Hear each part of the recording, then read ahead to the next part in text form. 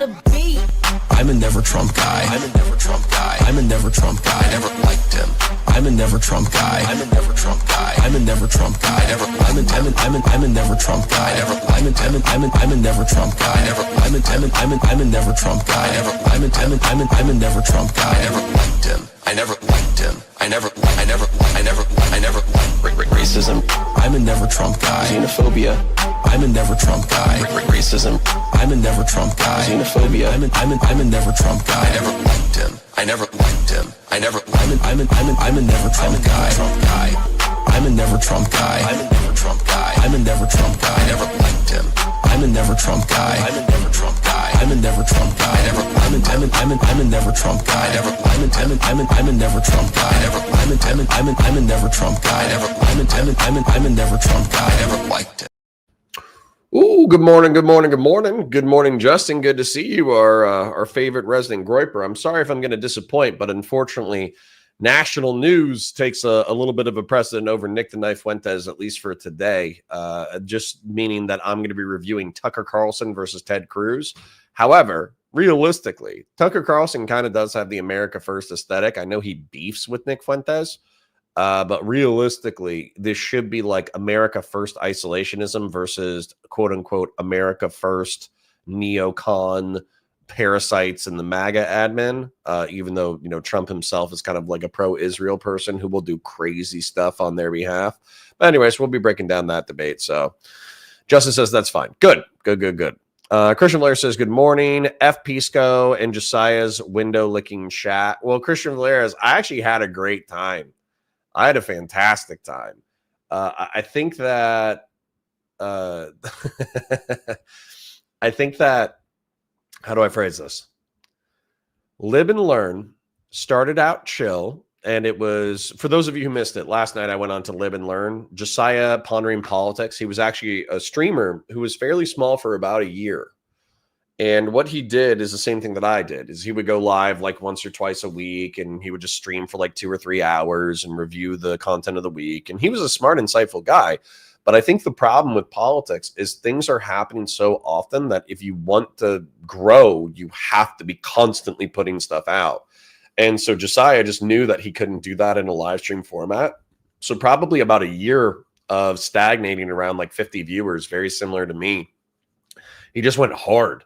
But the way that he went hard was in a way that he could sustain, which was he did like 3 15-minute videos per day reviewing new stuff. And he just posted that stuff for like 60 days, 90 days. And then at the 60-day mark, the algorithm just picked up his channel and just shot it right into the stratosphere. So he went from like a few 100,000 views, you know, at 60 days to like 10 million views at 90 days. You know, that might be like way too much of a, like an easy summary. Like I'm sure for him, it was much more of a struggle that he had to figure stuff out for, but he did figure it out. And so he went from this like very humble Twitch and YouTube political streamer with only a few dozen viewers to like 500,000 subs and 10 million monthly views in our world pretty much overnight. And so as a result, he's wildly successful, but he's still a very friendly and humble person. So he hosts a panel show with just like 3 or 4 like liberals, but they all disagree with each other because 2 of them are apparently further left, like Pisco and Econo Boy are further left than Hutch. And then I would say that Pondering is in the middle of them. But no offense to them, but I think that they've gotten too used to each other, where they're just way too charitable to each other. And they just presume that what their perspective is in the world is what's the perspective. Whereas I jumped in there and I was like, listen, I might support XYZ ABC part of your policy, but I think this perspective is totally R-slurred. And then just watching like the chat, like freak out, and watching like, you know, Pisco be like, oh, what? And then, you know, Econo Boy just like lecturing Hutch every time Hutch had like a very like sober, normie Democratic perspective. It was actually really funny. It was a great time. Like I loved being the wild card on the show. Excuse me. So Stin Franklin says, intro goes hard. Indeed it does. Val, good morning. Good morning to you. Justin says, Nick's show talked about it. I want to see your view on it. Yeah, it should be fun. I'll be pausing every 5 minutes and breaking it down. Beef Supreme says, bro, he read this interview. It's awesome. Ted is a slimy mutt. Well, bear in mind, I'm going to have some I'm going to have some fisticuffs and some elbows for Mr. Carlson. You have to understand, like, just because somebody gets slammed and maybe they deserve it, which whenever Ted Cruz gets slammed and he deserves it, I'll point it out, right? But that doesn't mean that Tucker Carlson isn't using what we call in the industry sneaky debate tactics. So I'll be pointing out the sneaky debate tactics so you can see that, you know, Tucker Carlson isn't exactly like Christ reincarnate. Let's put it that way. Christian Blair says something about Pisco makes you become unhinged. Lol. Yeah, Pisco and I are like oil and water. He's got little brother syndrome and he just knows how to get my goat. Sacred Snow says, good morning, everyone. Love the live and learn appearance. Friendly, unhinged is the best unhinged. True. Dude Man Sue. I saw Dude Man Sue in chat on live and learn. It was funny. Dude Man Sue says, Discord link now, please. Okay, I'll do Discord link and PayPal link before we start, and then I'll keep the PayPal link on deck. Beef Supreme says, also, it's my birthday today. Everybody say, happy birthday to Beef Supreme. As a matter of fact, I'm going to sing to him. 1, 2, 3.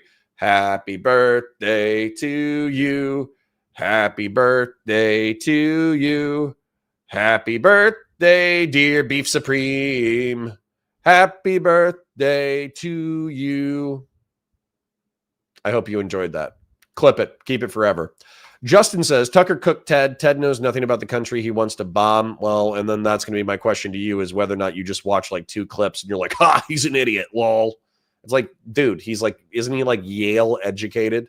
Doesn't he have like a 170 IQ? You can still think he's an asshole, but don't underestimate your opponents just because they got hit on 2 gotcha questions.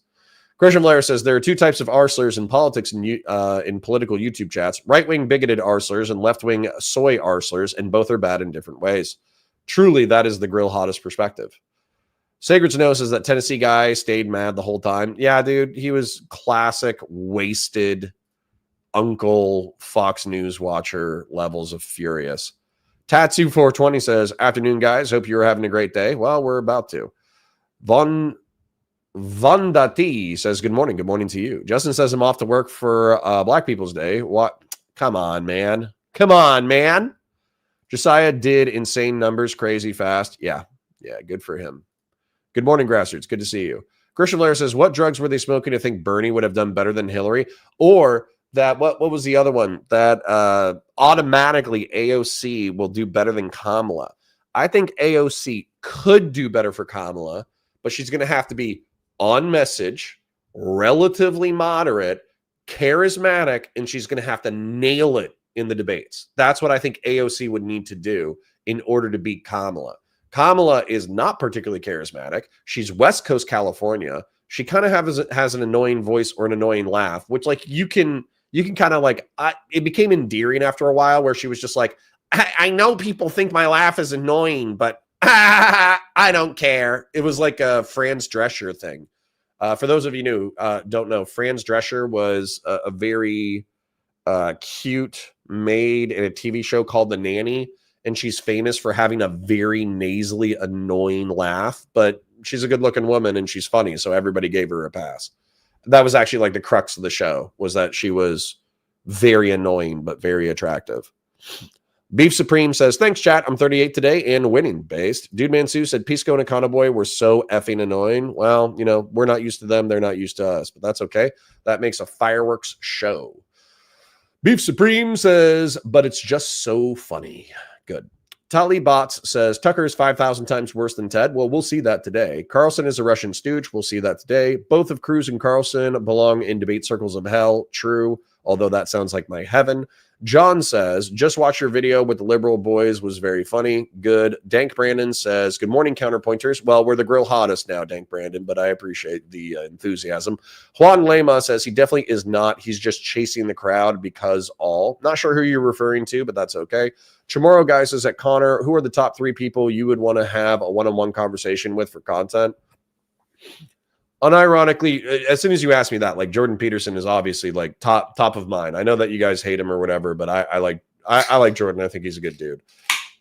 In the political sphere, Jordan Peterson, George W. Bush, and I want to like drink with George W. Bush. I want to get like beers and talk about the Iraq war and like guilt and shame and warfare and geopolitics. That's who I want to do.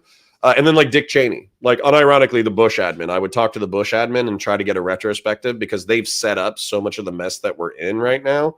So I want to find out if they're evil, Machiavellian, vampiric freaks, or if they're like actually chill dudes who just kind of fucked up a bunch of stuff.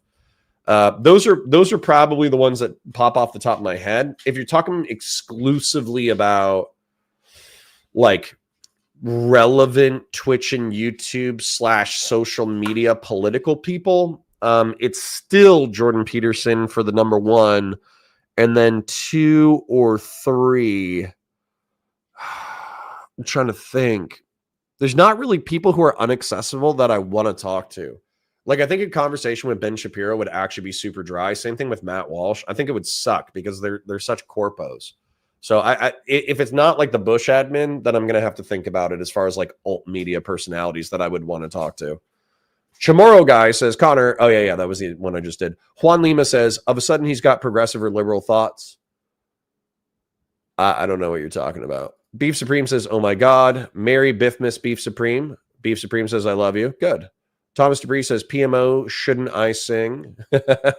Deus Alcyon, happy birthday, buds. Oh, sorry. Chat is already popping off. All right, everybody's wishing him a happy birthday. Patty says, oh man, I better get a birthday song for mine. Laugh my ass off. That was great. Good. Good morning, Shadow T Bravo. Good to see you. All right. You guys are already popping off chat-wise. We're already at 50, and it's hard for me to keep up already, so I think I have to start the content. Justin says, you have to see it for yourself. I don't want to spoil it for you. You will stop being a Zio shill. I don't know about that. Nope. Okay, actually says, happy Juneteenth. I got the day off. Trump stole the federal holiday from the military. Yeah, dude, I like Juneteenth. I'll tell you why I like Juneteenth.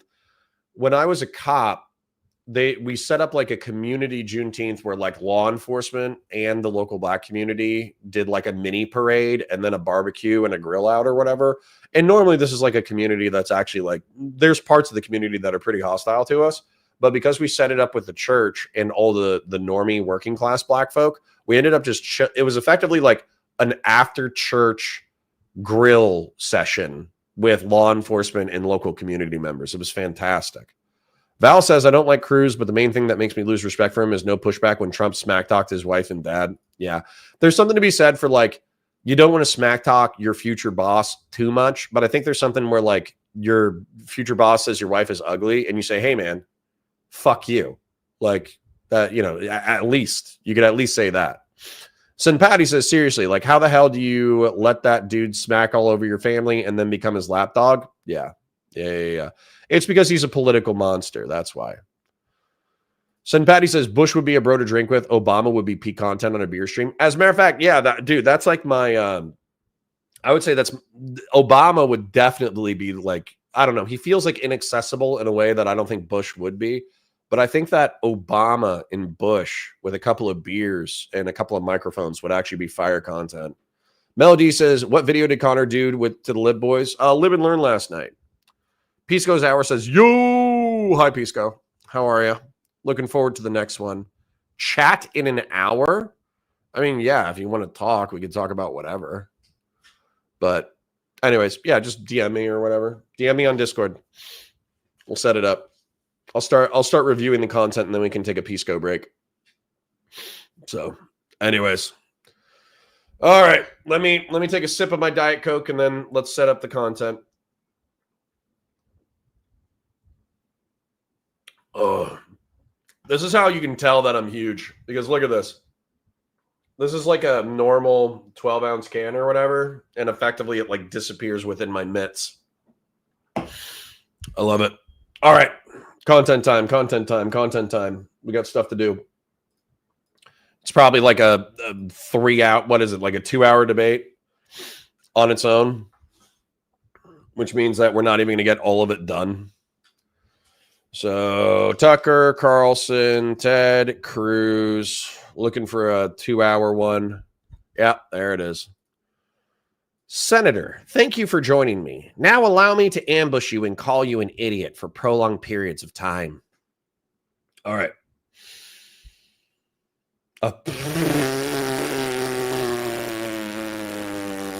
That's funny.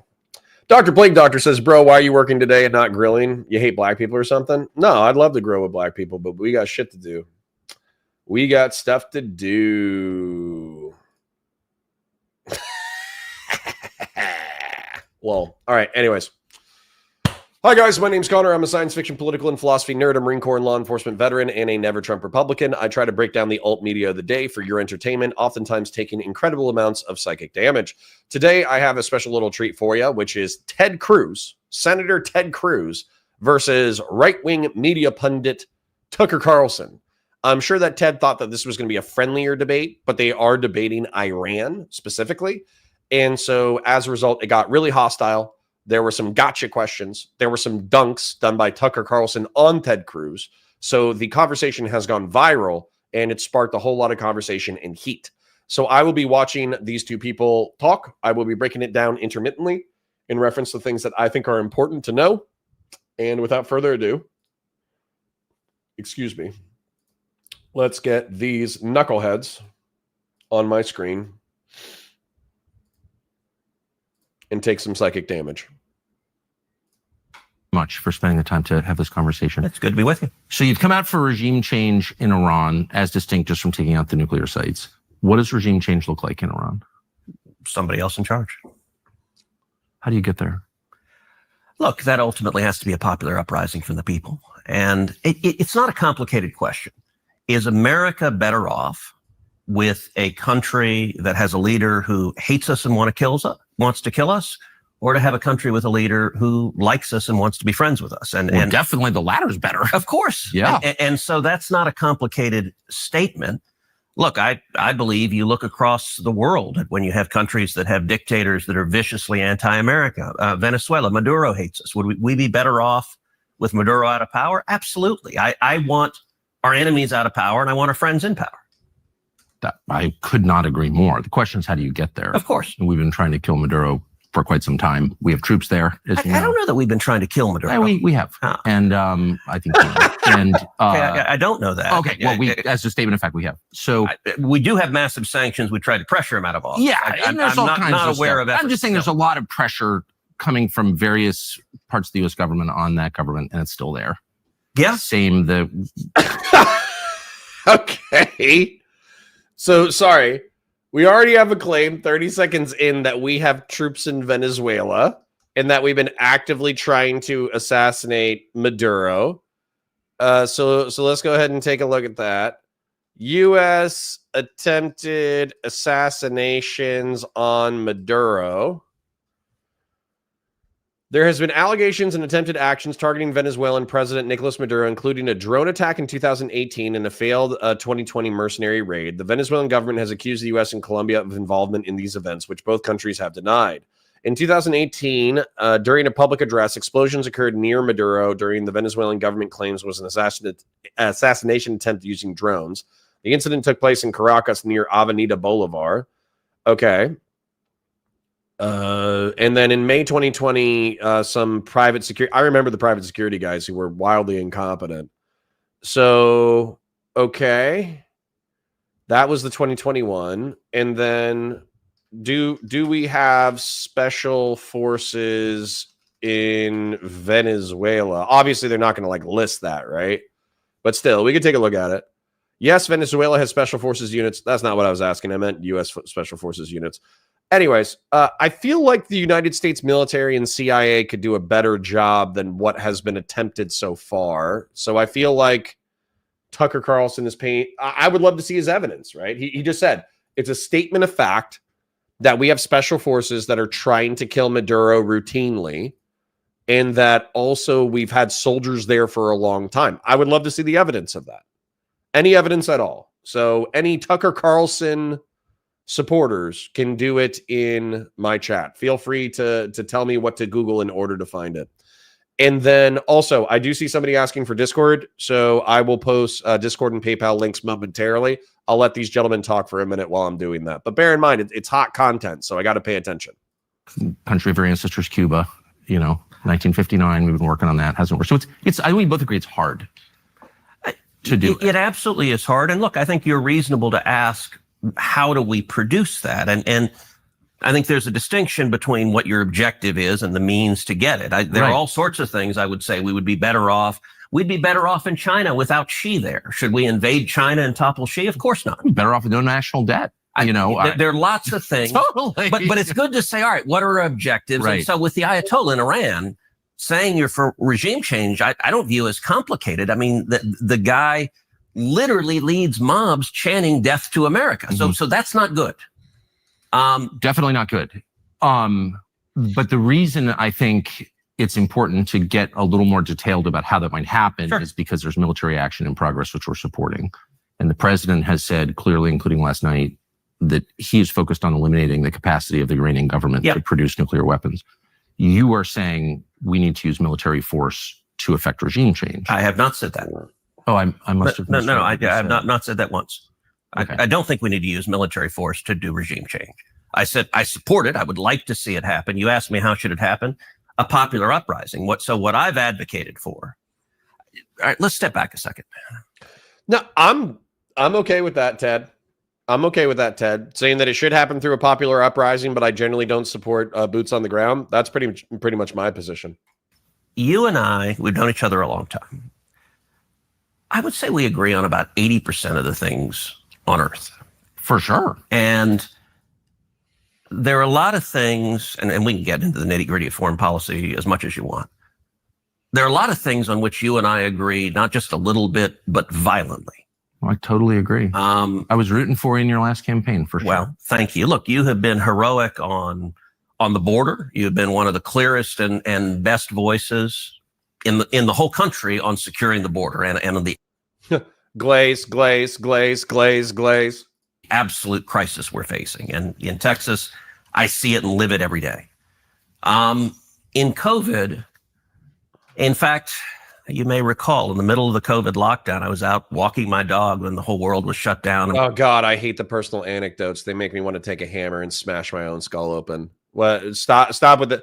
You know how politicians like pause a conversation and they're like, oh, back in Scranton, Pennsylvania, when I was working in the coal mines for 10 years with one-eyed Larry and one-legged Jerry.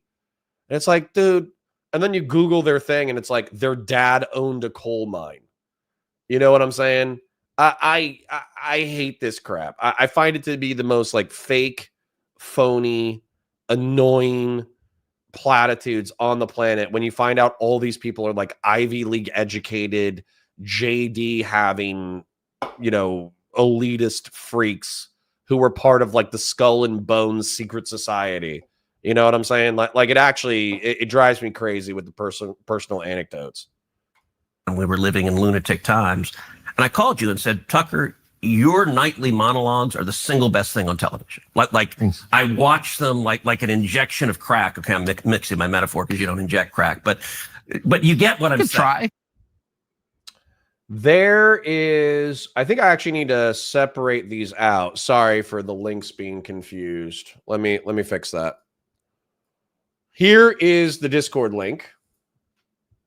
Discord link for people who want to join the Discord. Here's the PayPal link. Valor Media Network is currently demonetized. We're working with YouTube in order to get remonetized, but obviously with YouTube, you have to work at their pace, not the pace that you want to work at. So any financial support you want to give the channel, go ahead and throw it through that PayPal link. Then, in reference to what they're talking about right now, I'm just going to say I hate the personal anecdotes. I think they're so annoying and they're so phony. And all he's done is he stepped back to glaze Tucker because he feels that the conversation is getting contentious, which I think can be viewed as a be-made move. Now, he can think that he's being magnanimous. He can think that he's being tactful. And he might genuinely feel that way, where he wants to maintain his friendship with Tucker Carlson. So I don't want to begrudge him it too much. But, I'm worried about where this is going. Let's put it that way. No, I mean, you were standing up and speaking like, what the hell are we doing, in a way that we desperately, desperately needed. And so whether it's securing the border, whether it's the insanity of COVID lockdowns and the vaccine mandates, whether it is the Second Amendment or the First Amendment, you and I agree on a ton of stuff. the 20% where we disagree, I do think is meaningful. And it's mostly in the foreign policy space. And what I would say, if you'll allow me to get a little theoretical, and then I'm happy to get specific. Yeah. For a long time, people had perceived two different poles of Republican foreign policy. There have been interventionists, and those have been people like John McCain and Lindsey Graham and George W. Bush. And there have been isolationists. And the most prominent of those have been Ron Paul and Rand Paul, and there are others. And people perceive those are the two choices. You got to be one or the other. I've always thought both were wrong. I don't agree with either one. The way I view my own Centrist Ted. foreign policy. I'm with you, by the way, for whatever it's worth. Yeah. I agree with you. Okay, good. I don't know who set up that binary, but there are lots of choices, actually. I mean, people sort of naturally fall into, I think they want to classify people, and they're like, okay, you're one or the other, and you got to be all or nothing. And the interventionists, it seems, have never seen a country they didn't want to invade, and that doesn't make any sense to me. And the isolationists, I think, don't take the threats to America seriously, and I think that's naive, and it doesn't work. And so my view, I consider myself a third point on the triangle. And what I describe that as is that I am a non-interventionist hawk, which sounds a little weird, but what do I mean by that? I mean the central touch point for U.S. foreign policy and for any question of military intervention should be the vital national security interest of the United States. How does this make America safer? How does this protect Americans? If it does, we should be strong. And actually, another way of conceiving what I'm saying, I'm speaking theoretically. We get it, Ted. Thank you, Ted. So, again, my chat is more interesting than people who lead our country and or are million IQ alt media pundits. Justin says, dude, Saddam said in his fatwa that his inspiration for 9/11 was the Israeli bombings in Lebanon in 1982. He hates America because of our support, literally. Justin, I'm going to tell you, I'm assuming that you meant Osama bin Laden, and that's just a misspeak because Saddam Hussein is the leader of Iraq, and Osama bin Laden is the guy responsible for 9/11. However, he also had like 10,000 other reasons along with that. And it wasn't the Israeli bombings in Lebanon in 1982. It was the Phalanges massacre. So for those of you who don't know, in Sabra and Shatila, during the 1980s invasion of Lebanon by Israel, Israel launched illumination flares for a Christian militia to conduct like clearing operations of Hezbollah. But what the Christian militias actually ended up doing, they're called the Phalanges, is they just massacred 3,000 people, men, women, and children. They just shot them all. And so that was one of the most horrific massacres of the Lebanese conflict. And Israel was responsible for supporting them. And the United States was responsible for supporting Israel's withdrawal using the U.S. 7th Fleet. So that was part of what was cited by Osama bin Laden for his reasons for 9/11. I could get into why Saddam Hussein hated us, for good and bad reasons. But that would be another 5-minute rant. And I don't want to drag down the content too much because there's going to be a lot to get through. But Reagan referred to it as peace through strength. And actually, I think Donald Trump's foreign policy is very much what I'm describing, a non-interventionist hawk, where he understands that, and I think this is historically true, the best way to avoid war is being strong. That weakness and isolation. Yeah, it's Teddy Roosevelt big stick policy. Yeah, absolutely. Speak softly, carry a big stick. 100%. Yes, Ted. We get it. I think, encourages war. So going back to regime change, where you started in Iran. Just to make, I don't think I disagree with anything you've said. So we may not be that far apart, really, because you said that the single criterion for making decisions about America's foreign policy is America's national interest. Yes. That's it. Yeah. Which is also America first. That's another way of putting that as well. I think it's the definition of it. Yeah. It's hardly breaking news. The U.S. dollar has been understand tight security. Said public. So I think we are. And from what you've said publicly, I think on Iran in particular, you and I disagree. And all right, let me contrast it when Obama. Holy shit, Ted, you've gotten way too used to making speeches instead of media stuff. You need to be short, punchy. Twitch and YouTube political people understand this. You should be able to understand this. My chat, being more interesting than Ted Cruz right now, says, Osama also spent a ton of time in the fatwa raging about our culture and how we support the gays and are too sexually liberal and our society is excessive. It wasn't just because of the Jews. I agree, Sacred Snow.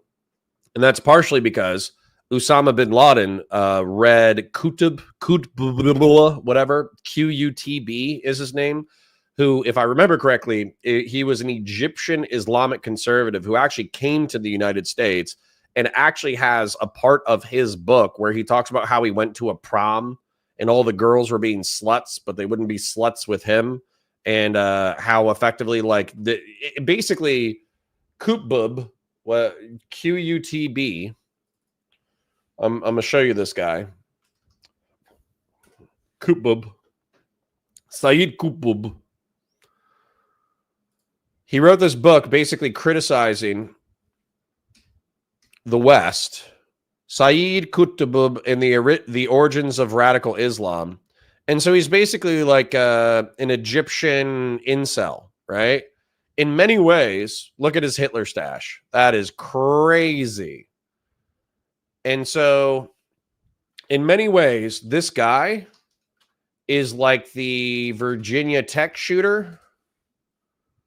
This guy, Sang Cho, whatever his name was. But this guy, they actually, Qutb and this guy actually share a lot in common. Where they went to parties, the girls didn't talk to him. They were kind of rude to him or whatever.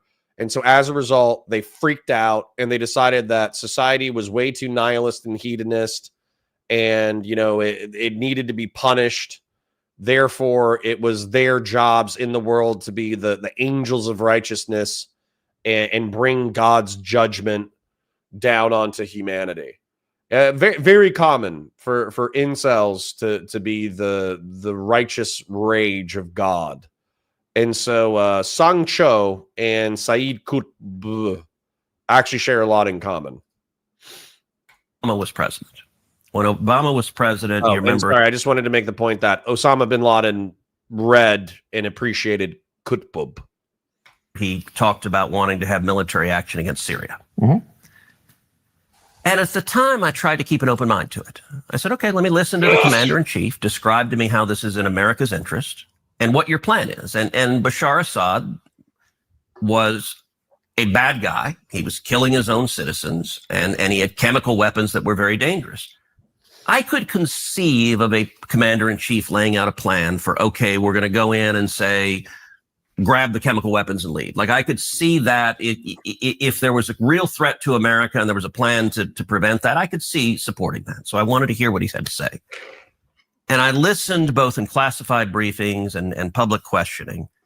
And number one, their public defense of it was incoherent. So John Kerry said, we're going to engage in an unbelievably small strike. I think that's a quote. I'm like, okay, and to do what? At the time, there were 9 major rebel Islamic groups in Syria. I'm like, okay, I agree, Bashar Assad's a bad guy. You topple him. And one of the 9 other groups takes over. 7 of them were affiliated with radical Islamic terrorism. You had Al-Qaeda and Al-Nusra. I'm like, wait, how is it better to have lunatics who hate us in charge? Assad's a bad guy, but I don't want worse guys in charge. Obama administration couldn't give an answer to that. And ultimately, when you press them, John Kerry in particular, I pressed, and he would say, well, we need to defend international norms. Like, what the hell is an international norm? I don't know what it is, but I'm not interested in putting U.S. servicemen and women in harm's way to defend one. Amen. So I opposed the Syria attack and opposed it vocally. And it was interesting. Rand and I agreed. Rand's a friend of mine, but we agreed with that position for different reasons. What I was asking is I think the question we should ask, how does this make America safer? The Obama administration couldn't give me an answer, so I opposed it. I think Iran is very different. Let me ask what you think of how Syria wound up, because Bashar al-Assad now lives in Moscow. Yeah. He was taken out by our allies, and he's been replaced by a radical Islamist who was affiliated with ISIS. So is that a win or no? Unclear. Look, Syria is a mess, so I've consistently opposed. But we had a secular leader in a religious... Feels like you're You guys are agreeing, even though Tucker's pretending that there's not agreement. Sapien Green says the best way to avoid war is to be strong, and Trump being weak, indecisive, and bucking down from everything when pressed. Yeah, and him flip-flopping is very frustrating as well. If you guys want me to address you, we're only at like 50, pushing 60 people. So it's not like too crazy, but also you guys are a very active chat, so it's hard for me to keep up with everything. So if you want me to respond specifically, do at Valor Media Network. Justin says, this is Marvel movie naivete. You can't believe that the Muslims want to destroy America because of our culture. Ha ha ha. They will risk one of their own people to stop America's sodomy problem. Ha ha ha ha. Yeah. Justin, I don't know if you're paying attention. The 9/11 hijackers were suicide attackers. They were willing to kill themselves in order to kill us. During half of their ideological, manifestos, they talk about secular and liberalized sex culture being degenerate and of Satan. When there was a outpost, there's a documentary called The Outpost. The reason why they attacked that outpost in particular, even though they were in a relatively chill part of Afghanistan, was because there was an evangelical Christian who was in the outpost who kept trying to evangelize. He kept trying to proselytize to the Muslims. And so the Muslims went back to their boys and they said, oh, they're trying to run a Christian conversion center. And so as a result, in the gunfire, in the documentary, the Taliban guys, the Taliban affiliates are screaming, let's destroy the Christian conversion center. Acting like somehow these are like purely rational actors is crazy if you look at, I don't know, suicide bombing as a concept. Whatever 4690 says, I see nothing wrong with what Ted is saying. Sounds intelligent. Yeah, he's doing okay so far. Justin says that isn't real foreign policy, says that Send Patty. You have to be joking. I am joking about nothing. Biz D says, Ross Douthat interviewed Lena Khan if you need something for tomorrow. It sounds too smart for me. It doesn't sound schizophrenic enough. Slow process, you're about to make me religious, Bo. Good. Become more religious. Dank Brandon says, does Ted have a Hitler stash or am I seeing things? No, that was Kutbub. I don't know how to pronounce his name. It's Qutb. Should I just do Kut? Is that how I should pronounce it? I don't know how I should pronounce it. 40 peeps need to hit the like button. True. If you haven't hit the like button, then you're failing. And then conservative liberalism says the true adherents of Islam love death more than the infidels love life. And if you die in jihad, you get a spot in the best heaven in your entire afterlife. The unreligious mind can't understand it. Yeah. Yeah. Sacred Snow says, no, Justin's point is that his manifesto, Osama was serious about the Israel thing, but not the culture thing. The Israel thing, he's just being bad. No, come on. Chill. All right. It's not bad faith. Russia has a degen culture and closer to Iran in proximity. Why aren't they wishing death to Russia? Because Russia isn't geopolitically all up in Iran shit. And they sell petroleum to each other. So, Iran supplies petroleum to Russia and China more than they do to the Western world. And they're basically the Saudi Arabia. That's why they put up with each other's shit. But if you want to pretend that there aren't radical jihadists who hate Russia, I invite you to Google the Chechen conflict. It's almost exclusively like radical jihadists in the mountain regions of Chechnya using jihadist rhetoric in order to justify slaughtering Russian children. RC says, how are we doing today? We're doing great. We're talking about terrorism. We're talking about Islamism. We're talking about jihadism. And we're talking about Tucker Carlson and Ted Cruz. So we're having fun. It's an ethnically diverse country. Now we have a religious extremist, Islamic religious extremist, who's overseeing the purge of Christians and Alawites. Is that better? And this is the narrative that Tucker is coming with. But it's my understanding that the new president of Syria.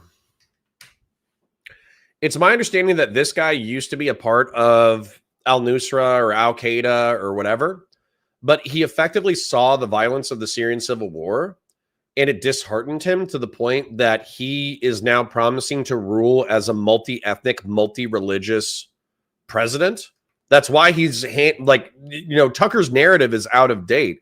Because why would President Trump agree to meet with the head of Al-Qaeda and, you know, all that kind of stuff? And then also he's talking about like economic and religious liberalization within the context of Syria in order to get like a better economy and a better social culture. So Tucker can have this like talking point because he's a Bashir al-Assad stooge, but effectively, like, I don't agree with his assessment.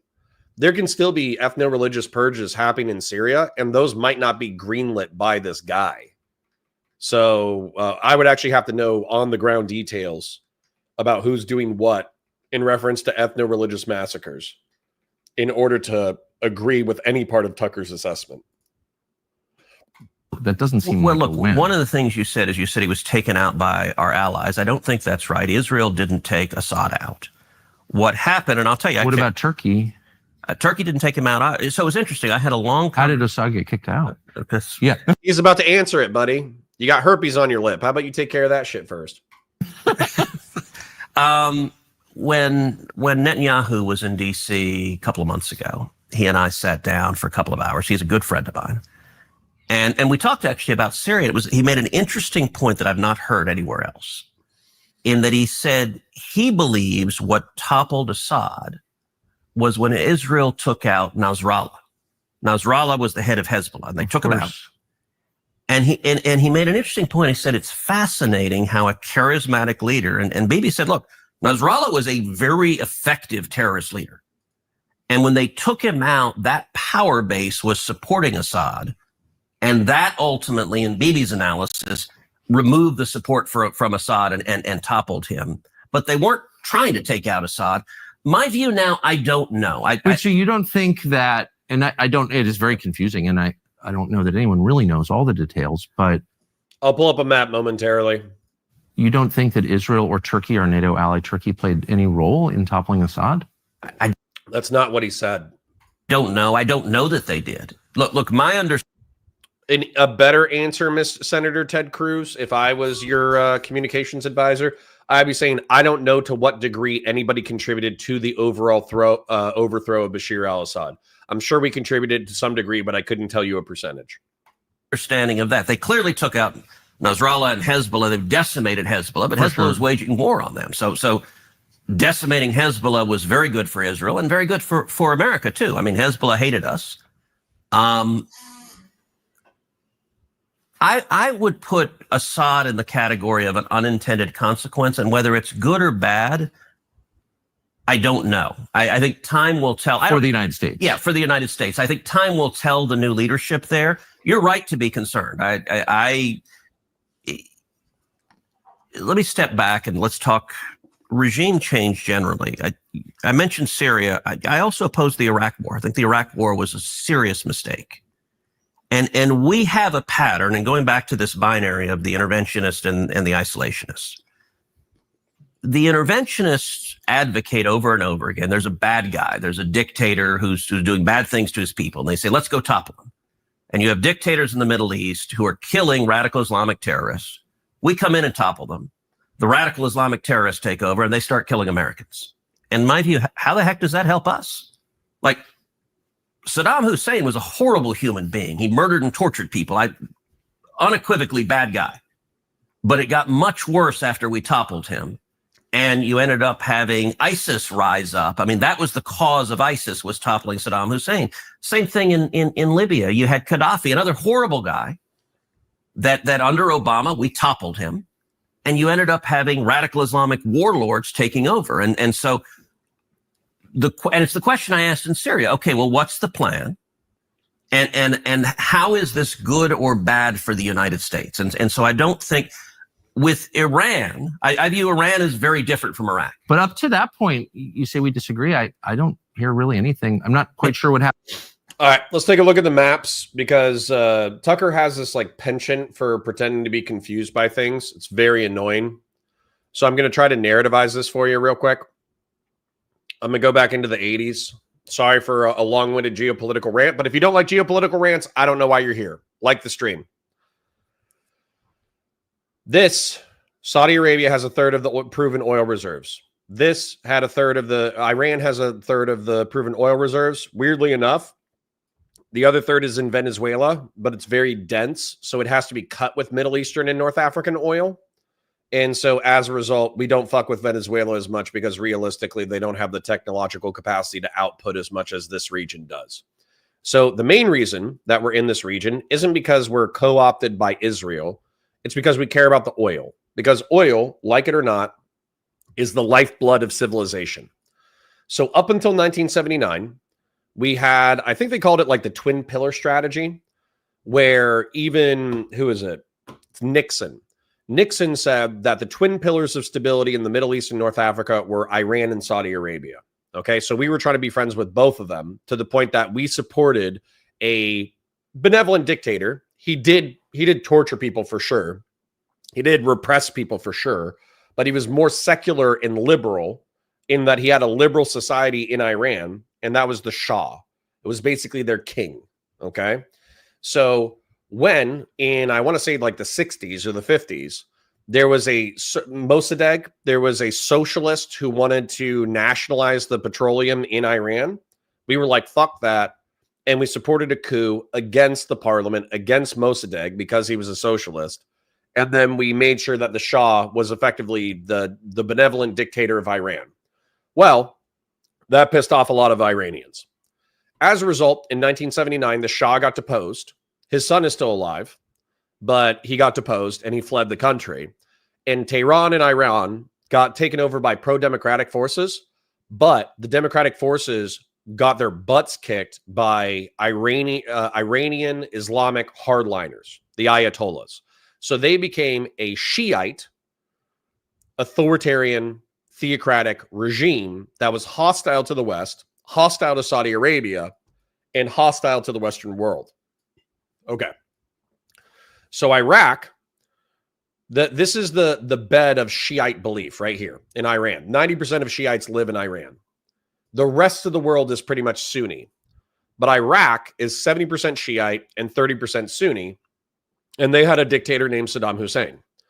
Well, Saddam Hussein, in order to maintain power, worked with the United States, and we sold him weapons of mass destruction in the 1980s. This is basically Game of Thrones lore for the Middle East and North Africa. Okay. So what we did is he invaded the western part of Iran during the revolution in order to seize a bunch of oil fields for his own benefit, but he started losing. And so the United States was worried that if Iraq got overrun, then Iran would be on the doorstep of Saudi Arabia. Not only was this already destabilizing the petroleum market, but it would further destabilize the petroleum market in order to lose Iraq, lose Kuwait potentially, and then be on the doorstep of Saudi Arabia. So we couldn't allow 1/3 of the world's proven oil reserves had already disappeared. We couldn't allow another third to disappear. That would effectively like bankrupt and destroy the Western world. So we sold weapons of mass destruction to Iraq. We sold them precursors for anthrax, VX, botulism, all sorts of crazy shit. And we gave them WMDs, and we told them how to use them against Iranian forces. Well, what Saddam Hussein ended up doing was he used it against people. He used it against the Kurds in the north in order to kill rebels. He used it against Shiite rebels in the south in order to maintain power. And he launched a few Scud missiles against Israel when he got pissed off at Israel. And then he also found out that we were selling weapons to Iranians. You know, there's this great quote from Kissinger. It's a shame that both sides can't lose. I wouldn't be surprised if that was commentary related to this era.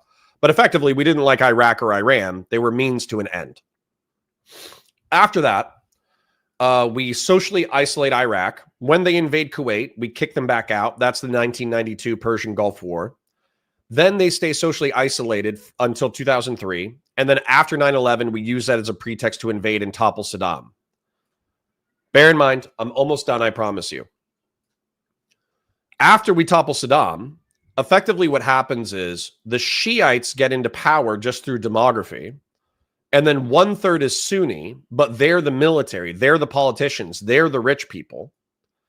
And so those people back a general jihadist uprising against the United States and against the new Iraqi government. And that becomes the Islamic militants who are not only active in North and West Iraq, they're also, by the way, I was stationed here. I was stationed south of here in al-Baghdadi. Not only does that like militarize these people, but it allows them to become the most hardcore opponents of the Bashir al-Assad regime in Syria. And so what ends up happening is when we withdraw, ISIS takes over this area. Then the Shiites have to fight and take it back. The Shiite militias backed by Iran have to take it back. And then in this area, we have pro-democratic forces like the Free Syrian Army, but we also have groups like al-Nusra, which are ISIS-affiliated jihadist orgs. And so they're opposing Bashir al-Assad in the central government, and Bashir al-Assad is dropping barrel bombs and indiscriminately slaughtering his own citizens trying to stay in power. But eventually he gets deposed, which is actually good for us because the Russians lose their major warm water port in Tartus. So while it's a total mess, hundreds of thousands of dead, effectively the stabilizing component, not even the stabilizing component, the end result is the United States now has a willing partner in Iraq to sell us oil, a willing partner in Kuwait to sell us oil, a willing partner in Saudi Arabia to sell us oil. Israel still exists and is alive, and the Russians lost one of their biggest bases outside of Russia itself. So overall, it's a fucking mess, but it all comes out in the wash, I guess. Anyways, that's my approximate geopolitical summary. If you have any questions, hit me up in chat. Happened in Syria, but I don't know. So, right. But other than that, I don't hear anything I disagree with at all. Yeah. Sounds like we're in a complete agreement. I wonder, though, is there a successful regime change that the United States supported that you're aware of in the last 100 years? Europe, Japan, Korea, Vietnam came out in the wash. Basically, Middle Eastern and North African stuff is a mess, but it's coming out in the wash. Sure. Defeating the Soviet Union and the Soviet Union collapsing. Yep. And winning the Cold War. That was the most consequential step for U.S. national security interests of our lifetimes. Okay. And so you would classify that as a regime change that we affected? Absolutely. Okay. Look, you and I are in my office. We're sitting next to a painting of Reagan in front of the Brandenburg Gate. And up top are the words, "Tear down this wall," in German, in the style of the graffiti. Right. And I think those are the most important words any leader has said in modern times. And if you look at how Reagan waged the Cold War, and Reagan is very much my model for how to, I actually think. Vince Wilson, can you spot the difference between Bush and Trump? Same old playbook, same old warhawks. Cringe, brother. Cringe. Cringe, cringe, cringe, cringe, cringe. Pretending that every war is Iraq is cringe. I think how Reagan took on the Soviet Union is exactly how we should take on China. Now, starting from the point, look, Reagan was not an interventionist. In 8 years, the biggest country Reagan ever invaded was Grenada. He was very reluctant to use U.S. military force. He didn't respond after the 83 barracks bombings. You're right. Yeah, he made the judgment that the risk exceeded the benefits. And that's a very rational decision to make. And it's reflected. Trump has made those same decisions where he is willing to use military force, but he very much asks, okay, is this good or bad for America? Does this endanger U.S. servicemen and women or not? And one of the points about the Cold War, look, nobody in their right mind wanted a shooting war between America and the Soviet Union. The two biggest nuclear powers on Earth firing bullets at each other is really unhealthy for human beings. Same thing is true with China. Nobody with any sense says, hey, let's go to war with China. That's really dumb, and a whole lot of people could die. But the Cold War showed we've got lots of tools short of sending the Marines to fight against a regime. And one of the most important tools is the bully pulpit. And so when I say I support regime change, I actually think just simply laying out what the Ayatollah does. And so I spend a lot of time, I speak to Iranian dissident groups. I speak out against human rights abuses. I think shining a light on the depravity of leaders is a really powerful tool that America has. Should we limit our activity to that?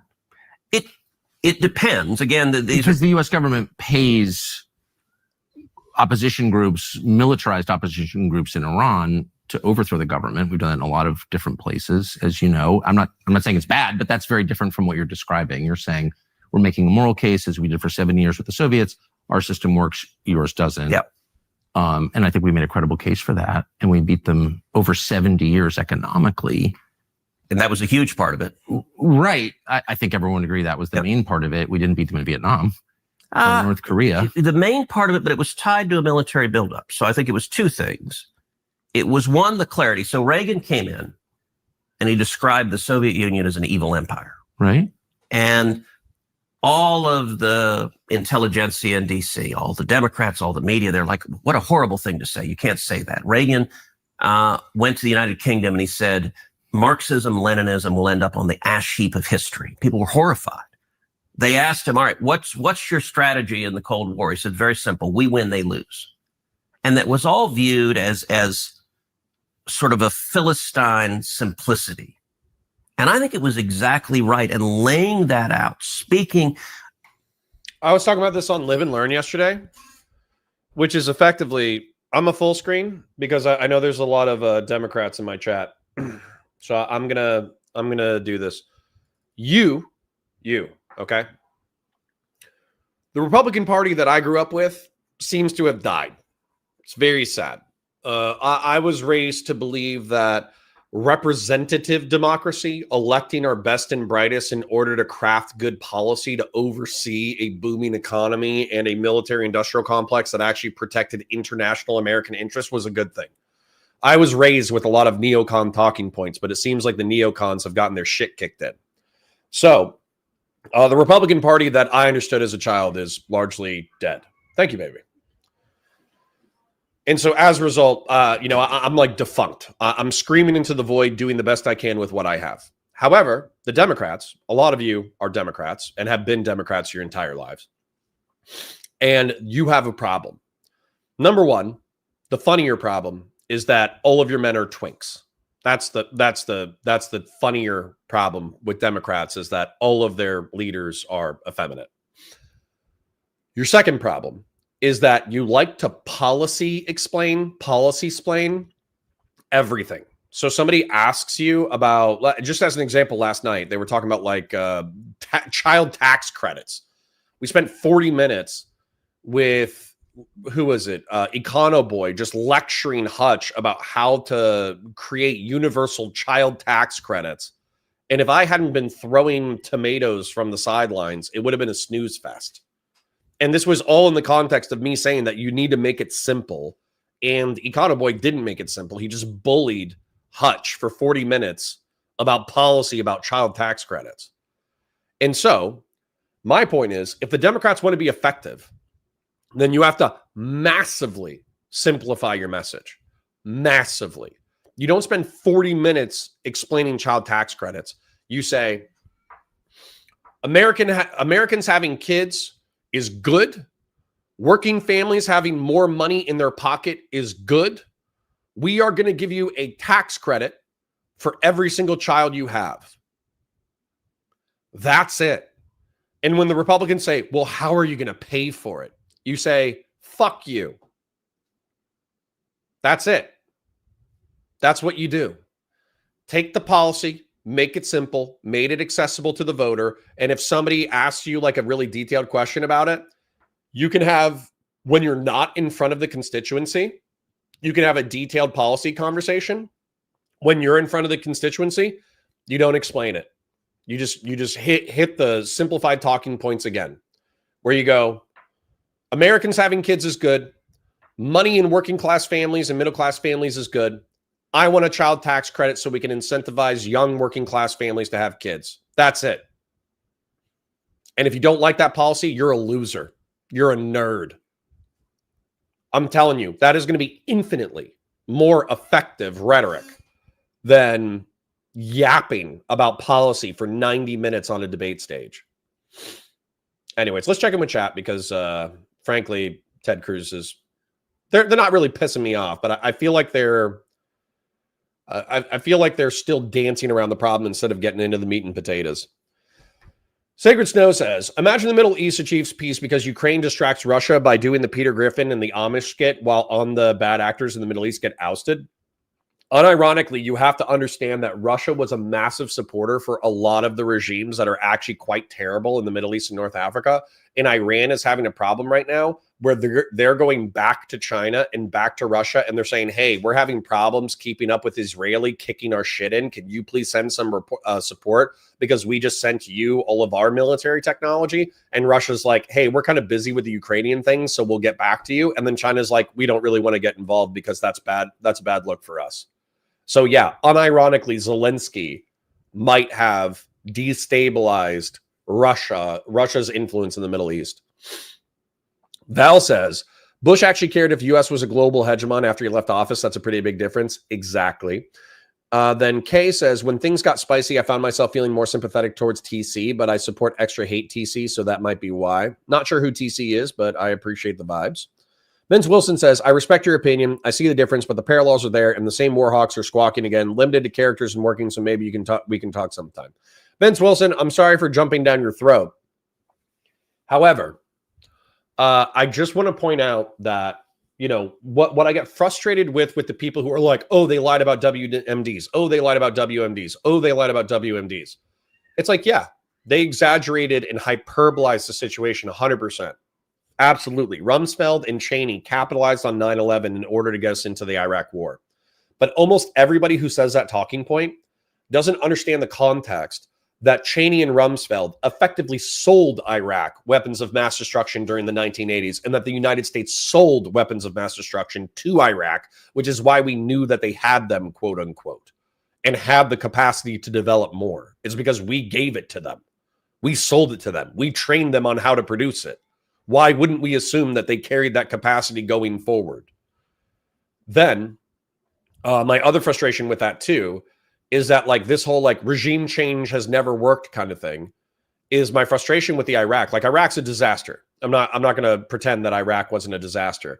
But the way people characterize the Iraq war is that the United States Army and Marine Corps showed up and they lined up 1 million civilians and shot them in the back of the head. That's how they characterize the Iraq war. Whereas if you look at the casualty stats, what happened is the United States went in, they deposed a corrupt, decrepit regime, and then a civil war broke out where Shiite and Sunni militias slaughtered each other for a decade until they got tired of killing each other. And then now Iraq is kind of stable, kind of an Iranian puppet, but they still sell us oil, so I guess we don't complain that much about it. And then if you ask Iraqis now, is it better now than under Saddam? Their answer is 100%. It's better now than under Saddam. So it's not a totally lost cause. I think that Americans have a self-flagellation issue when it comes to Iraq. It's simultaneously worse and better than Americans give it credit for. Fung Dark says, I'm not a Democrat per se, but is a current Democrat voter. Same. Like, I don't agree with 70% of Democratic BS, but guess what I'm going to do? I'm going to choose the lesser of two evils. And right now, MAGA is the greater of two evils. Bo Dickerson says, Bush killed your Republican Party, left them rudderless and leaderless in 2008. I don't agree. Vince Wilson says, the Republican Party is gone and MAGA is the new Republican Party. I hope you're wrong. Grassroots says, I do get nauseated by right-wing communists in a way left-wing communists don't make me feel physically ill. Agreed. Possum Nation says, Hillary replace the neocons, bring back Warhawk Dems. I mean, that's an option. Christian Blair says, listen, Pisco and Econo Boy are progressives, not standard libs. More of their base don't vote. True. Vince Wilson says, I will say Democrats get way too into the weeds and have trouble being concise and effective. Yes. All right. Back into the content. I just wanted to take a break and chat with chat because I parasocially love you guys. I'm also going to plug the Discord. Here's the Discord link in case you wanted to join the Discord. And then we are demonetized on Valor Media Network. We're working on it. But if you want to just support the stream, there's a PayPal link. Scrolling back up so I can see my last comment. Clintonian. That's an interesting word. Where's my last chat?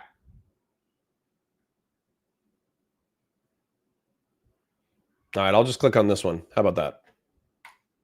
Do you know the backstory behind the Berlin Wall speech? Yeah, You're going too far with it, Tad. Short, punchy. I do. Yes. You probably know Peter Robinson, who Of was a course. speechwriter. Yes. So 3 times the State Department deleted those words from that speech. And 3 times Reagan wrote it back. And the State Department argued, they said, Mr. President, you can't say this. This is too bellicose. This is too provocative. And my favorite, they said, this is too unrealistic. The Berlin Wall will stand till the end of time. And Reagan said, look, this is the whole point of the speech. And less than 3 years after Reagan gave that speech, the Berlin Wall was torn to the ground. And it wasn't knocked down by American Army tanks. We didn't shoot missiles at it. It was shining truth and light that tore it down. It was also rebuilding the American military. It was what was then pejoratively called Star Wars, where the Soviet Union, their economy couldn't match our military buildup, and it bankrupted them. That's an example of peace through strength. I wonder, I mean, is there anybody who was alive in 1989 who wouldn't trade that America for the one we live in now? There's not one person, I don't think. Oh, sure. But I would. Violence was double, you nostalgic freaks. I mean, just the basic metrics, debt, suicide rate, life expectancy. It was, I wonder why. What about homicides, Tucker? What about homicides? What about drug overdoses, Tucker? Did you take a look at those two, Tucker? Tucker, you're going to hit Ted Cruz for not knowing the population of Iran. Do you know what the violence per capita rate was in 1989? After that victory, America didn't thrive in the way that we thought that it would, that I thought that it would. My family was involved in that. I mean, we were very focused on it in my house. Like, Yeah. we won. And I wonder 2 things. Why didn't the United States kind of declare victory and make some sort of arrangement with Russia that allowed like mutual prosperity rather than continuing a Cold War? And second, I wonder why the United States didn't get a lot better. Like, why don't we have better infrastructure? Why don't we have fewer homeless? Why do we have all these drugs? Like, if we won, why does our country look like this? I walked across from Union Station this morning, as you do, I'm sure, every day. And all these people lying in the street and sleeping outside. It's like, what is that? We're sorry to say it, but this is not a very safe country. Walk through Oakland or Philadelphia. Yeah, good luck. So most people. Fear-mongering idiot. We've cut violence in half.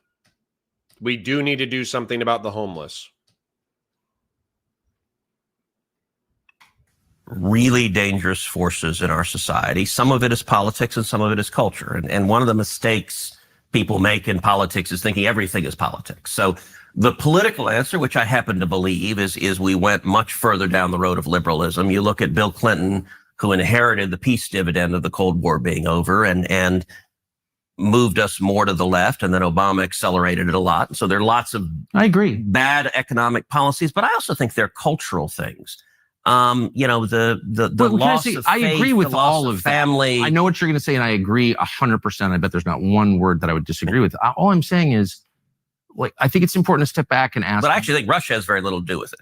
So Well, that's kind of the point that I'm trying to make, which is, like, we're all sort of focused on beating our adversaries abroad, but what is victory worth if our own country becomes what it is now? Victory has defeated you. Listen, I got to go full screen again. Do you know who doesn't commit suicide? Poor people. Poor people don't commit suicide.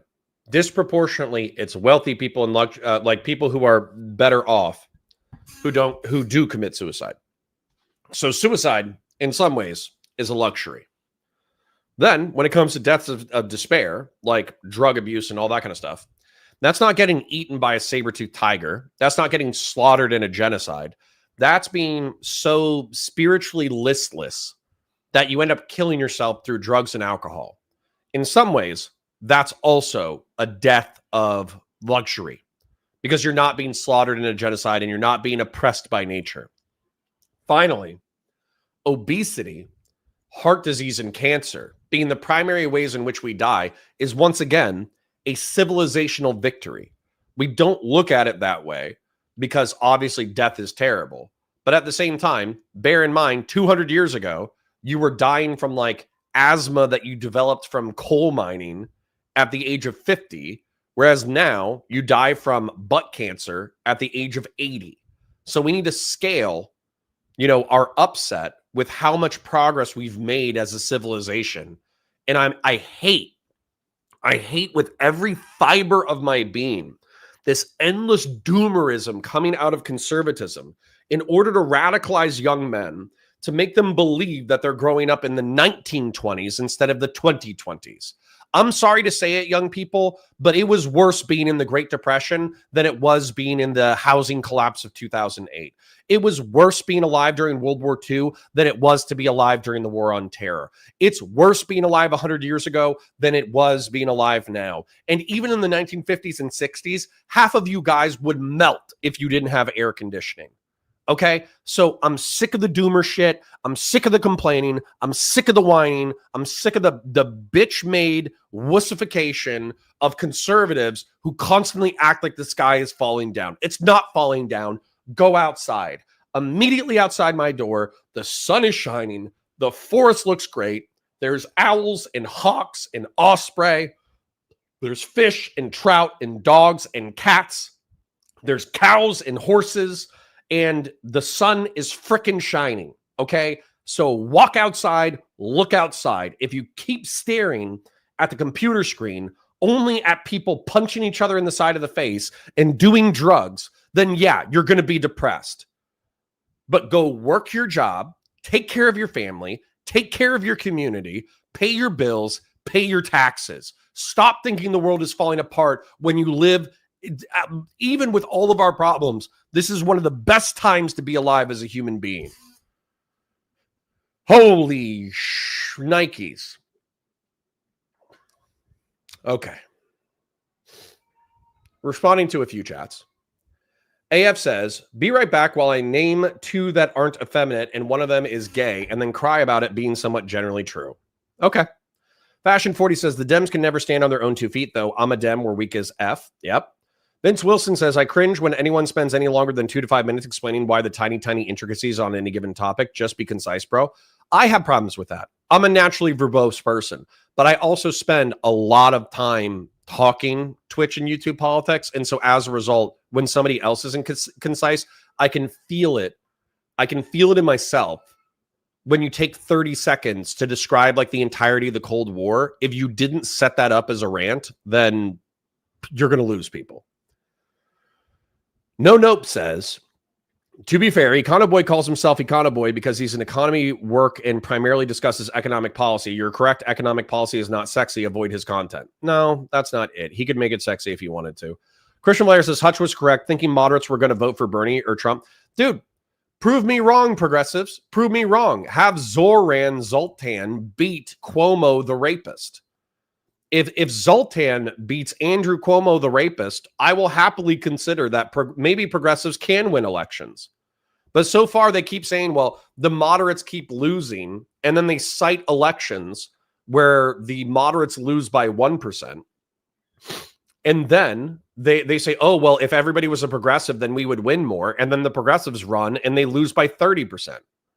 So, yeah.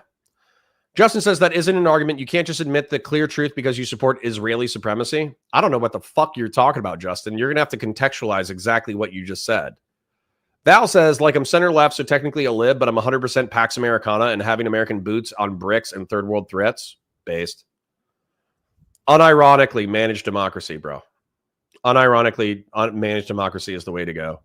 Justin says the United States is spread thin. We are in Ukraine. We have to battle. No, we're not in Ukraine.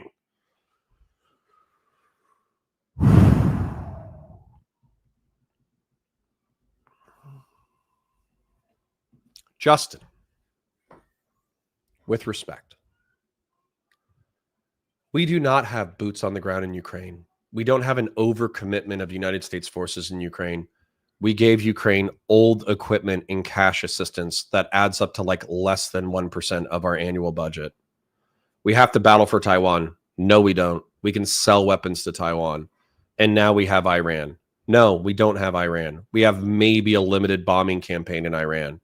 We're going to be in a lot of pain. We're going to be in a lot of pain because Trump is an idiot who started tariffing the entire economy and started deporting 20% of our labor force. That's why we're going to be in pain. Not because we're spread too thin in Ukraine, Taiwan, and Iran. All right. I'm going to try not to get pissy. Let's go ahead and get these people back here. Here is the Discord link. I love you. I'm sorry for yelling. You guys say crazy shit sometimes, though. So it's your fault. Here's the PayPal link if you want to support the channel. And maybe we're spending a little too much time focused abroad and not enough time focused on the people sleeping outside Union Station. So look, I absolutely think we need to focus at home emphatically, and we need to focus on prosperity. We need to focus on reducing the debt, reducing spending, empowering people, low taxes, small businesses, American free enterprise. It's the most powerful force for fighting poverty the world has ever seen. I'm 1,000% there.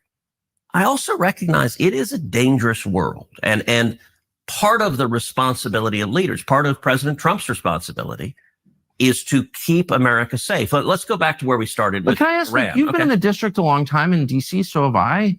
And the city's way more dangerous, and Congress runs this city. No, it's a complete crap hole. So I'm saying, like, no Iranian's ever going to kill me, but I could get carjacked here. Well, and I just don't understand how the Congress could run this city and focus on the dangers of Iran when the city is like garbage. Okay. It's garbage. But Congress doesn't run the city. We could. Congress does run the city. It's in the Constitution. It's in the Constitution, but they've given home rule, so it's a Democrat mayor. You can take it back. You control the Congress. I'd vote for it, but it is a question of math. Okay, but I'm just saying, like, why? How can people ignore? It's like if my own kids are drug addicts, but I'm focused on my neighbor's kids. It's like I'm neglecting my own kids, and there's a sense in which the Congress is neglecting the country that elected them in favor of this relentless focus on other people's problems. That's the way it feels as an American. Look, there are lots of problems in America that we need to fix. Why is DC a pit? Because you have a mayor and a Democrat city council that won't let police officers arrest bad guys. And in every city you see across the country, whether it's New York, whether it's Chicago, whether it's LA, whether it's San Francisco, if you have Democrats, we see the LA riots where they won't let people be arrested. All right. Then why not work in regime change here? Why not use the bully pulpit? I do. What do you think I do every day? And I never see a Republican senator stand up and say, I just walked to work this morning over people dying of drug ODs. We're going to shut this place down unless they fix it. They're mad about Putin. Like, what did Putin do to Washington? Nothing. Look, in terms of regime change, let's talk this week. The riots in LA. I've made very clear that the cause of those riots are Gavin Newsom and Karen Bass. And when you elect communists who hate America, who stop law enforcement from arresting criminals, you get what you get on the street. Amen, I agree. My in-laws are Californians, and they're wonderful people. Heidi grew up on the Central Coast of California, and I remember I was texting with my mother-in-law, and I think I sent her a video of criminals going to a store and just looting in California. And her response, she said something like, "Well, this is really terrible. I wish we could. It's a shame we can't do anything about this." So yes, you can. Go in and arrest them, throw their butts in jail, put them in handcuffs, 100%. And it stops. Exactly. And so we know how to fix these things. And DC is I think DC voted, if I remember right, 92% Democrat. Okay. Democrat policies don't work, and they destroy every community that they are in charge of. Then why don't Republicans assert their constitutional authority over the city? Don't they control the Congress? Yes, I'd be all for it. Who's against it? Susan Collins is really vocally against it. So on questions of home rule, so for example, let's take an issue you and I care a lot about, the COVID lockdowns. I had a couple of years ago in the middle of them. DC was proposing, the DC school district was proposing throwing out of school any child that was not vaccinated. And at the time, if I remember correctly, it was something like 40% of the African-American students in DC were not vaccinated. So we're talking about literally throwing out 40% of the kids at public school. And so I had a vote on the Senate floor to say, look, they can't throw kids out of school for this. And we ended up having a big argument. And part of the argument was home rule, where there was, and Susan was the most vocal Republican that's like, no, we have to let DC run. And I'm like, why? Constitution gives us the power to do it. And it ended up, by the way, every single Democrat, all of them, voted in favor of the DC public schools being able to throw out 40% of the black kids from school. And I said, look, you throw a kid out of school, you got a 14, 15-year-old boy, you throw him out of school, you know what's going to happen next. He's going to join a gang. He's going to engage in crimes. He's going to engage in drugs. He could be dead within 5 years if that kid doesn't get an education. And the Democrats were more than happy to say, we don't care. Right now, our religion is get the vaccine or to hell with you. But can you see? I mean, I feel like this is all a distraction. The only thing that I care about it underlining it is that Tucker Carlson is saying, why don't we focus on the United States of America first? I think that this is a line of argumentation that actually does appeal to a healthy amount of people, and it appeals to me as well. But do you know how you would solve homeless people, right? Like having a vibrant economy, having entrepreneurship, engaging small businesses by giving them subsidized low interest loans. All of these things are great. I love all that stuff. But if you have a homeless, drug addicted schizophrenic, that's not going to solve his problem. Saying like, hey, start a business, homeless, drug addicted schizophrenic, that's not going to do anything, right? So what do we do about those people? And in my opinion, what we do is we have effectively public housing that is easy to maintain, where social services are accessible, and you have different wings. And maybe in the first wing, like the first floor, you don't need to be purely sober, but you need to abide by a code of conduct in order to secure housing. And then like second floor, third floor, fourth floor, fifth floor, you have to be sober. And effectively, it's a way to like get these people reintegrated into the community.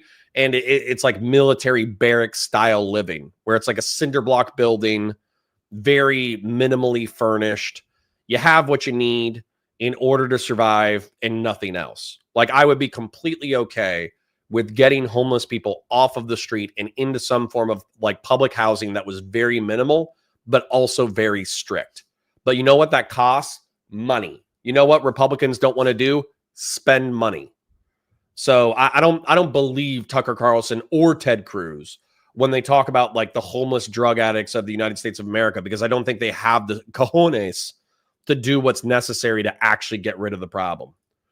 Christian Blair says, Connor, neither Ted nor Tucker care about inner city violence. Yeah, I think we just said that together.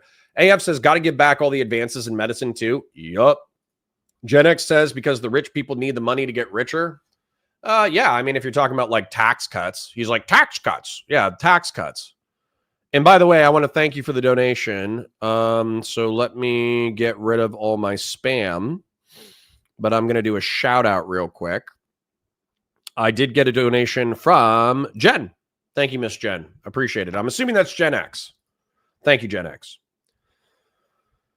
Conservative liberalism, sir, they're not homeless. They're unhoused individuals. That's racist.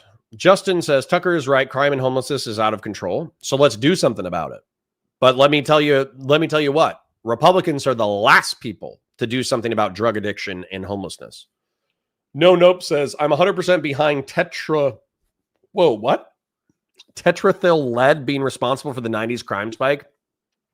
Further, this is why boomers have trouble with magical thinking, lead-addled prefrontal cortexes. That's a funny meme, nope, but the crime spike started in 1960. So, no, it started with the drug war. And it ended with mass incarceration, by the way. Sacred Snow says, Valor Media Network, 1/3. I know you already know this, but this sums it up well. Liberal society requires someone to hold back the excesses of the left to make reasonable progress. If the right has lost its mind, then we have to hold ourselves accountable to make reasonable progression, which seems impossible in a two-party system. So it seems like the left is doomed to alternate between mad and normal. Yeah, agreed. Gen X says, lol, your boss sucks. True. Grassroots says, I have no issue telling my boss to go fudge himself. Sorry, Connor's mom. True. Imagine Florida without AC. Yeah, I couldn't live here. I'd move back up north. Kingslayer says, at least you could buy full autos 100 years ago. Lol, only half joking. Yeah, Kingslayer, listen, man, you're hitting on something real, which is in an ideal free society in which we had ordered liberty, civilians owning full autos is not a problem. But one of the things that I get frustrated with libertarians and conservatarians is like we look at society's problems. We got homeless people who are plaguing our downtown areas. We got drug addicts who are harassing normal people who are walking back and forth to work. We have drug addicts who are killing themselves at an insane rate. We have poorly educated people. We have, communities that don't take care of each other and they're effectively falling apart. We're all alienated. We're all isolated. When it comes to the economy, we have a K economy where the working class is getting poorer and then the middle class is getting richer, but the middle class is getting smaller, right? So we have all of these like really complex socioeconomic problems. But whenever I talk to a libertarian or a conservatarian, they're like, yeah, I don't give a shit about that. Just tax me less and give me machine guns.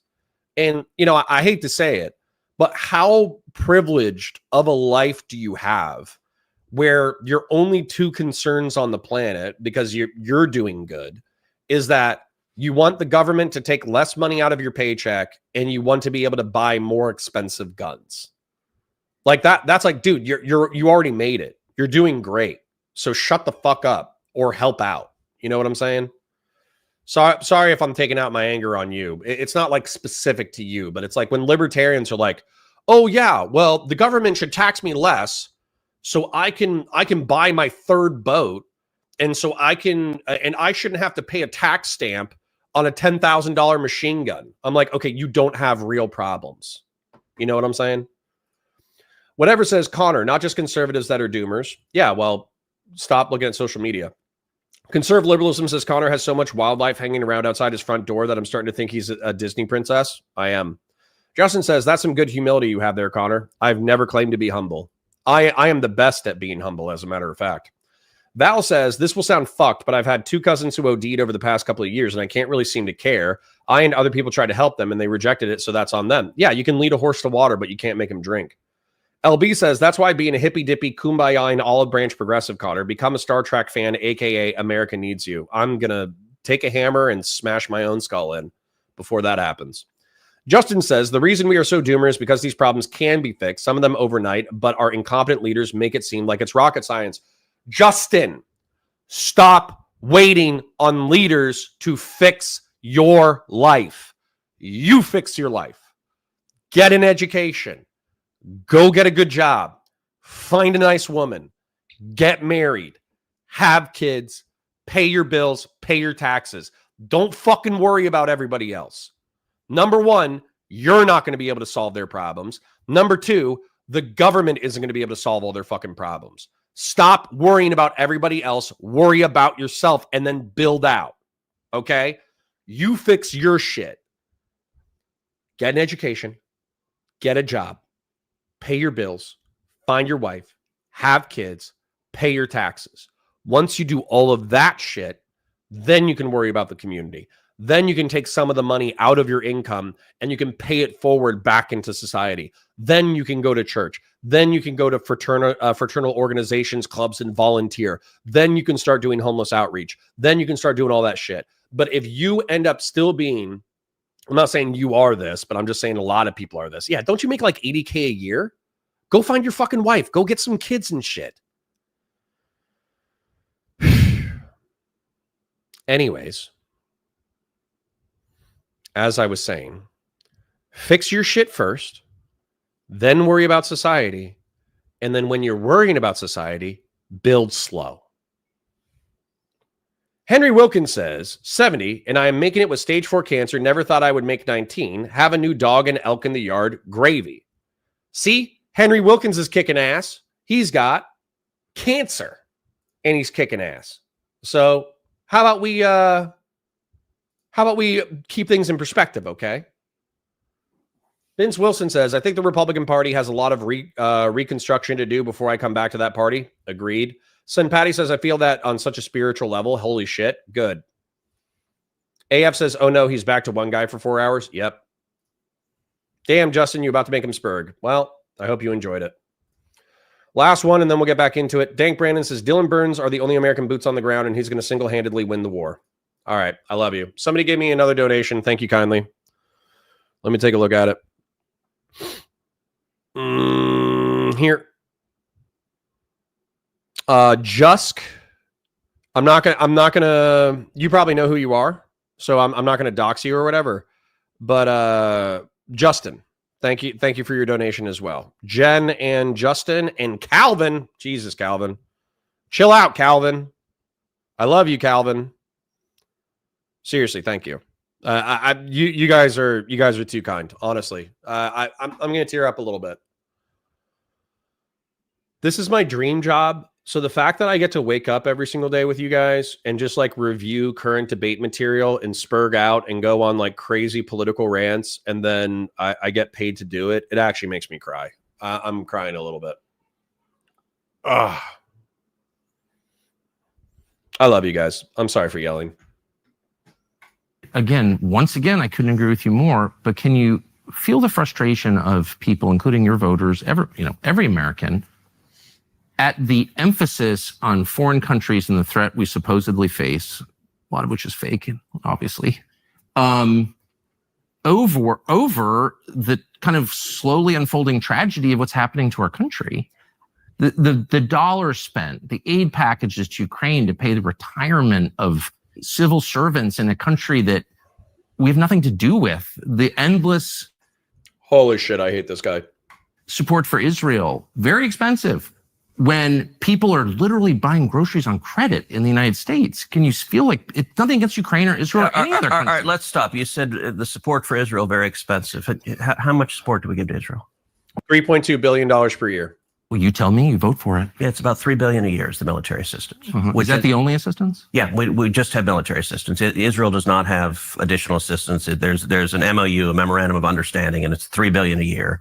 So what is it costing to support the bombing campaign to protect Israel right now from Iran? So I don't know right now, but I'll tell you this. Let's go back to the touchstone on foreign policy, American interest. Our support, our military support for Israel is massively in America's national security interest, what does it cost? It benefits us enormously. Well, before we can make independent judgments about whether or not that's true, and I'm certainly open to it, I think we need to know what it costs. So what's the annual cost of defending Israel? Do you know? $3 billion a year. No. That's the aid. But I mean, the cost of the weapons, for example, the cost of U.S. personnel there, the cost of moving ships to the region, which we're doing right now, the cost of moving tankers to the region, all of that. Do we know what the cost is? So look, the last week, The total federal budget for the military bounces between $700 billion and $1 trillion. It's approximately 1/6 of the federal budget. Don't know. And there's some lag when the administration, under the Constitution, the commander in chief has control of the armed forces. And so President Trump has made some decisions that we'll know the cost over time, but I don't know the last week. I don't have visibility on that. The annual cost is $3 billion. It's a 10-year memorandum of understanding, and that's the principal driver of the cost. But let me make a point. We get massive benefits from Israel. I do want to hear what the massive benefits are, because I've effectively presumed the benefits. Intel sharing, I'm sure they share Intel. I'm sure they're infinitely more embedded into the Middle East and North Africa. I'm sure that they effectively use our military technology and integrate it into their own systems, so we get crazy testing data back from our military stuff, which is, should we be testing our weapons on Gazan civilians? I don't know, but I'm just saying that descriptively, the military industrial complex probably gets a massive boon from having their technology implemented into a military that's operating every single day in the Middle East and North Africa in harsh conditions. Those would be my predicted things. And then also IBM has a massive chip manufacturer there, and Jews are pretty smart. So they create pretty innovative technological advances in private computing technology. And then we get access to that as well. So I'm curious what Ted Cruz is going to say. That would be my answer if somebody asked me that question. Israel shares... The Mossad is one of the best intelligence sources on the planet. The enemies of Israel, the people who hate Israel, they all hate us. It's almost a perfect overlap. But if you're Nick Fuentes, the question would be, do they hate us because we're friends with Israel? That's the Nick Fuentes question. And so if we tried to recreate, if we're just trying to defend America, we tried to recreate the national security benefits of our alliance with Israel, it would cost, I don't know, $30 billion, $300 billion. So can you elaborate? And again, I'm going into this as someone who's always liked Israel and still does. But I also think at this point, given where we are, it's fair to ask rational questions about what the benefits are. Good. So does Mossad share all of its intelligence with us? Oh, probably not, but they share a lot. Really? We don't share all of our intelligence with them, but we share a lot. It's a close alliance. Do they spy domestically in the United States? Oh, they probably do, and we do as well. And friends and allies spy on each other. And I assume all of our allies spy on us. And that's okay with you? You know what? One of the things about being a conservative is that you're not naive and utopian. You don't think humans are all. Part of the reason socialism doesn't work is the mantra from each according to his abilities to each according to his needs doesn't work.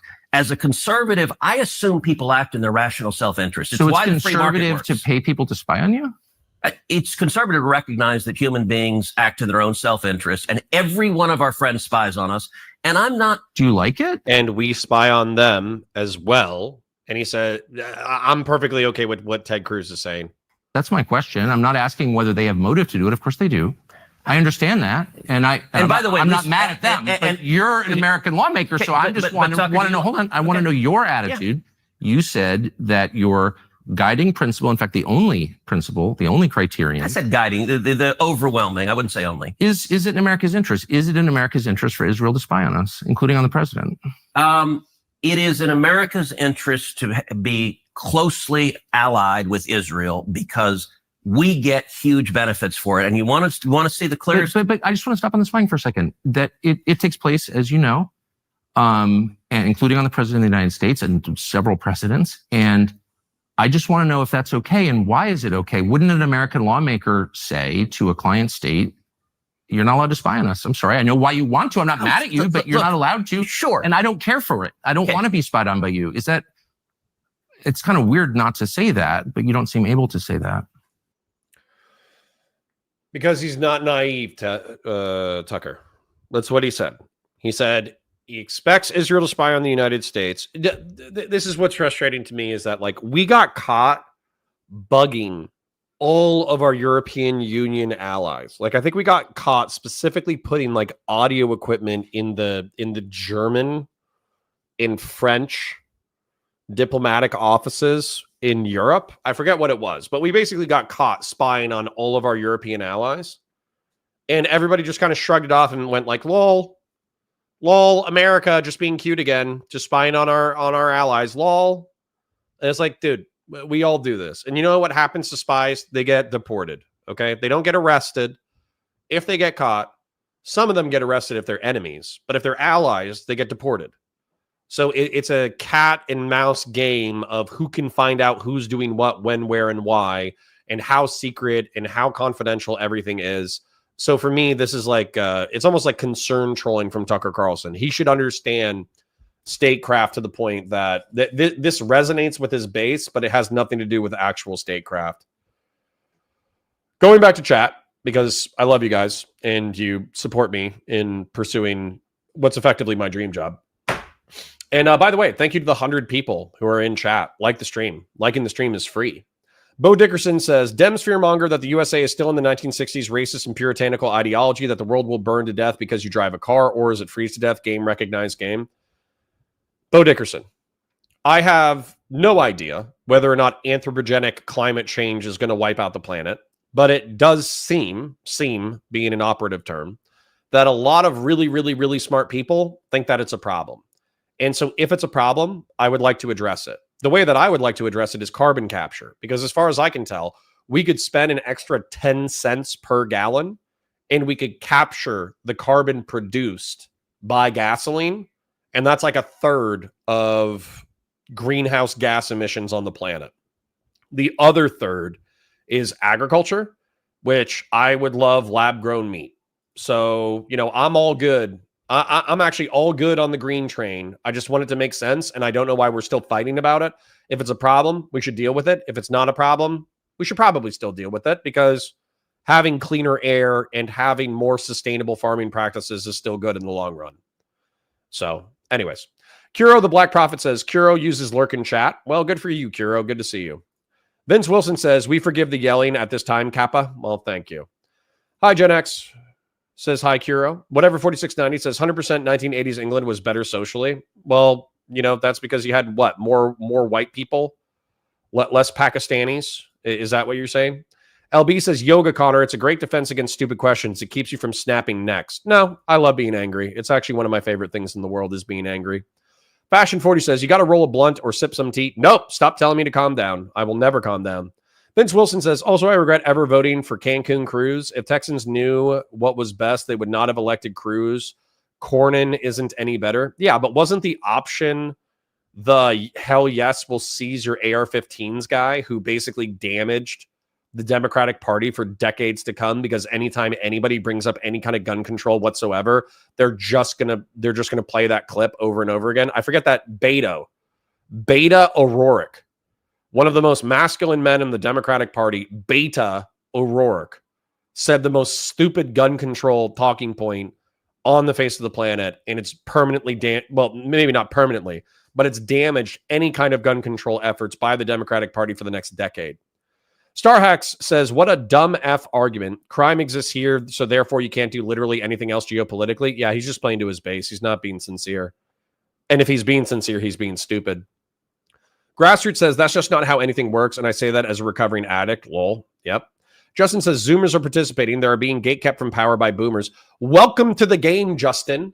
Do you think that I got employed at the age of 22? And by the way, I got employed at the age of 15. So do you think I got employed at the age of 15 and I became a manager overnight? No, I was a stock clerk and I worked for $7 an hour for 5 years. Then I joined the military and I made the equivalent of $5 to $7 an hour for the military for 4 years. Then I got a 4-year degree. Then I started making $15 an hour. Then I started making $20 an hour. Then I started making $30 an hour. Now I got a cushy media job. So if you're a Zoomer, if you're under the age of 30 and you're like, I'm not making as much money as I should, you're right in a way that I want you to be able to afford having a wife, having a girlfriend, paying a mortgage, all that kind of stuff.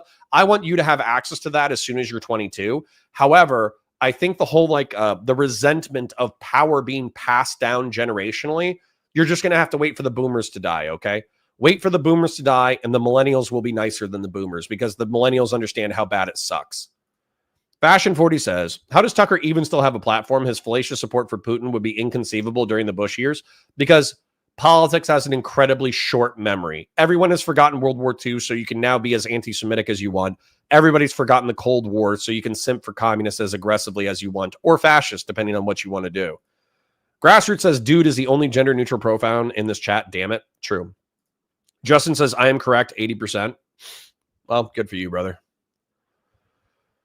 Oh, last one, then we'll get back into it. Grassroots says, based Uncle Ted. Dank Brandon says, man, I'm on my computer now. I'm certain that the bits of his... Whoa. All right, I can't read that, Dank Brandon. Good God. Chase says, I am late, but here for the damage. What's up, guys? Hi, Chase. Good to see you. All right, I'm going to click on this. I'm going to get back into the content. Oh, let me plug Discord and PayPal one more time. You guys have already been super kind today. So if you don't have any money, don't worry about it. If you've already given me money, don't worry about it. I'm just plugging this in the off chance that we have random DGGers or random, newcomers who haven't supported the channel yet and they just want to do it. If you want to join the Discord, there's the Discord. If you want to donate, we're demonetized right now, so there's the PayPal. It's never required. It's always appreciated. People have already been nice, so nobody else needs to do anything. But if you feel so compelled, it's appreciated. Sure, I would say don't spy on us. They're going to anyway. And by the way, the Brits are, the Canadians are. I don't think... Well, I'm not for that at all. Okay. I think it's disgusting. But we don't actually pay their... we're not their most meaningful sponsor. We're not... Yes, we are. Literally, America is the military hegemon that stabilizes all of the planet, including Europe, Tucker. Stop being naive. Paying for the operations of the British government. I gotta say, and this is, it's weird. We're talking about isolationists, the obsession with Israel. Why is Israel... Oh, I don't think I'm obsessed with Israel. Okay, but I think a lot of people are. And the question, Israel spies on us. Well, so does every other country. Why are you mad at Israel? I guess, no. I'm hardly the one who's... I've never taken money from the Israel lobby. Have you? Taken money from the Israel... From AIPAC. So AIPAC raises a lot of money for me, but it's actually a misnomer because the people who raise money are individuals. Right. So it's not the PAC itself, but they're individual members who believe in the American-Israeli friendship and relationship. Is AIPAC a foreign lobby? No, it's an American lobby. It's the AIPAC stands for the America-Israeli Political Action Committee. What does it lobby for? So...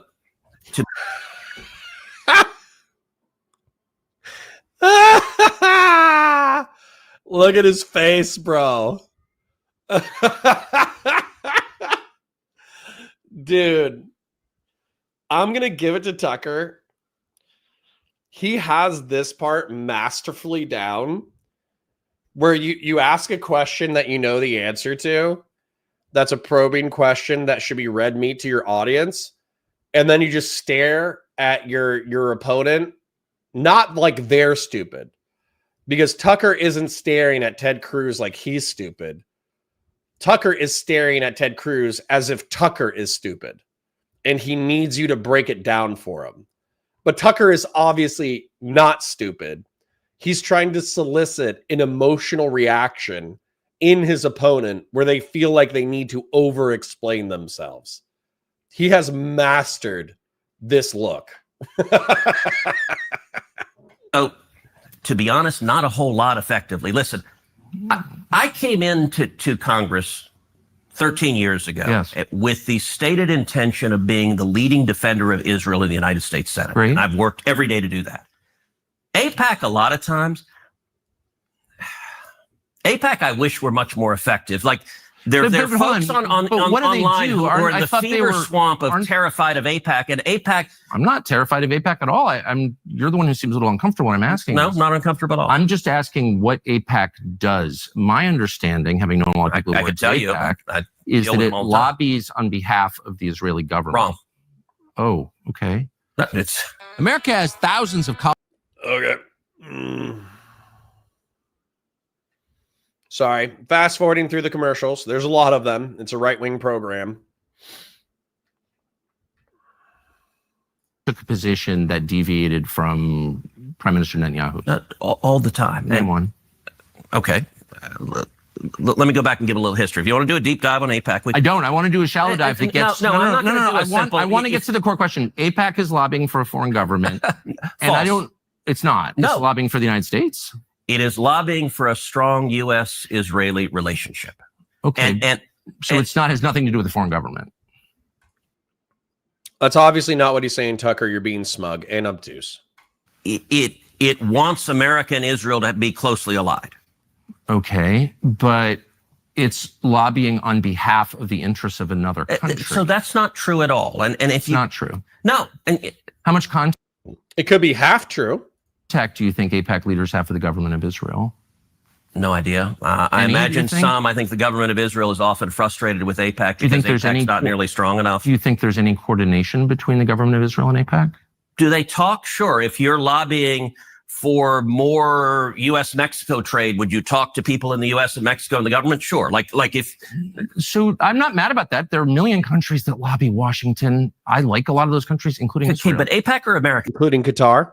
But hold on. There are tons of Americans who lobby on behalf of foreign governments. I know them. I'm related to some of them. I know how it works. I'm from here. So my question is not, is it outrageous that foreign governments lobby the United States? They all do, okay, including Israel. My only question is, why don't we admit that is what's happening? You're denying it, but it's true. Yeah, and why aren't they registered as a foreign lobby? Because they're not. They're not a foreign lobby. No, they're not. And this is that there's a fever swamp. Look, it's not a fever. Yes. So Ted Cruz, I think, is used to old talking points where you can effectively declare anti-Semitism or even imply anti-Semitism, and then people immediately back off because they don't want to appear to be anti-Semitic. The World War II generation is dead. And so the reflexive defense of, I hate to say it, I love my Jewish friends. The reflexive defense of Jews in Israel is kind of dead with the World War II generation. And so instead of vaguely pointing at anti-Semitic beliefs or anti-Israeli beliefs, you have to go into more nitty-gritty detail. And the more nitty-gritty detail is effectively that a third of international Jewry got wiped out in World War II. 6 million people, 6 million Jews got wiped out in World War II. So they went from approximately 15 million, 16 million down to like 10 or 11 during World War II. And so there's really two places that Jews went in the wake of the devastation of the Jewish population of Europe. They went to the United States or they went to Israel.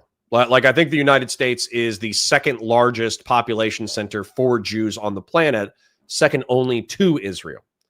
And so while Israel is, quote unquote, a foreign country, there are plenty of American Jews who look favorably on the state of Israel as the way that their people survive, the way that the Jewish people can continue to survive in the future.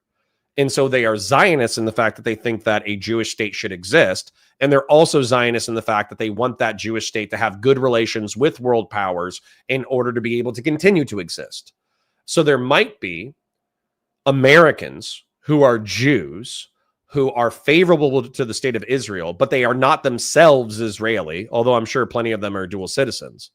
But they probably go through AIPAC in order to advocate for general Jewish and general Israeli well-being. And so that's what Ted Cruz is kind of pointing at. But Tucker is saying, well, isn't that technically foreign, right?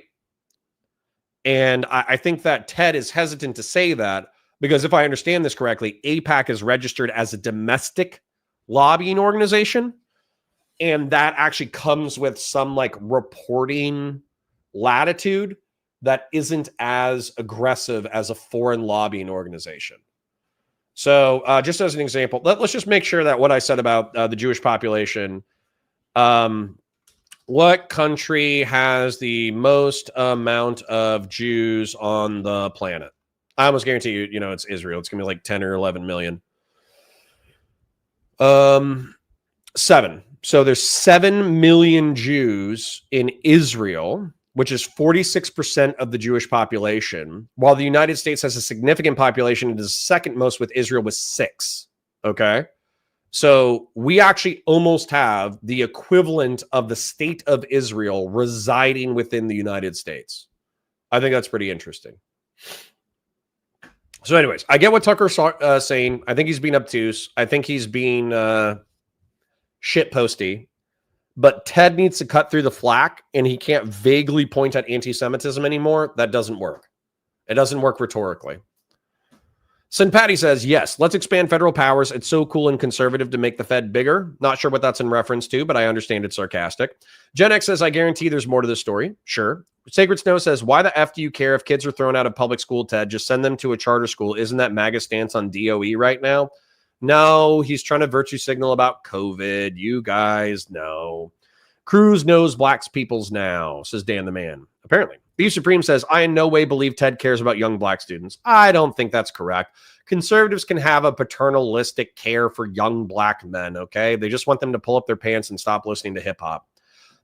Beef Supreme says, well, Ted is a slimy liar, and you can't believe the words that come from his mouth. I don't think he's half as bad faith as you guys think he is. I just think he's a generally slimy politician. N-Sort says, is that why leftists like to defend the police so much? They could policy explain for days. I'm not getting what you said. Dank Brandon says, wrong. You solve homelessness with Soylent Green at counterpoints. Vicious. Vicious. Justin says, no, I want an American empire. I'm not an isolationist. Based, Justin? Justin, based? Based? LB says, more socialism from Connor. You're not going to like the way that I do it. And I hate the fact that you think that socialism is when the government does stuff. Makes me want to smash my head into a brick wall. Christian Blair says, force drug rehab and open the asylums, government standardized. True. Whatever says, I believe AJW covered the homeless problem and throwing money at it wasn't the problem. The problem is organizations abusing the money. Whatever. AJW and I are always going to fucking beef. And it's not anything recent. Like, I obviously defended him during the Destiny drama. Where I took credit, like I basically said that I set the debate prompt improperly and I didn't set expectations properly. So that debate got derailed. And then AJW took a disproportionate amount of flack, and he was friendly to me after the fact because I admitted that I was part of the problem and I took some of the heat off of him. And I also was charitable to his position. So AJW was friendly to me in that context. But what pisses me off about AJW is I think he works from a conservatarian, fiscal conservative lens, and then he works backwards through policy.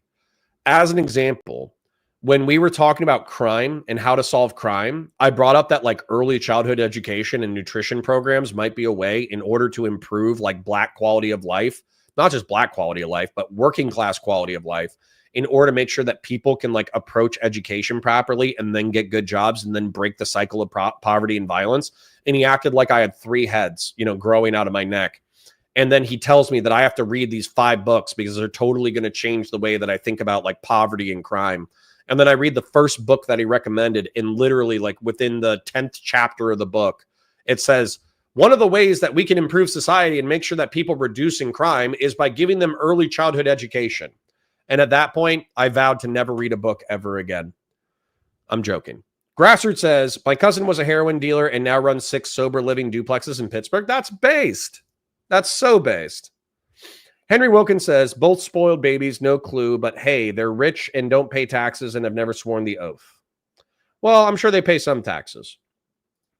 Sacred Snow says, no one needs weed either. Doesn't mean it should be illegal. Sure. Justin says, I don't know what Gen X means by I'm trying to one guy Connor, but she's a spinster. Justin, she's just saying, like, listen, I get one guy by Justin because he's obviously the main opponent in chat. Him and whatever are our resident conservatives who will say some random conservative shit and then send me on a spin out. But I hope you guys find that entertaining. I still read your guys' chats as well. But the truth is, I'm not going to argue with you if I agree, right? Ateo says, get a camera, start streaming, get B words. Indeed. Starhawk says, wait, F, is Connor anti-Star Trek? That breaks my heart a little. I'm not anti-Star Trek. It's just too noble bright. I like grim dark. I like horror. I like horror and I like action and I like violence. I don't like it when people learn a moral lesson and then hold hands at the end of the episode. I think that's cringe. Gen X says, you are absolutely here to one guy, Connor, and I absolutely am a spinster with a best friend, friends with benefits for 10 years, and it's perfect that way. Well, Gen X is a donor to the channel, and therefore she can do whatever the hell she wants. Vince Wilson says, the best thing that ever happened in my life was taking control of my future and having a wife and kids. The world kind of sucks, but having them around and having control is beautiful. All right. Very cool. Let's continue. Swamp, these are very reasonable questions, and you've accused me of being obsessed with Israel, which I'm not. I actually haven't. I've said and of being isolationist feverish about it, which I'm not at all. I find it's a very tender spot when you ask it, and I don't know why. Because a third of international Jewry was slaughtered two generations ago. So anytime that anybody starts asking questions that are critical of Jews or critical of Israel, it sends up yellow flags and red flags for Jews and their friends because they're wondering how far you're going to take your hostility or criticism. So, Tucker, all right, let's go back.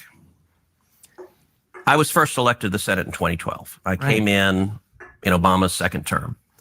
And I actually saw AIPAC be badly wounded in a way they never came back from. And the second term is when Obama did the Iran nuclear deal. And the Iran nuclear deal, I think, was catastrophic.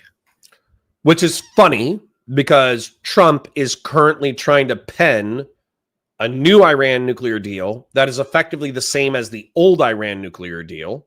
But I'm listening, Ted. And AIPAC went all in lobbying against it. Yeah. And they failed. And I was the leading opponent of the Iran nuclear deal. I know. They definitely failed, yes. They failed. And what happened, the Obama White House told every Democrat, when I got here, there used to be real bipartisan support for Israel. That has largely disappeared. And it's the Obama nuclear deal that caused it, because the Obama White House told every Democrat, pick. You either stand with Israel or you're a Democrat and you stand with the Obama White House. And almost every single Democrat member of Congress said, I'm a Democrat first, to hell with Israel. And then I watched as AIPAC, every one of those Democrats got reelected and AIPAC did nothing about it. And it dramatically reduced AIPAC's influence. I agree. I watched it happen. And by the way, I told AIPAC, I said, look, the analogy, if the NRA was supporting a bunch of politicians and cared about the Second Amendment, and you had politicians that vote to confiscate people's guns, and the NRA turned around and raised money for the people who voted to confiscate guns, you know what? No one would ever care what they said again. So you're making the case that AIPAC is not as powerful as people say it is, and I completely agree with you. I've watched that, and I'm not making the case that AIPAC is all powerful and they're running everything and putting fluoride in the water. I'm not making that case at all, because that's not true. I'm only trying to get to the question of what AIPAC. I actually like Tucker making that concession, because I think that a lot of his audience would infer a level of conspiracism, and they might not even hear Tucker say that. They might actually not even hear Tucker say, I'm not accusing AIPAC of being all powerful.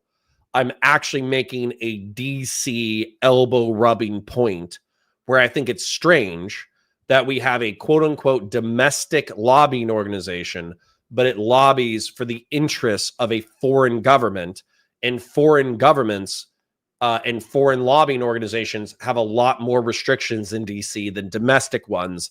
And so I feel like it's a conflict of interest. I'm actually okay with that. I like, no, I'm not trying to repulse any of you guys. I know you probably view DC as like this vicious, villainous swamp of conflicts of interest. But I find it interesting that hundreds of thousands of people from all over the world convene in one spot in order to fight for influence within a representative democracy. Like, I understand you can call it corruption because lobbying, you know, they're like, oh, we'll pay for your campaign and all that kind of stuff. You can call it corruption. I understand why you call it corruption. And to a certain degree, I agree. But I do find DC insider horse trading politics really interesting. AIPAC is, and I don't think you're being straightforward about it. AIPAC is lobbying on behalf of the interests of a foreign country, and they're not registered. And you're saying, no, that's not true. You're saying that they don't coordinate with the Israeli government. Of course, I coordinate. They talk with them. I don't know what they do. I can but tell why don't you care? Isn't it meaningful if a foreign government? Hey, I talk with Israel all the time. Of course you do. Of course you do. Countries all the time. But the law is, and a lot of people have been prosecuted under this law, that if you are lobbying on behalf of foreign government, you must register. That's it. It's really simple. And I don't know why, if I'm working from Malaysia or Qatar or Belgium, and I'm working on behalf of its government's interests through a group of Americans who are representing the friendship between those two nations, I have to register under the Foreign Agent Registration Act. And if I don't, I can go to jail. And people have gone to jail, including people I know. Okay. So I don't understand why we don't just be honest and say they're lobbying on behalf of a foreign government. They're coordinating with the government. You know that that's true. That is not only not true, that is false. You're going to have to forward why it's false, Ted, because you've like feigned insult, but you haven't explained how. They're not coordinating with the Israeli government? Do you know how AIPAC raises money? What? For elected officials, like what they do, like what the actual mechanics is? I get it. I mean, they go to people who are sympathetic to Israel and raise money and then send it to candidates who agree with them. So what they'll do is, so in my last election, AIPAC endorsed. It sounded like Tucker had a pretty decent summary. I don't know why we're re-explaining it, but okay, continue, Ted. Endorsed me. And they'll host a fundraiser. And they'll host a fundraiser in Dallas or Houston or Atlanta or New York or LA. And they'll do a fundraiser and they'll get someone who will host it. And it's usually a business owner, lawyer, doctor, someone who hosts it. And you'll get typically at an AIPAC fundraiser, 30, 40, 50, maybe 100 people who live in that city. Right. Who care about a strong U.S.-Israel relationship. Yeah. And if they have, 50 people, each of them writes $1,000 check and you raise $50,000. Yeah, I've been to an AIPAC fundraiser. Okay. I know what it looks like. But that is not, and by the way, he's saying that that's not the same as Israel cutting checks directly to people within the United States in order to do that. I get what Ted's going for. It's boring, but I get it. There's no representative of the Israeli government there. You have, when you're in Dallas, you're meeting. Okay. So I'm going to read chat just because I'm feeling myself getting bored with this line of argumentation, but maybe you guys are enjoying it. I have no idea. I appreciate the roughly 90 people in change who are hanging out in chat. Thank you. Please like the stream. Kingslayer says, you're asking how privilege of a life does someone have that violation of their rights shouldn't be a priority. Okay. You're asking how privilege of a life does someone have that violation of their rights shouldn't be a priority. Okay. Kingslayer, remind me on a different day to talk about the Second Amendment. Fuck it. I'm bored. Let's do it now. Okay. Fuck it. I'm bored. I'm going to talk to you. I have evolved on the Second Amendment over the past 5 years or so. Okay.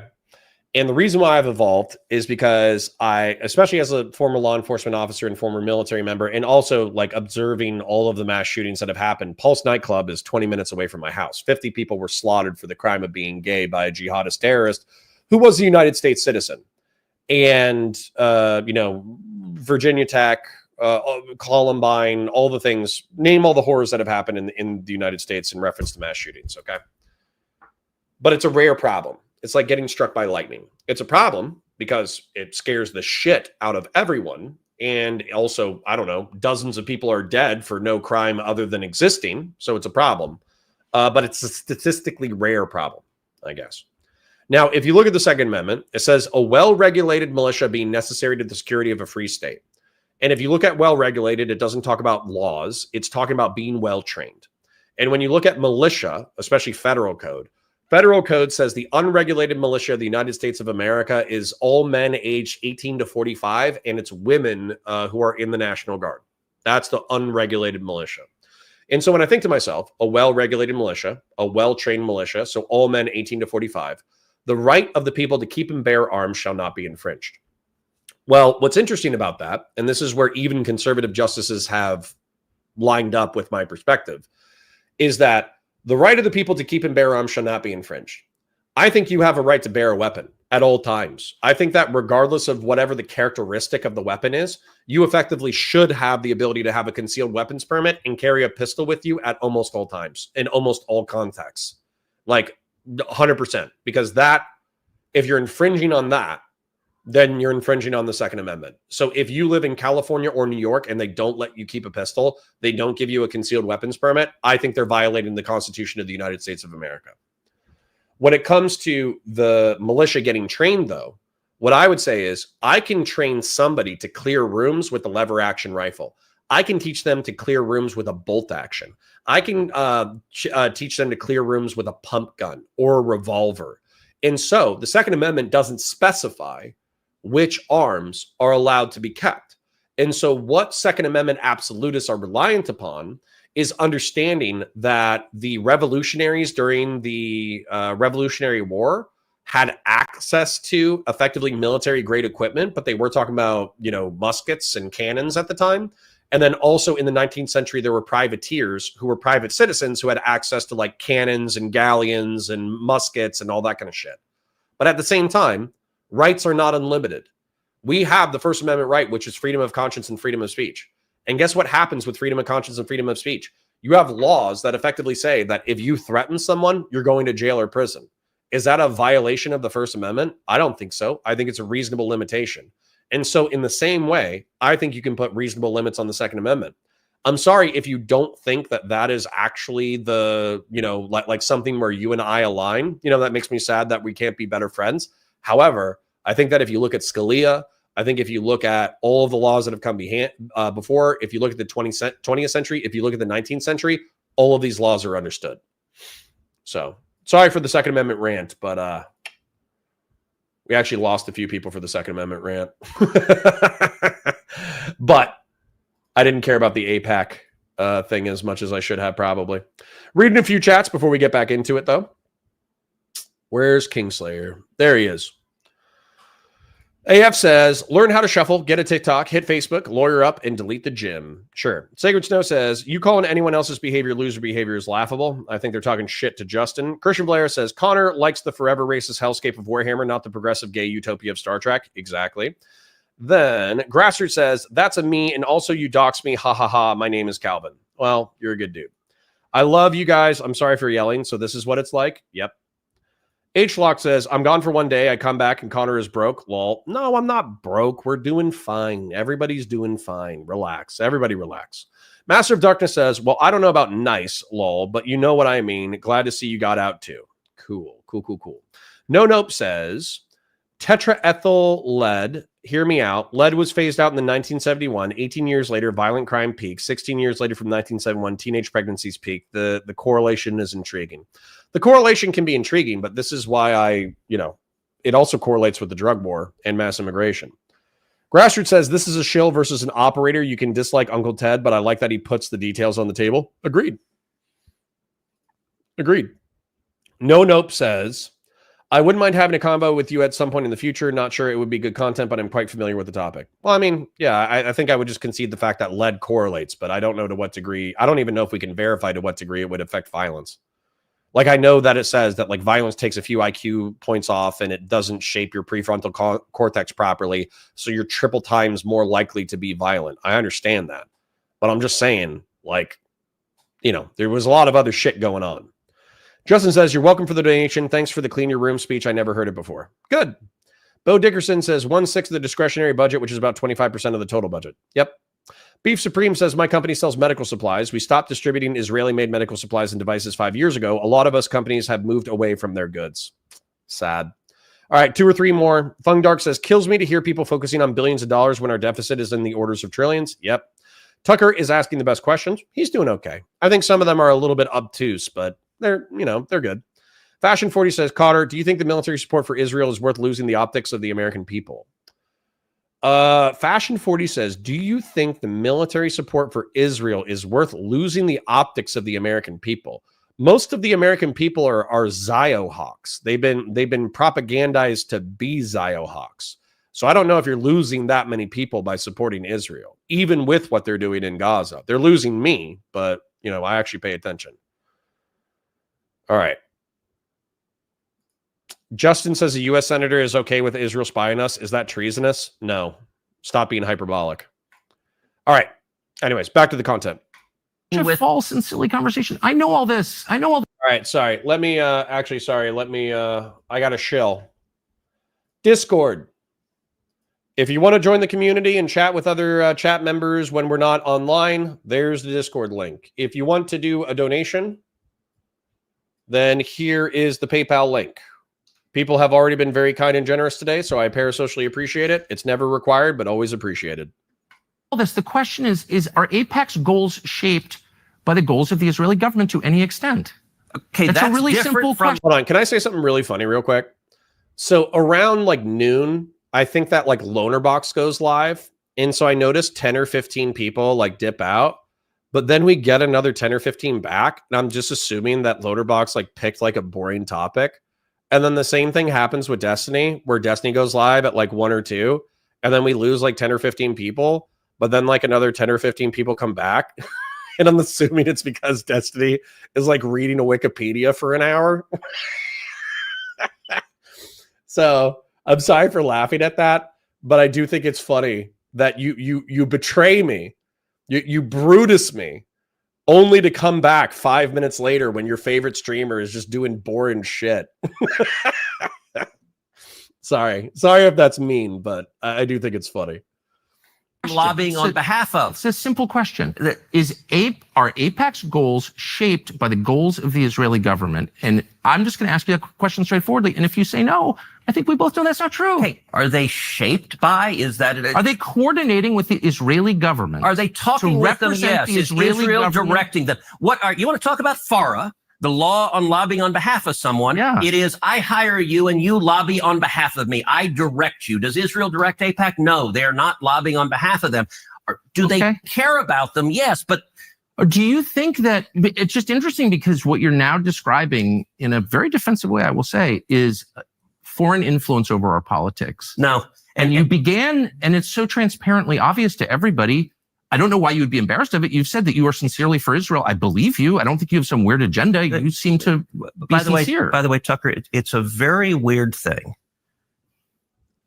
The obsession with Israel, when we're talking about foreign countries, it's hardly an obsession. You're not talking about Chinese. You're not talking about Japanese. You're not talking about the Brits. You're not talking about the French. The question, what about the Jews? What about the Jews? Oh, I'm an anti-Semite now. Senator, you're asking the questions, Tucker. You're asking, why are the Jews controlling our foreign policy? Senator, that's what you just asked. Hardly saying that. And I have That is exactly what you just said. Well, actually, I can speak for myself and tell you what I am saying. Good. On behalf not simply of myself, but on my many Jewish friends who would have the same questions, which is to what extent, and it's interesting you're trying to derail my questions by calling me an anti-Semite, which you are. I did not. Of course you are. And rather than be honorable enough to say it right to my face, you are in a sleazy feline way implying it, or just asking questions about the Jews. I'm not asking questions about the Jews. There's nothing to do with Jews or Judaism. It has to do with the foreign government. Isn't Israel controlling our foreign policy? That's not about the Jews. You said, I'm asking you. And by the way, you're the one that just called me, I think, a sleazy feline. So let's be clear. It's sleazy to imply that I'm an anti-Semite, which you just did. No, I just said, why is that the only question you're asking? You answer it. Give me another reason. If you're not an anti-Semite, give me another reason why the obsession is Israel. I am in no sense obsessed with Israel. We are on the brink of war with Iran. And so these are valid questions. But you're not asking about Iran. If I can finish, you asked me why I'm obsessed with Israel. Yep. 3 minutes after telling me that when you first ran for Congress, you elucidated one of your main goals, which is to defend Israel. Yes. And I'm the one who's obsessed with Israel. I don't see a lawmaker's job as defending the interests of a foreign government, period. Okay. Any government, including the ones that my ancestors come from. So that's my position. That does not make me an anti-Semite. And shame on you for suggesting otherwise. And I mean that. And that's low, and you know it's low. So why don't you just answer my questions I'll in answer a straightforward, rational way? You certainly have the IQ to do it.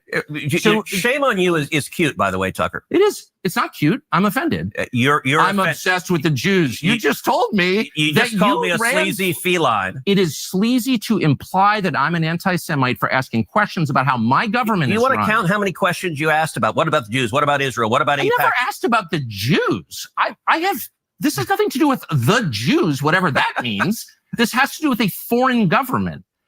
I think he actually struck a nerve, and he actually is legitimately pissed. That's interesting to see Tucker be actually pissed about getting called out on his bullshit. But I'm okay. If he's saying that he's not doing it in order to dog whistle to people, I think he is doing it to dog whistle to people. But there's a reasonable line of questioning that I still think that Tucker is toying with. My 2-year-old is tall enough to reach the doorknob, but he doesn't have the strength to fully turn the doorknob. And so I'm listening to the doorknob crack back and forth, and I'm watching the door go in and out like 1 millimeter as he tries to push on the door open. I honestly love that. I love how strong and smart my kid is. Reading chat before we get back into it. JetX says, yes, we need to talk about carbon capture. I can tell you the downside in short. It's that people don't want it under their houses and schools, and the oil companies are eminent domain. I don't understand why taking a brick of carbon, like is carbon toxic in any way? Why can't we literally do a landfill of carbon? Why wouldn't we treat it like nuclear waste? And I don't even know if you necessarily need to do nuclear waste. Why wouldn't we just drive it out to like a giant landfill in like Arizona? And then just bury it in the desert where nobody else is? Why wouldn't we just do that? LB says, we can do it all, Connor. If we can go to the moon and Mars, we can save the planet. I hope so. Fung Dark says, effing punk. Beto, true. Being angry is unfortunately very fun. True. Vince Wilson says, last election was Cruz versus Colin Allred. Colin Allred was a former football player endorsed by Kamala. Whoops. Beto was dope as fuck, though. No, he wasn't. He was cringe as hell. Connor is so old. Yes, he is. Gen X says, also, I know eminent domaining isn't a verb, but it made sense. We should talk about it sometimes because it's something that I'm very interested in. Henry Wilkins says, 100% spot on. Hope shows up, but not waiting. Exactly. Nobody else is going to save you. You need to self-evacuate. Henry Wilkins says, I got $1.25 an hour after Vietnam, and here I am. Exactly. So you got to... It's not that our economic system is just. That's not what I'm trying to say. What I'm trying to say is if you're a Zoomer and you're 22 years old and you expect to climb immediately to middle management, it's not going to happen. You have to cut your teeth just like everybody else. It took me into my mid-30s to start making a reasonable wage. I know that's depressing, but it's true. Gen X says, I never made less than $10 an hour, but only because I worked retail with commission at 16. Merry-go-round for anyone else who remembers. Based. Val says, my first civvy job after the military was $25 an hour without a degree because it turns out proving you know stuff and having social skills pays off. For sure. And it's not that people can't succeed. That's not what I'm saying. I'm just saying that, like, if you're new, if you're the young guy or young girl on the social ladder, then you cannot expect to instantly be promoted for everybody to recognize your genius. It took 10 years for anyone to even recognize that I was human. So, I want better for you, but that doesn't mean that I expect it to be better for you. There's the Discord if you want to join. There's the PayPal if you want to donate. And once again, shame on you for conflating the two. They have nothing to do with each other. I'm talking about the influence of Israel and Jews have nothing to do with each other? All Jews, or an attack on all Jews, which I am not, nor would I ever be undertaking now. I'm not attacking anybody. By the way, that's who Iran wants to kill, is all the Jews and all the Americans. And I'm totally opposed to that, okay? But now, because except you don't want to do anything about it. Decisions need to be made. We can talk about those decisions. And I plan to. Good. But I just want to get a sense of whether you think, having described yourself as an America First person who's only criterion for judgment on foreign policy is America's national interest. To what extent you're influenced by a foreign government, which gives you a lot of money through its lobby, and you're claiming this has nothing to do with the foreign government. They're not coordinating. Yes, they're spying on us, but it doesn't bother you. And I'm sort of wondering, like, what is this? This is one of the weirdest conversations I've ever had. I'll tell you what, and I'll answer any question you like, but let's try to... Are you going to call me an anti-Semite again or no? Let's try to ratchet down the temperature a little. You're the one who went to motive. I'm asking honest questions. I'm just asking questions. Yes, that's it. That is what I'm doing. Let's try to ratchet down the temperature a little bit. Okay. Picture the house of your dreams. Maybe it's got an outdoor pool in Pure Talk to America. Congress, and he's lit a movie called The Distinguished Gentleman. From Pure Talk. And did you ever see an Eddie Murphy movie called The Distinguished Gentleman? No. It's this great movie. It's actually a fun comedy about politics. And Eddie Murphy in the movie is a con man who gets elected to Congress. And he's literally a con man who, the congressman dies, he has the same name, and so he runs and they get elected. And there's a scene in the movie where Eddie Murphy is a freshman member of Congress, and he's sitting down with a sleazy lobbyist. And he's asking the lobbyist, all right, what should my positions be on, I think they were talking about power plants and electrical transmission lines. And the lobbyist's like, well, what do you believe? And Eddie Murphy's the con man said, I don't care. Whatever gets me the most money. I'll do whatever gets me the most money. And the lobbyist says, no. Pick a side. Doesn't matter what you pick.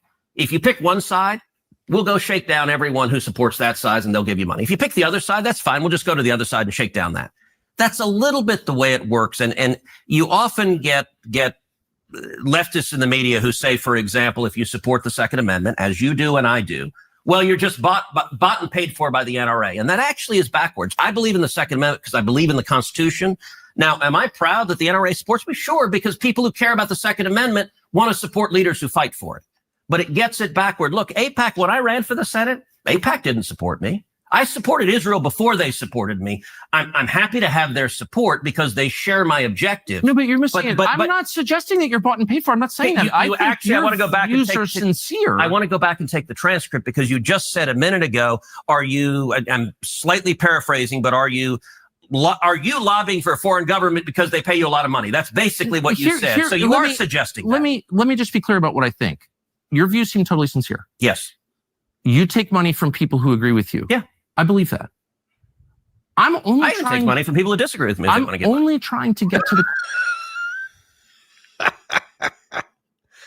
Listen, I know it's easy to hate Ted, but I'm all right with that comment, which is like, I take money from people who agree with me. But even if you disagree with me and you give me money, I'll take it. That was cute. Question of... to what extent is the U.S. government influenced by other governments? And it's a lot. Of course. It's hardly just Israel. It's hardly just Israel. I don't think Israel's the main one. There are lots of governments. China.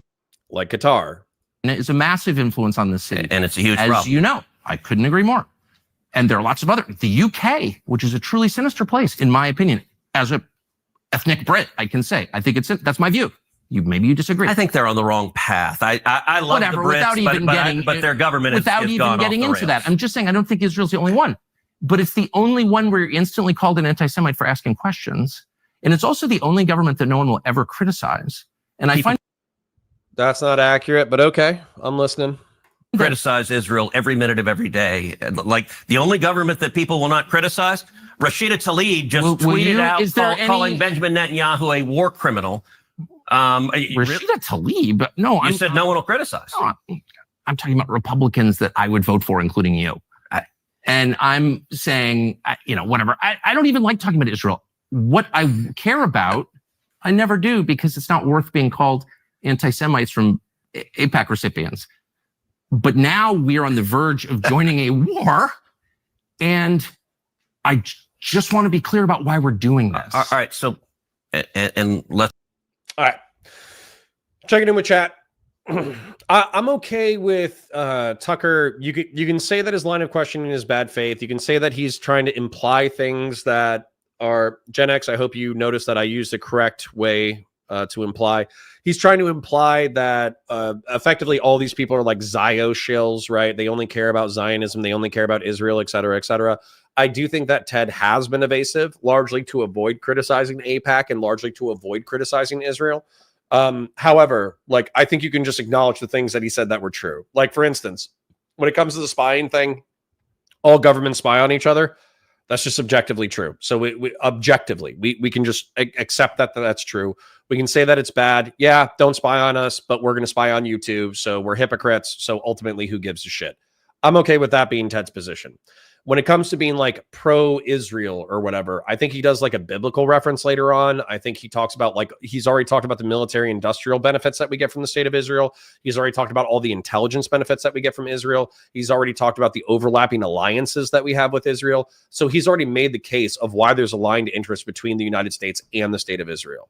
What Tucker is pointing at, which I think that Ted has not sufficiently addressed, is the fact that AIPAC is a domestic organization that has domestic support and therefore has more lax rules than a foreign lobbying organization, but it's explicit in its charter that it's trying to improve relations between the United States and a foreign government.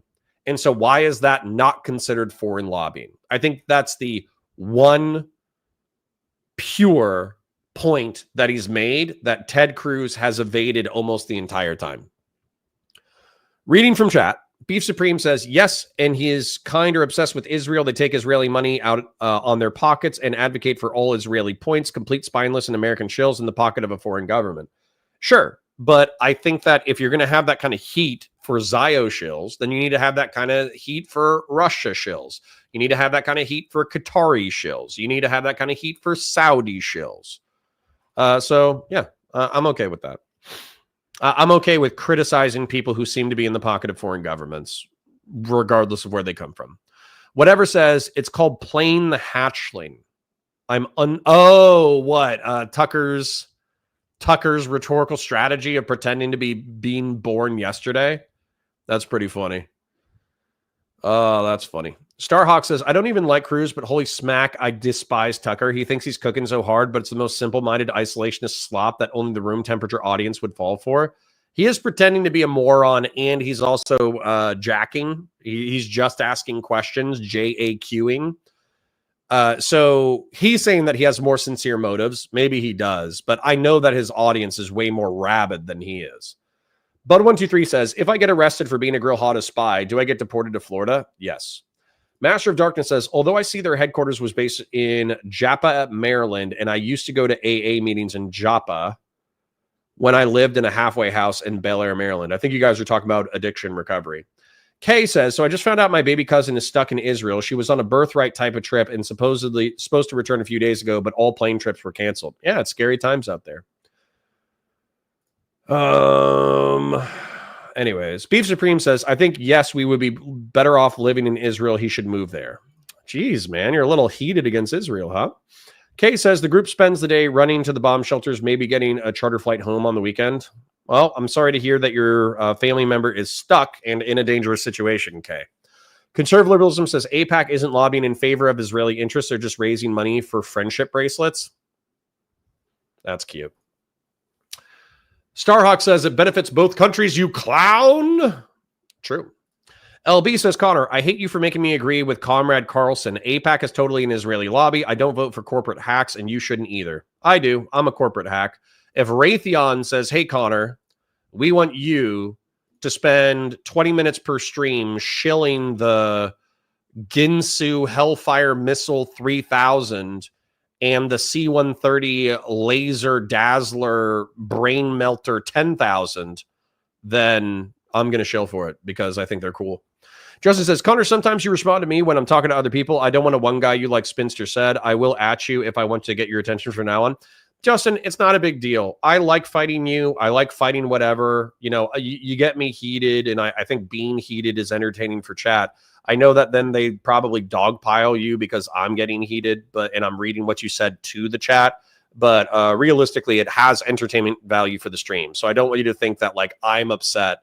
I'm upset because of what you're saying, right? I'm upset because I disagree with what you're saying, but I'm not upset with you for participating in chat and saying what you think.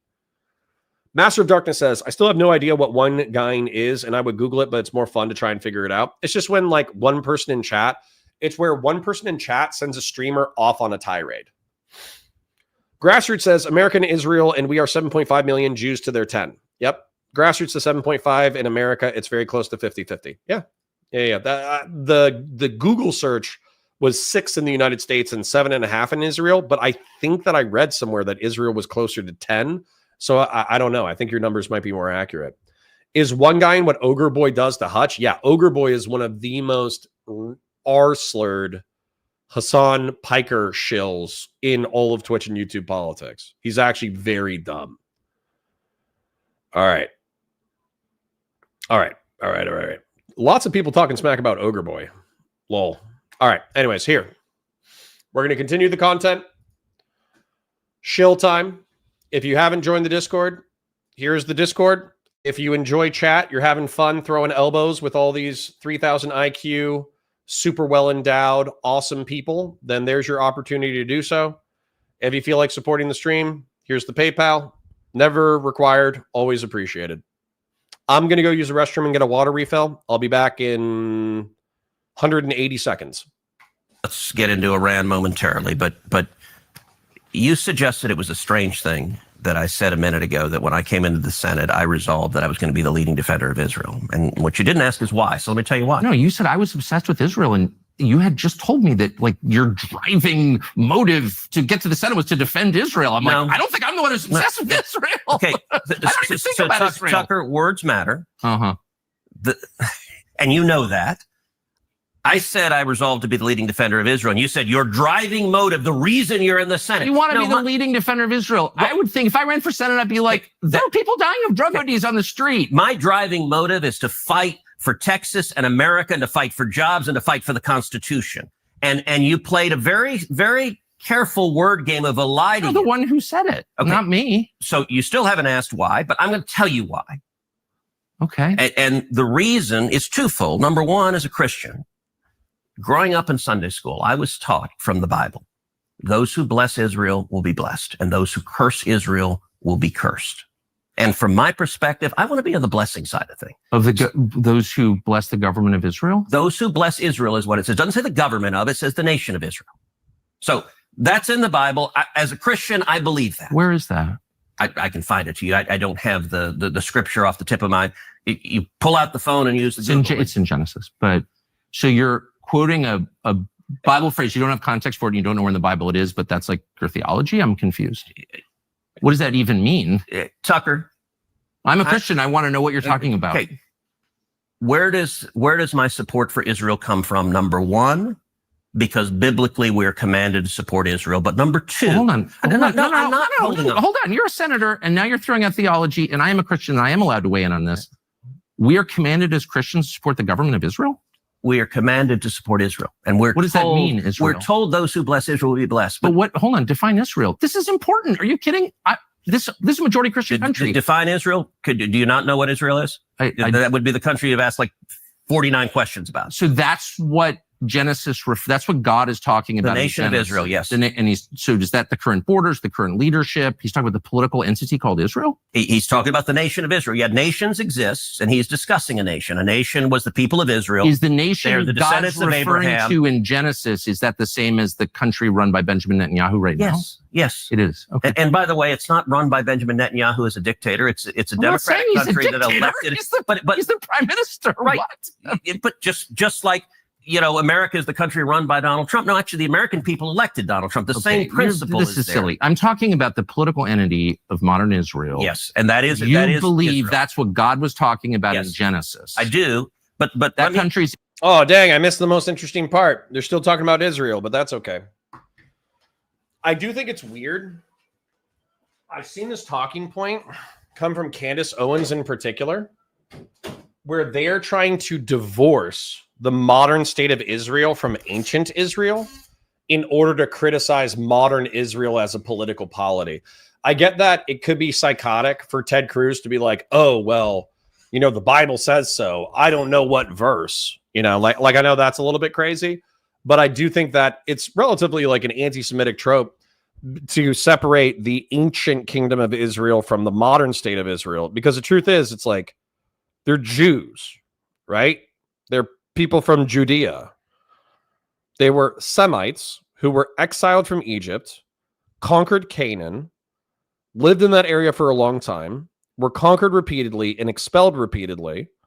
They went into a diaspora all across the world, maintaining the Jewish faith across centuries and millennia. And then they returned to Israel as a part of the Zionist project, both secular and religious. How is it not the same people? And I think it's the same thing where Arabs talk about how Jews from Europe get a lot of skin cancer, which shows that they're not indigenous to the region. I think it's the same kind of talking point. But you know why they're not indigenous? You know why they're getting cancer?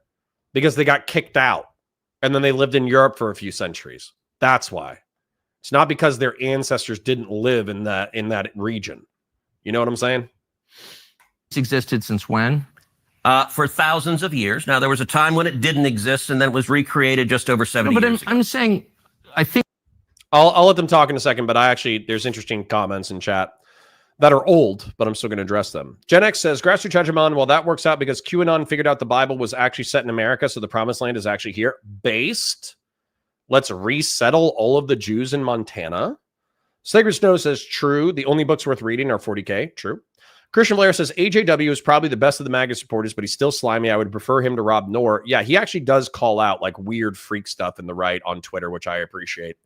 Whatever says, yes, before mass immigration, UK was better. You told me that AJW story before. Even left-wingers agree organizations are a problem with housing the homeless. Nobody said that. I agree that there are flawed NGOs who fleece the government in order to deliver bad services to the public. Rob, RAWB, says, I'm an hour behind the stream. Can anyone share the Discord link? I think I just did, to be honest. Phasers are AIDS, says Bo Dickerson. That's true. Let me check and see if Pisco's trying to call. Oh, Pisco, yeah. Oh, he's calling me right now. Hello? Dude, fuck. Why are you... do you see how many DMs I sent you? You see me in the chat. You're ignoring my messages. What's happening? Number one, I actually read my chat. Let me bring you over here. I read my chat too. Why are you acting like I don't read my chat? No, okay, hold on. Relax. Yeah, what's up? Yeah, I'm relaxed. Number one, I read my chat in chronological order, and because I'm bouncing between 70 and 100, I can't keep up with my chat. They're very active. They talk a lot. They share that with me. You're too old, or you're saying that you're too big or too old? Yes. And then... Yes, what? Which one? I'm too big and I'm too old. Okay. And then I'm senile, so I have streamer mode enabled on Discord, so I don't get Discord notifications. And you were pulled over to the side, and then frankly, time just slipped by. And so, frankly, time slipped by. So frankly, you have no interest anymore. Hang on, I'm gonna put you on so people can see you. 1 second. Who said that? I'm talking to you right now. Clearly, I have some interest. I would assume that you would have interest because whenever we talk, shit goes off. You know, I feel like we bring the content, we bring the action. We do. You know that song, by the way? Sorry, what's that? You know that song, Bring the Action, when I'm up in the club. I don't, but I'm also old as shit, so. You don't know that song? No. You don't know Britney? Britney Spears? Yeah, I know Britney Spears. Yeah. You don't know Will I Am? I know Will I Am. Okay. I'm still just old as shit, and I don't pay attention to pop music. So, anyways, how you doing, bro beans? I'm doing good, dude. Listen, I want to get your sense about what's going on. What's going on with the world? What's going on with the conservatives? What's going on with you and Rob Noor? What's your take on the conservative media cycle? Sure. Are you in good graces of the conservative content creators? Absolutely not. What is happening? Are you and who's this guy John Burke? Are you guys cool? What's going on? Yeah, sure. I'll give you a rundown.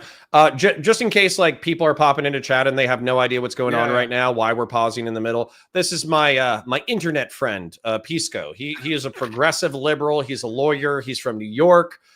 He gets upset whenever I'm like mildly racist, but I also think he thinks it's funny on some level.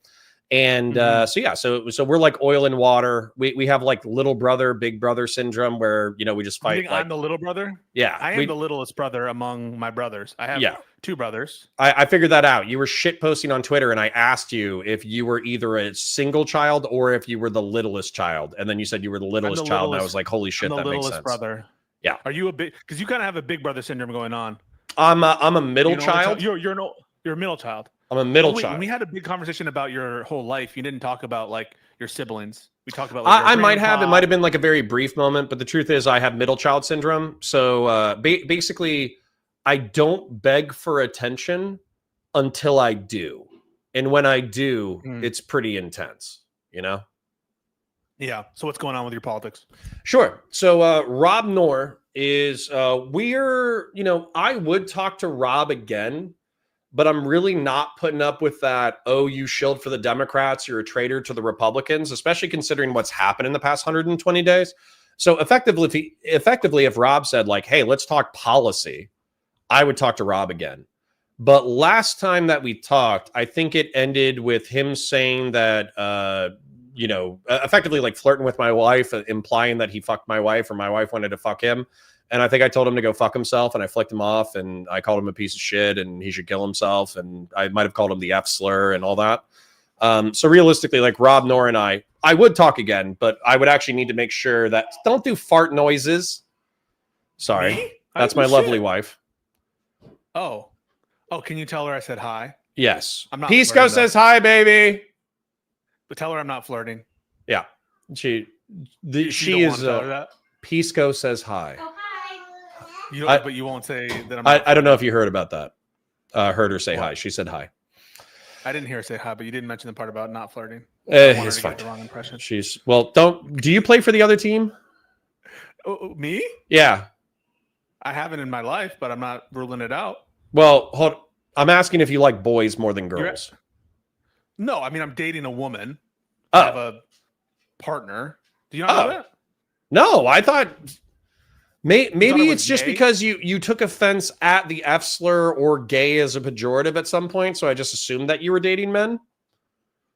Why? Why would someone who takes offense at the usage of a slur? By the way, this is the Valor Media Network, an offshoot of Midas Touch, and we have counterpoints here defending the usage of the F slur. But no, I don't think that just because you take offense. Oh, I'm not defending it. It's still bad behavior. I just engage in it on occasion. Have sex with men. I mean, what are other something? Do you like? Is there something about the way I talk, my affectation, that you think? No, is your I have plenty of gay friends who are very masculine. So I didn't make a presumption because you're right. You don't have a feminine affect to your voice. So I didn't. Well, but I have several gay friends who don't have feminine affects to their voice. How many gay friends do you have? Are you gay? No, but I probably had gay thoughts. A half a dozen friends over the course of a few decades. How many gay thoughts have you had in your life? I mean, I have a gay thought every time I think about Henry Cavill. So lots. Too many to count. Yeah, specifically Henry Cavill though. So like all other men are repulsive, but when I look at Henry Cavill, I'm like, I had a Discord mod who was like, I might be able to do that. Is the gayest thing I've ever heard. He was like, I fast forward through all the gay scenes in Game of Thrones, or like I watch these movies that have gay scenes and I mute them and like close my eyes, and that to me screams full on repressed homosexual. No. What do you mean no? Absolutely not. No, dude, I don't watch there's this like violent blowjob scene. Are you scared that you're gonna like it? No, I'm repulsed by it. I don't like watching dudes kiss dudes. I actually have like I don't like it. It looks gross to me. Insane. Wait, okay, so can I give you a story? Sure.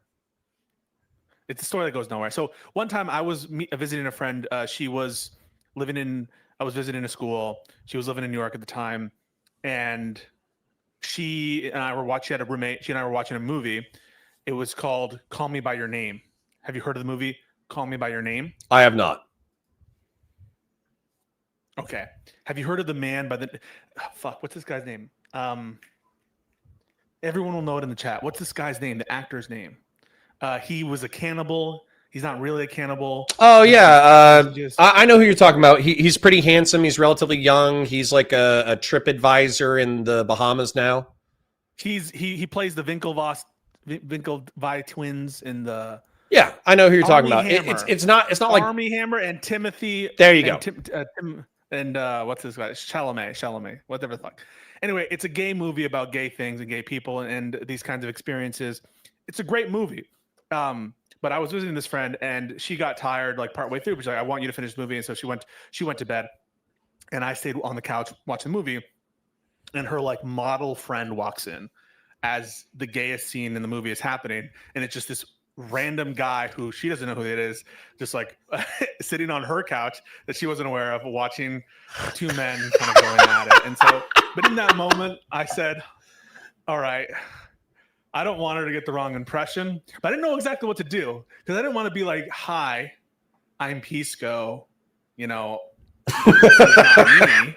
So I kind of you kind of have to own it. And the truth is, I wasn't disgusted by Call Me by Your Name. I think it's a beautiful movie, and I think it's a little bit of a self-report for be like, oh, I skip through all the gay scenes in a movie because it grosses me out. Yeah, this is why you and I are like oil and water, man. Listen, there's something to men when they're like, oh, I would never hang out with a gay person, blah blah blah blah blah blah. You know, like there's like that 1980s style homophobia where like they're compensating too much, where it seems like, are you worried that you're gonna like it and therefore that's why you're avoiding it so aggressively? Yeah. But I think it's the same thing. Like, dude, I've had gay people tell me that when they watch like heterosexual kissing, they're like, ew, gross. So are homosexuals who are repulsed by heterosexual kissing, are they secretly straight? They say it funnily. Well, first of all, gay men. Why'd you mute yourself? Just because I got a fan going, so I don't want you to get like feedback noise, unnecessary feedback noise. So I've heard people say that there's actually a lot of sexism among the gay community, hatred of women. But I don't know if that's what's going on. It could also just be for fun, like tongue in cheek, right? So that they're just like, ew, gross. And it's just like a funny thing they say. I don't know. No, dude. Apparently, I have more gay friends than you. Talk to them about female genitalia for more than 5 minutes, and you'll hear the most like misandrous shit you've ever heard in your entire life. They'll just talk about like flaps and clits and all sorts of crazy shit. So no, don't come at me and say like, oh well, they're talking so much smack about female genitalia. They must be secretly interested. No, they're repulsed. Only gay thoughts are Henry Cavill. That's like the gayest response you could give. Yeah, well, I accept that part of my personality because I'm only slightly homophobic. But you are homophobic. A little bit. I mean, you're literally homophobic. You say, I'm repulsed by men engaging in lovemaking. Yeah. And I have a suspicion that if you can watch two dudes make out with no emotional reaction, you're probably bi, dude. Maybe you have an emotional reaction because of the scene and the characters, right? This is a very moving movie. Call Me by Your Name. There's a peach in it. There's a bunch of stuff in it. It's just a movie that is just a beautiful movie. It's some of the greatest movies. This is, you know, Homer wrote epics about this kind of stuff. Okay. It's not for me. What were we talking about again? Rob Noor? Yeah. We were talking about conservatives. Yeah. So back to my stance with the conservatives. As far as I know, I get DMs. I have a chat, and the chat, 80 to 100 people, depending on the day, right? And so half of them are libs who are pissed at libs. Then the other ones are like conservatives, conservatarians, like who don't like Trump. Then I have like 2 or 3 groypers or 2 or 3 Christian nationalists who do like Trump, but they like fighting. They like fighting with me for their entertainment. And so that's really like, I actually have a pretty broad spectrum of political sensibility in my chat. However, what I would say is with the conservatarians, they oftentimes are people who don't like Trump for whatever reason. Whereas I would say 90% of Republicans have just made peace that Trump is kind of where the Republican Party is. And so I just get DMs from people who are like, thank you for speaking up. There's nobody else. Everybody else has either become a Democrat or they've joined the Trump train. And so, yeah, it's pretty isolating. There's only a few of us. Do you feel like a little bit alone sometimes when you're like, who would you count among your peers? Is it really just the people from here? I'm thinking of the Bulwark. Yeah, but really even the Bulwark have abandoned my position because a lot of them have just started saying like Democrats are good. They just started shilling Democrat talking points. So speaking of gay people, what about this guy Brad Palumbo? I DM Brad. I actually like Brad a lot. Yeah, I just DM'd him too. Yeah, Brad. I retweeted something. He retweeted me. I DM'd him or whatever. I watched a couple of his videos. And effectively, I think that he feels pretty isolated as well, where nobody quite represents his interests. And so he's fighting everybody all the time. And so, yeah, I think of Brad as someone we might not see eye to eye on policy. I'm not aware of all those policies, but I see him as someone who's similarly politically isolated. I sometimes I kind of have it with you, Connor. I don't believe it. Believe I don't what? believe this performative outrage is some of the things that Democrats do.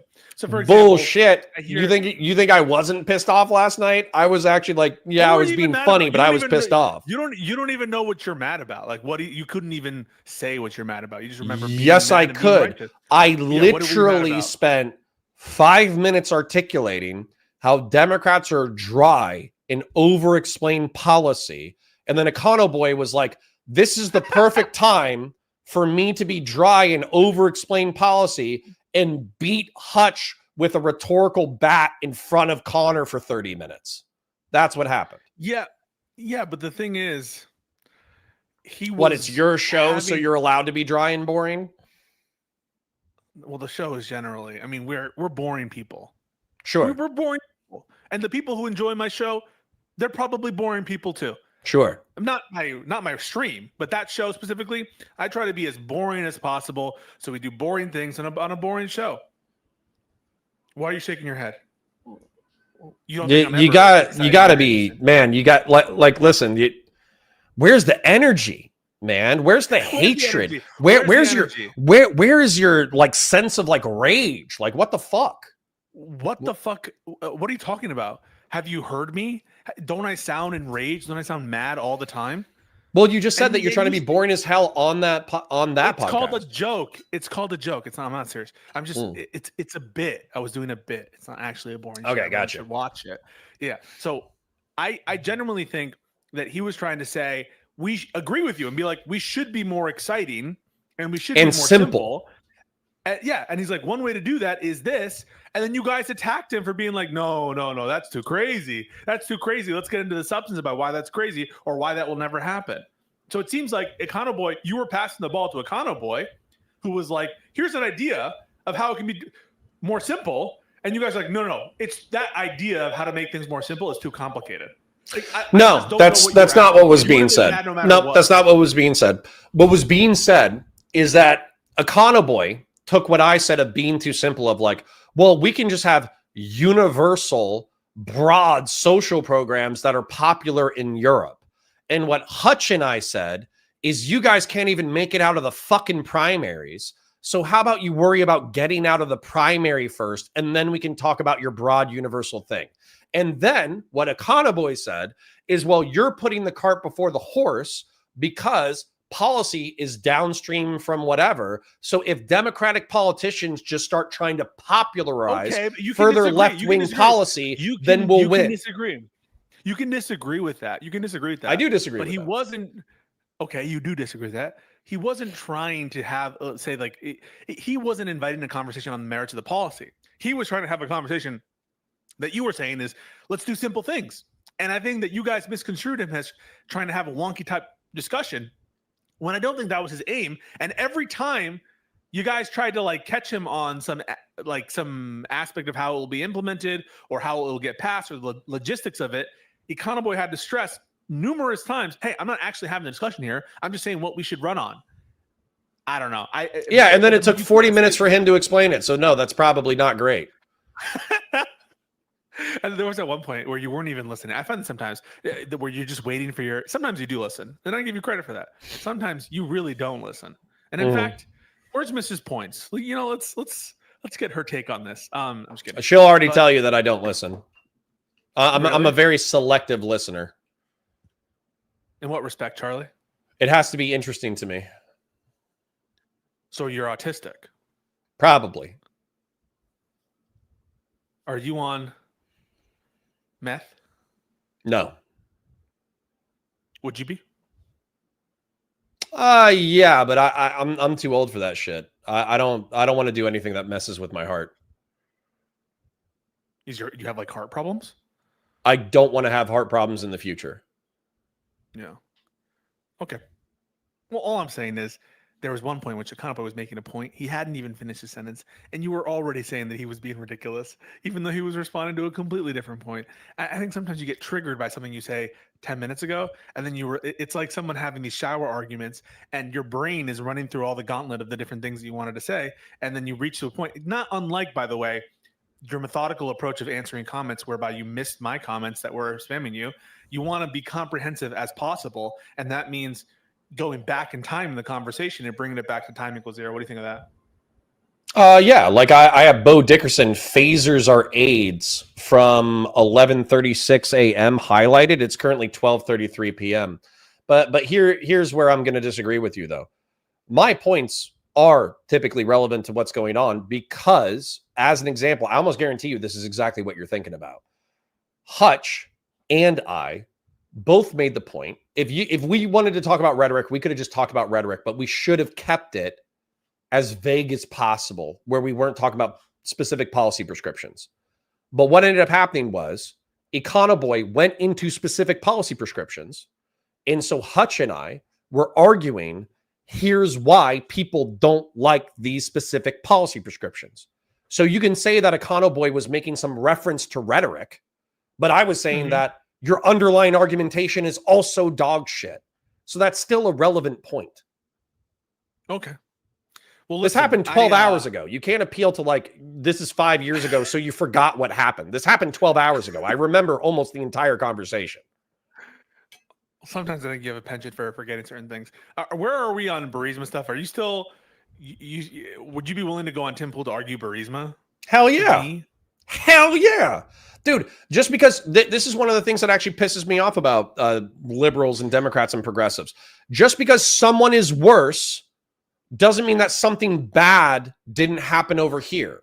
And so you're saying, well, this is infinitely worse. And I agree, by the way, that the Trump admin is guilty of 1,000x the corruption, the accused corruption of the Biden family. They are guilty of it 1,000-fold. However, that doesn't mean that we didn't have nepotism and cronyism on this side, and not just that. Do you crimes. see me as a hack? Do you see me like convictable crimes? Okay, but I have consistently come out and stood on business and said that Biden's pardons were corrupt. I said that I think Merrick Garland did a good job, or did at least he's not doing a flagrantly bad job, as everyone seems to be accusing him of. I've said that the Hur report, in real time, I was criticizing Dems who were saying that the Hur report was somehow wrong, or it shouldn't have been done, or that Robert Hur was being political. I, in real time, was calling that out. And so I feel like I've built up enough credibility with some of these takes to be like, I'm not that kind of person. And yet I think that you try to paint me as this kind of like DNC shill, as this kind of DNC incarnate. A like Biden shill, yeah. DNC take, a Biden shill. Yeah. What's your what is your standard for a Biden shill? Well, what I would say is, wait, can I ask you a question? As between like me and Steven, who's more of a Biden shill? Oh, Steven, for sure. Okay. Yeah. So bear in mind, like when you have like a dozen conversations, sometimes they can get mixed up in your head. However, very specifically, I'll tell you where you were charitable, and I'll tell you where you weren't, and I have a specific memory about it. But I'm also going to tell you the overarching environment in which we were. Okay? Sure. So the overarching environment in which we were, Rob Knorr and I actually had a certain degree of overlap, where we believe that the Burisma story and the tax evasion and the IRS whistleblowers was a thing. And it was a problem. And it was corruption and it was nepotism. And what was happening from your side, the liberals, the Democrats or whatever, is we were called liars, conspiracy theorists, bad faith, all that bullshit. And on top of that, one of the biggest dramas that I was ever in was on Steven's channel with half a dozen fucking orbiters all taking turns trying to kick my dick in over Hunter Biden calling me a conspiracy theorist. So that's the environment that we were in. And then you and I had I don't know why you're making a face. Why are you making a face? Because we're talking, I think what happened there was like Twitter files nonsense, where you're like, no, but Twitter files moved into Biden, and the hotter fight was over Biden.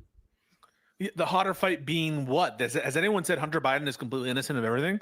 Yeah. Whose position has that They been? said it's not a big deal. Whose They said position? it's funny. They said it's funny that he was peddling international influence to corrupt entities and doing drugs and banging whores. And who gives a shit? Find one person. I literally want to challenge you to find one person who said who said that it was funny when Hunter Biden is peddling his family name to international. Just go watch clients. the VOD, man. Just go watch the fucking VOD. Steven didn't think it was a big deal. All his fucking orbiters didn't think it was a big deal. Different. And they accused me of being a fucking conspiracy theorist for giving a shit about it at all. No, the conspiracy, the alleged conspiracy. It is an alleged conspiracy. You are alleging a conspiracy, but I know what you mean when you say conspiracy theory. Can I tell you specifically what I allege? Yeah, let's do. Okay. So I allege, and this might be a problem with DC in general, that what happened was Hunter Biden got a JD. Okay. So he got a legal degree, right? I'm aware what a JD is. Yeah. When his dad was in influence within multiple administrations, he went internationally and proposed that he would be a consultant for various firms. And as a legal consultant for various firms, including a Ukrainian firm and a Chinese firm that both had pretty shady shit going on with it, he took tens of thousands of dollars per month in fees and accepted gifts, effectively promising these people that he would get them some kind of insider influence into the Washington, D.C. circle to make their lives easier for international commerce. And then what happened is he implied that he would use his ties to Joe specifically to do it. Now, he never followed through on it, which is how they've avoided like actual corruption charges, is he never followed through on the peddling influence part of it. But actually looking at deliverable services, things that are measurable that he delivered to both Burisma and to the Chinese company, it's very hard to articulate what he actually delivered to these companies. Yeah, it is very hard because we have at most he hired a law firm, he hired a lobbyist group, Blue Star Strategies, or he had some ties that he actually did work at a law firm before. So it's not just that he got a JD and ran off to consulting. He has had experience doing legal work before, but none of this is, he has a name. Anytime Hunter Biden are we saying that he should have to be a painter hidden in the mountains? And if he interacts with anyone who you don't like or who's an international client, that we should read into that some level of criminality or corruption? That's what I no, he should when he's lobbying for forced organizations, he should comply with whatever FAR regulations regulate his behavior, and he should pay his fucking taxes. Those are the main things. Well, yeah, but I disagree with pardoning Hunter Biden, and I think that it was corrupt to pardon Hunter Biden, and I think he did. Okay, here's the other thing where I feel like your side is being obtuse. I never made apologies for it, and I never said that. Here's the other side. Here's the other part where I feel like your side is being obtuse. They say, because Joe Biden doesn't have a checking account that says international slush fund, please deposit here. God. No, I'm not done. I'm not even close to done. Because he doesn't have a checking account that says international slush fund, please deposit here. That Hunter Biden says this. That Hunter Biden, plenty of people say this. That Hunter Biden, there's nothing you can get on Joe. You said this. You said have a bank account. You said this on Twitter. On it. You said this on Twitter. I never did. You said you got nothing on Joe, right? You got nothing on Joe, right? Yeah, you got nothing on Joe. It doesn't mean that I said that the standard is there needs to be a slush fund labeled slush fund account. That's a level of evidence that you are asking for, Pisco. That's the level of evidence that you are asking for. Because Hunter has taken tens of thousands, if not hundreds of thousands of dollars and gifted it to various members of the Biden family, and then also started a financial firm with his uncle, Joseph's brother, and then funneled his legalistic earnings into that as well. Okay, can we be clear? So we're talking about building tens of millions of dollars of wealth off of the back of international lobbying. When Hunter Biden gives money for like his children's college, would you say that's funneling money to his children? Is that what you mean by funneling money? No, I'm talking about gifts to nephews and nieces. And I'm also talking about gifts to a charitable organization that his sister was in charge of. Money is fungible. So yeah, I agree that he accepted some money and made some purchases. That doesn't mean that when you say funneling money, what you're implying is some kind of nefarious or criminal activity in funneling, but you need to actually show that. And so you let the generic term do the work. Can I tell for you what was criminal about it? Yeah, go for it. Yeah. Yeah, it was giving gifts and not declaring it anywhere about whether or not it was taxable income. I agree. He evaded taxes. He didn't pay his taxes, but we don't have a disagreement on that. But the problem is people tried to make it something different. People tried to say, oh, this is proof that they fired the prosecutor, this and that. This is proof that, that they were trying to manipulate the Chinese or trying to give access to the Chinese and were giving them gifts to the Chinese in exchange. Right? So no. Biden was receiving gifts from a Chinese energy industry magnate who was later corrupted or basically later disappeared by the Chinese government. Yeah. So that's Hunter Biden, not Joe Biden. I hate that. Every time you say that, I want to take a fucking hammer and I want to smash my testicles against the desk whenever you say that. Why? Why is it? Why? Yeah. Why? Because anybody with a fucking IQ above 80 could say a family member benefiting from another family's prestige and then funneling that money back into the family is at minimum unethical. Funneling, there's that word. No, it is unethical for Hunter Biden to be gallivanting and basically trading on his influence, which I take him to be. I think that's distasteful. Okay. But I'm just going to tell you, it's commonplace among politicians, and it should be barred. Use their name. It should be barred to have a influential name. Like what? How do we just disconnect the fact that Hunter Biden is related to a prominent person? Like he's not allowed to use his name. I don't even understand what that means to bar someone from getting access to who they are. I would actually say I would have to look at FARA in order to see like what is appropriate versus inappropriate. No. Hold on. I would have to look at FARA in lobbying rules in order to see what is inappropriate versus inappropriate and what's legal versus illegal and what's like unethical versus ethical. But hold on, Pisco, I'm going to make this point to you, okay? As an insurance person who was like made less than $100K a year, I was prohibited from receiving gifts from any vendor within the industry under ethics rules, under threat of being fired. Okay. So if that's the ethical standards for wages who are making less than $100K a year, why don't we have that ethical standard for people who are making millions of dollars per year? Yeah, I don't know what that ethical standard would look like and in what context it would be. Like boards of directors. So think about this. Like in lobbying, you're not allowed to accept gifts. All income has to be declared. Well, the whole question is whether Hunter himself was lobbying or whether it was Burisma via Blue Star Strategies and who the actual lobbyist was. So there's, if you're a director of an organization and you hire a lobbyist, do you need to register as FARA? Or does the organization's actual lobbyist need to register as FARA? You understand that difficulty there? If Hunter Biden is pointing or is helping the board decide to appoint Blue Star Strategies, which is the entity that needs to register under FARA? Is it every member of the board of directors, or is it the actual lobbyist on behalf of Burisma? That's the I think it's the actual lobbyist under Burisma, if I understand the law correct. And so Blue Star Strategies did actually afterwards, I think, backfile registration that they were lobbying on behalf of a foreign principal, namely Burisma, because just so you guys are aware, FARA includes both foreign countries, but it also includes like foreign incorporated businesses. And so Burisma itself, it wouldn't need to just be Ukraine. Burisma itself would be something under FARA. But I just want to. Sorry, what are you done, or did you have something? No, I wasn't done. I wasn't done.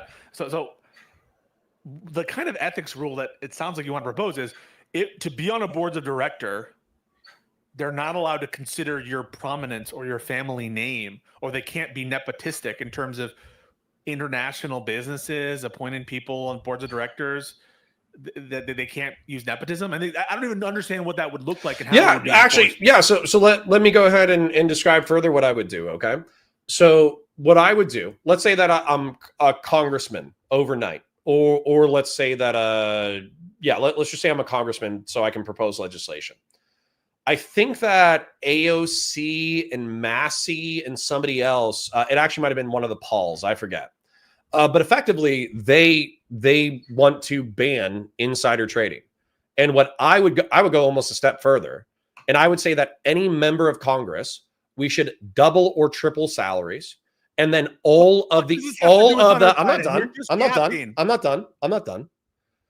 We should double or triple congressional salaries, and then all wealth should effectively be put into a blind trust. That's what I would do, 100%. What does that have to do with Hunter Biden? Hunter Biden's not a member of Congress. Because effectively what you're doing is number one, you're being obtuse.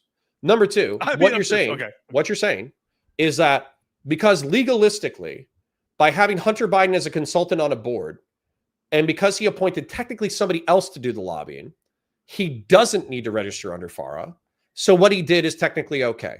And what I'm saying is, anybody who's on the outside of Washington, D.C., who doesn't rub elbows within Washington, D.C., effectively think that it's a problem that we have foreign private businesses and foreign governments who are funneling hundreds of millions of dollars, if not billions of dollars, into the United States Congress, and they are influencing, they are unduly influencing our politics. Is AIPAC a problem? Yeah, so is Qatar.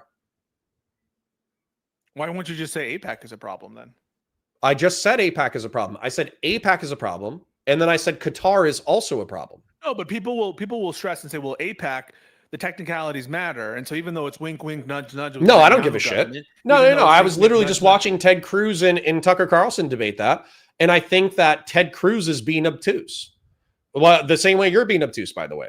Ted Cruz is saying, "Oh, it's a domestic lobbying organization," and then Tucker Carlson says, "For what?" And then Ted Cruz goes, in order to have a better friendship between Israel and the United States. Tucker is equivocating, right? Tucker is equivocating. On the one hand, he's using the term on behalf of whom. That can mean on behalf of whom, meaning an agency relationship, or on behalf of whom, meaning like what is the cause? And Tucker is purposely playing around with the meaning. Because he's a sly guy. I think we agree. Tucker, he's not very a stupid sly guy. Yep. He's a sly guy. And so he's playing around with the looseness of the language there. And yeah, AIPAC is arguing, I would argue, on behalf of Israel in the sense of they're arguing in favor of Israel, but not in the sense of an agency relationship, or at least that's not been proven. Otherwise, their conduct would need to be registered conduct. So that's the kind of fast and looseness there. But those technicalities, I think, matter. And anything that goes beyond those technicalities, now it starts to look a little scary. So now we're saying, okay, if you're a family member of a prominent politician, there's some kind of substantive limitation on what board, like of private boards of directors you can go on. Like, what does it, and where does this fit with your idea of small government or conservative values or an encroaching state? It just feels like, because my conservative values, you know what I'm trying to conserve? I'm trying to conserve a republic. I'm trying to conserve like a representative democracy that actually represents its constituents. That's what I'm trying to conserve. Mm-hmm. Don't you have a right to join a board of directors? Isn't a man entitled to the sweat of his brow or lack thereof? So you're a big government conservative. Sure. Dude, I love the military industrial complex. I'm a huge fan of slapping lasers onto C-130 gunships. I think it's fucking awesome. Would you vote for this big, beautiful bill? No, I wouldn't. Why not? Because I think Republicans use fiscal conservative talking points to appeal to their base and talk about the national debt. Meanwhile, they will never publicly proclaim that tax cuts make the deficit worse and make the debt worse. And I think they need to eat their fucking vegetables. I think Republicans need to eat their fucking vegetables.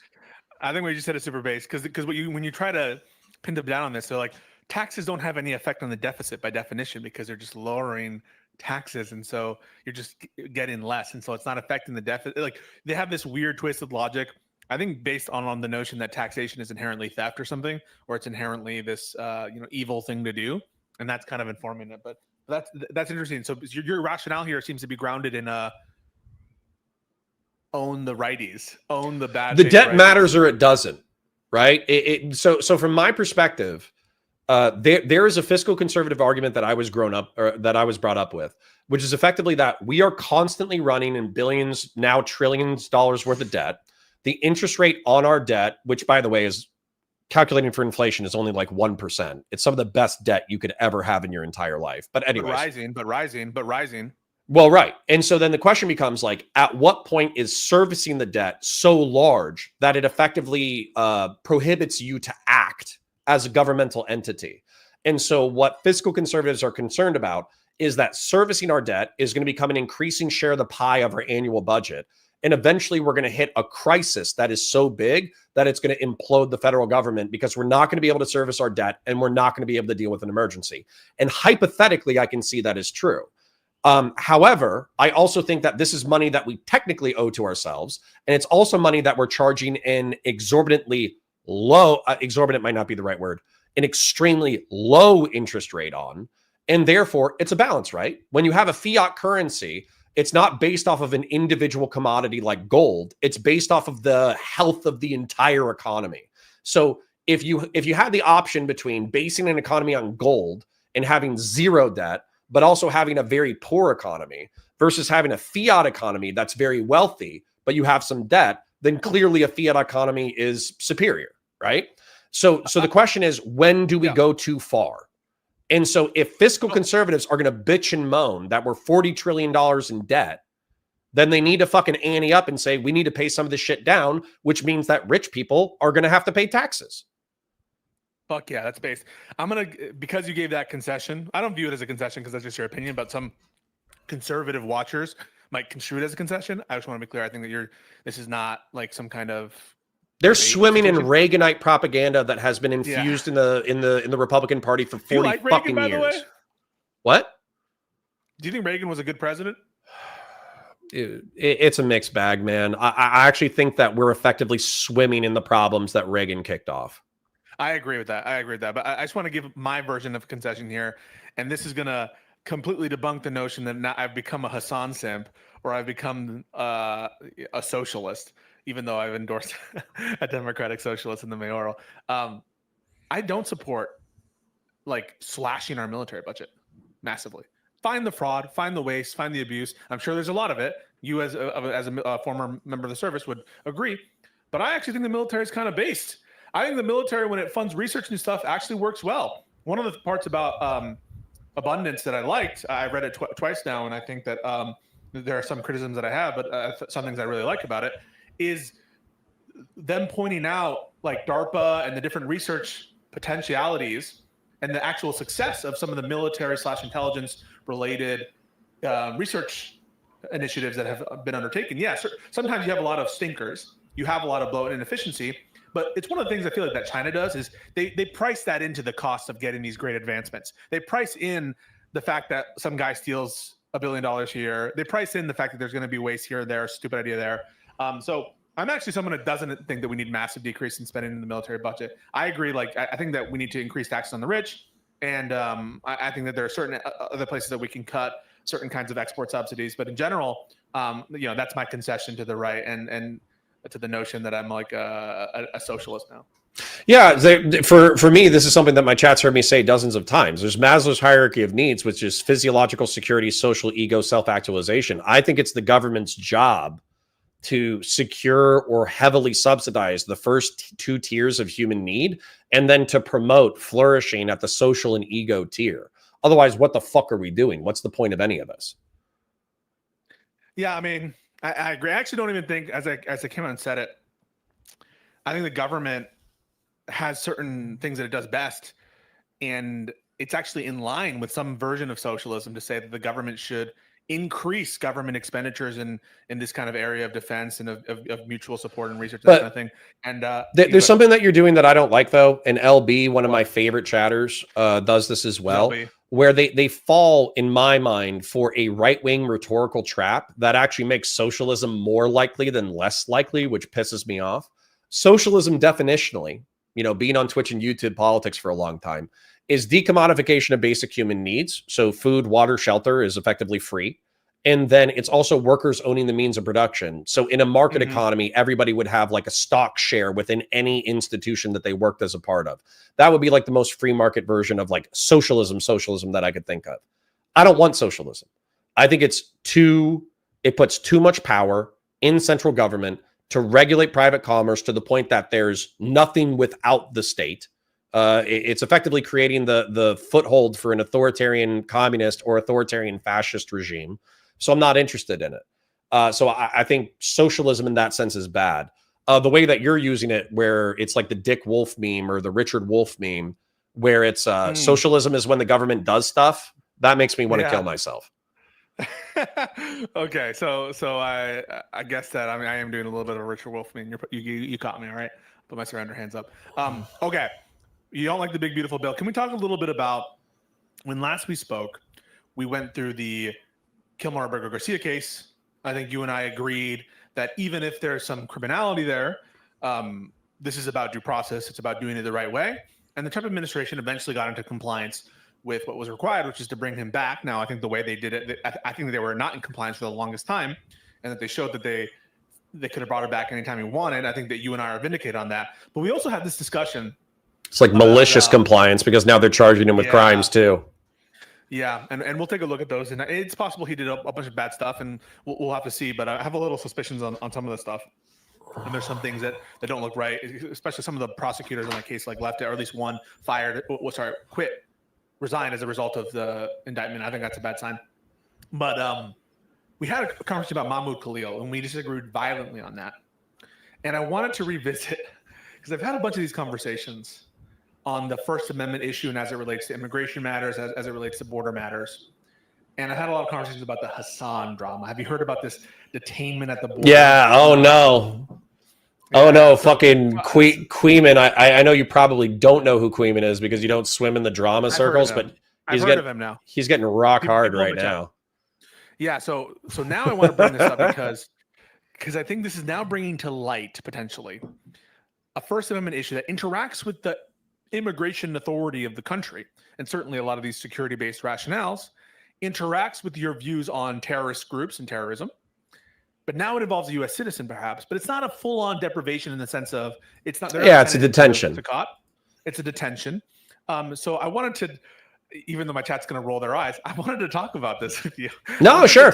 The one of the things. So bear in mind, I watched some of Queeman glazing you for being the one liberal who was principled enough to like stand on business for the First Amendment and all that kind of bullshit, despite how much heat you were taking. And what I would say is, can I just tell you, I continue to take a lot of heat. My chat and my comments, usually my videos get like 98% thumbs up. Like very positive response, comments very glowing, very nice. Occasional couple simping for Hassan is like 60. They're like, it's 60%, it's 70%, it's much lower. The comments are like, I can't believe how far you've fallen. Clearly, you're trying to pander to this audience. Fallen off. Trying to do a pivot. You've fallen off, all this shit. And so, that's the groundwork there. But give me your initial take here. You know what? I feel like despite the fact that we fight all the time, I feel like I have a brother in arms now because now you know what it's like to have a wildly unpopular opinion that everybody's like, you're wrong, you're wrong, you're wrong, you're wrong, you're wrong. And so as a result, you feel like, am I wrong? I don't think I'm wrong. Fuck all of you guys. Wait. So, what is that opinion in the context of you? All your other shit? For me, I would say it's Biden. I would say my perspectives on Biden have been universally disliked in the Twitch and YouTube political space. I would say that, what else? Also, back in the day, we had that discussion about like firearms, where I was like, firearms is more important than the Constitution. And, I had, not that many people, but I had a few people share their negative opinion of my ideas on that. But anyways, neither here nor there. In reference to Hassan getting deported, one of the words that I kept hearing repeatedly... Not deported. He wasn't God, deported. I wish. So, detained. So, one of the things that I kept hearing you say in the clips that I did watch was viewpoint discrimination. Mm-hmm. That's what I heard.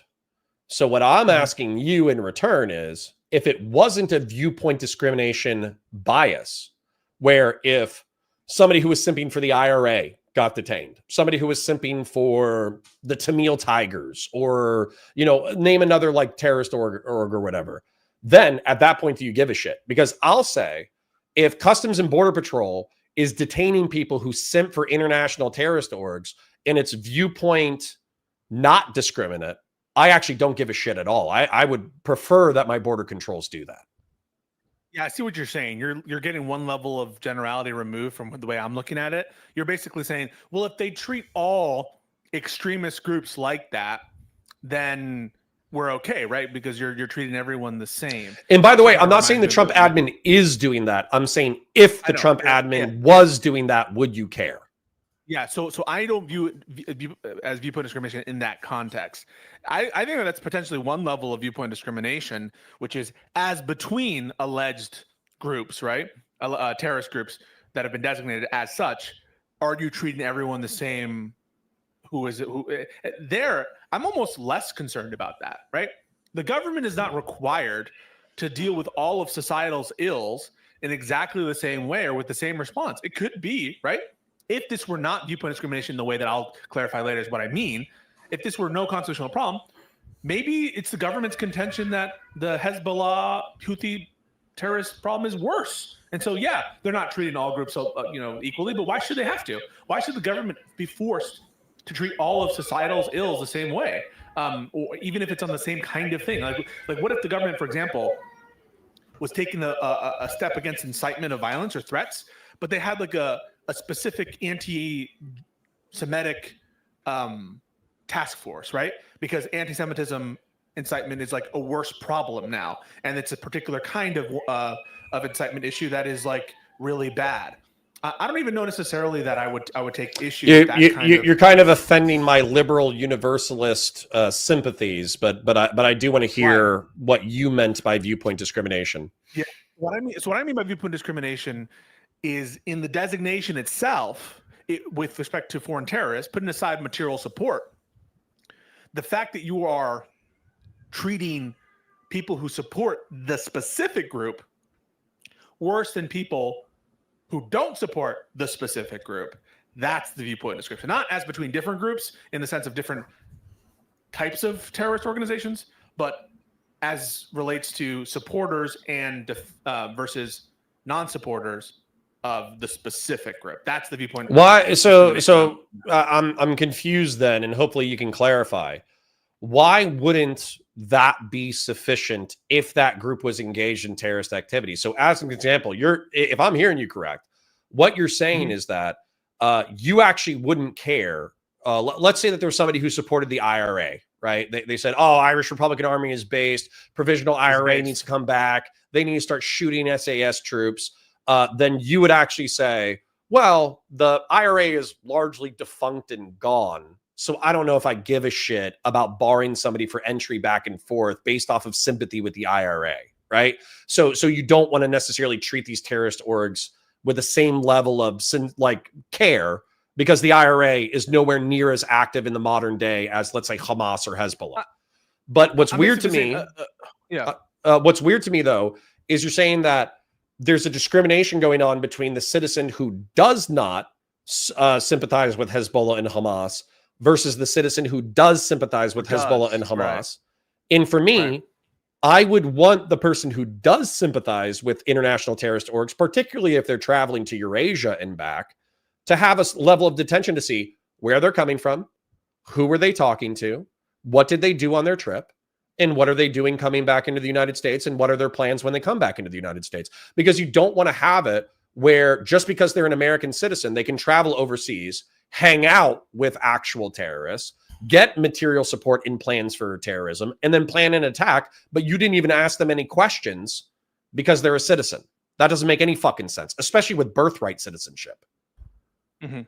Well, I don't think that there's a basis to treat citizens differently on that basis, whether it's birthright citizenship or your parents are citizens. I don't really view. No, I'm just saying that people can be born here and not buy into all of America's virtues. That's all I'm saying. We don't base our People can also citizenship be born off to of American some parents. espoused loyalty to the United States of Yeah, America. but people can be born to American parents. I would argue that a lot of people born to American parents have that same exact thing, and I have no evidence of a tendency one way or the other in terms of their disloyal sentiments, and so I have no basis to say that we should treat them differently. Before we start on that, I think it's very interesting the points you bring up, and that there are those two levels of potential discrimination. One is discrimination as between different designated groups, and discrimination as between people who support a specific group and people who don't support a specific group. That's the viewpoint discrimination I'm talking about. But before that, factually, do you think it's more likely than not, what has turned out to be the case is Hassan's global entry was revoked before his trip? Okay, so the global entry was revoked before the trip. Okay, before that we have any evidence of a trip. Actually, to just throw this out, I don't know. I don't even fucking know what global entry is. So that's where, global entry is like a program, like a trusted traveler program for the CBP, and it's kind of similar to TSA pre-check, but applying internationally. That when you come back from an international flight, you don't have as many screenings. It's much quicker. It's a quicker line. You've gone through a background check. You've submitted information. And they can revoke global entry for a lot of trivial shit. They can revoke it because you've had a conviction. They can revoke it because you violated something one time, right? So there are a bunch of, even you might say, even trivial reasons why they could revoke, and it's a discretion-based system where you get this trusted traveler program. 100%. That's what global entry is. What we found out was, and the factual pattern here is, Hassan goes abroad, comes back, goes in the global entry line, and is stopped and questioned.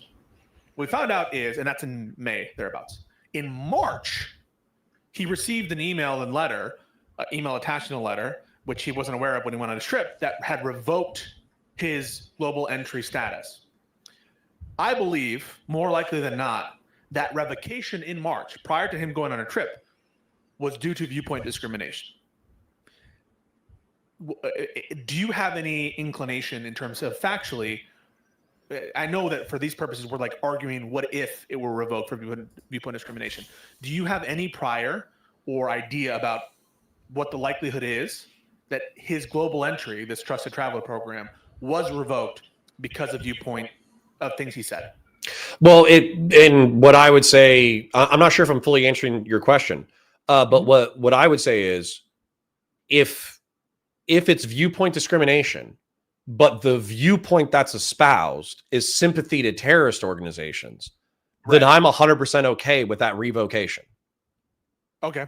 And that is because people who sympathize with terrorist organizations are probably more likely to participate in terrorism themselves. So would you be okay with people who sympathize with terrorists not having access to a state-issued driver's license? If a state passed a law that said people who sympathize with the Houthis aren't allowed to get car license. A license is a privilege. A driver's license is absolutely a privilege. Would you be okay with the constitutionality of that law? I don't know about legality. My moral instinct would be that would be like an undue burden on a citizen of the United States. No, because that's, I mean, they're more likely to commit terrorism, right? If they sympathize with Houthis, a lot of terrorist attacks happen with the cars. Sure. No, I think it would be to the degree, right? So for instance, like, let me think about this. Yeah. So from like a reasonableness standard, I think that you probably could revoke somebody's driver's license once they hit like a certain, like we would have to use a reasonableness standard, right? So tweeting out "Free Palestine," I don't think it would be like sufficient grounds to revoke somebody's driver's license for terrorism sympathy. I don't even think that, what is it? Shit. No, but someone says, for example, I was going to give you another example. I was going to talk about the porn star. I was going to talk about Mia Khalifa and Frogan. I think even the shit that Mia Khalifa and Frogan, where they're like, turn your camera sideways, lol, I want to see you behead civilians. I don't even know if that is sufficient to revoke a driver's license. What if someone says, I have a political agreement when ISIS does the car attacks? I think that's good. What if someone says, if somebody says like car attacks are based, actually, revoke their driver's license. I'd be okay with that. Why not? Yeah, I think that's dangerous. Why? Because I think we have the First Amendment, and that would be so based on your view, your political expression, your view that car attacks are based, and you agree with them politically for whatever your fucked up justifications. The government, on the basis of that view, that is, they wouldn't do this if you had the opposite view. If you thought it was horrible that people would use a car attack to kill a bunch of people, they would not treat you this way, and they're revoking this benefit. Yeah, if you're saying that I think that when people take vehicles and drive it into crowds of civilians, that's a good thing, then yeah, you should have your fucking car taken away. What the fuck? I think that's classic. I think that's viewpoint discrimination. I think it shows that you don't value the First Why is it bad to be Amendment. viewpoint discriminative? Because I think it's anathema to the Constitution. Imagine if they said something like this. So imagine that someone releases a study and they find out actually Republicans are 5 times likelier to be involved in an accident. And so if you're a Republican and you try to get a license, you're not eligible. No. You're Why not? This is like it's like Loki's wager. You know, you're saying you can't cut the head or the neck, therefore we can't make a discernment. No, we can make reasonable discernments. Matter of fact, this is something that's frustrating for me with the Kingslayer Damocles thing, and I'm going to bring this up again, even though we've already had this conversation, is you accept the fact that there are reasonableness standards for the Second Amendment, okay? There are plenty of people in this country, libertarians, conservatives, all that kind of stuff, who effectively believe that with the Second Amendment as written, you have no ability to legislate what kind of weapons they are able to bear or what weapons they are able to have. And yet, we have applied a reasonableness standard for the past like 200 and some odd years to the right to keep and bear arms. And so applying it to the First Amendment, I see as almost directly analogous. You're wrong about that. And I will not concede this. Probably the doctrine ever. Of the Second Amendment doctrine is fairly new. It's recent and it's fairly new, fairly recent. What the fuck are you talking about? New. Yeah, Heller's in 2008, 2009, and and there's been private firearms ownership the entire existence of the United States.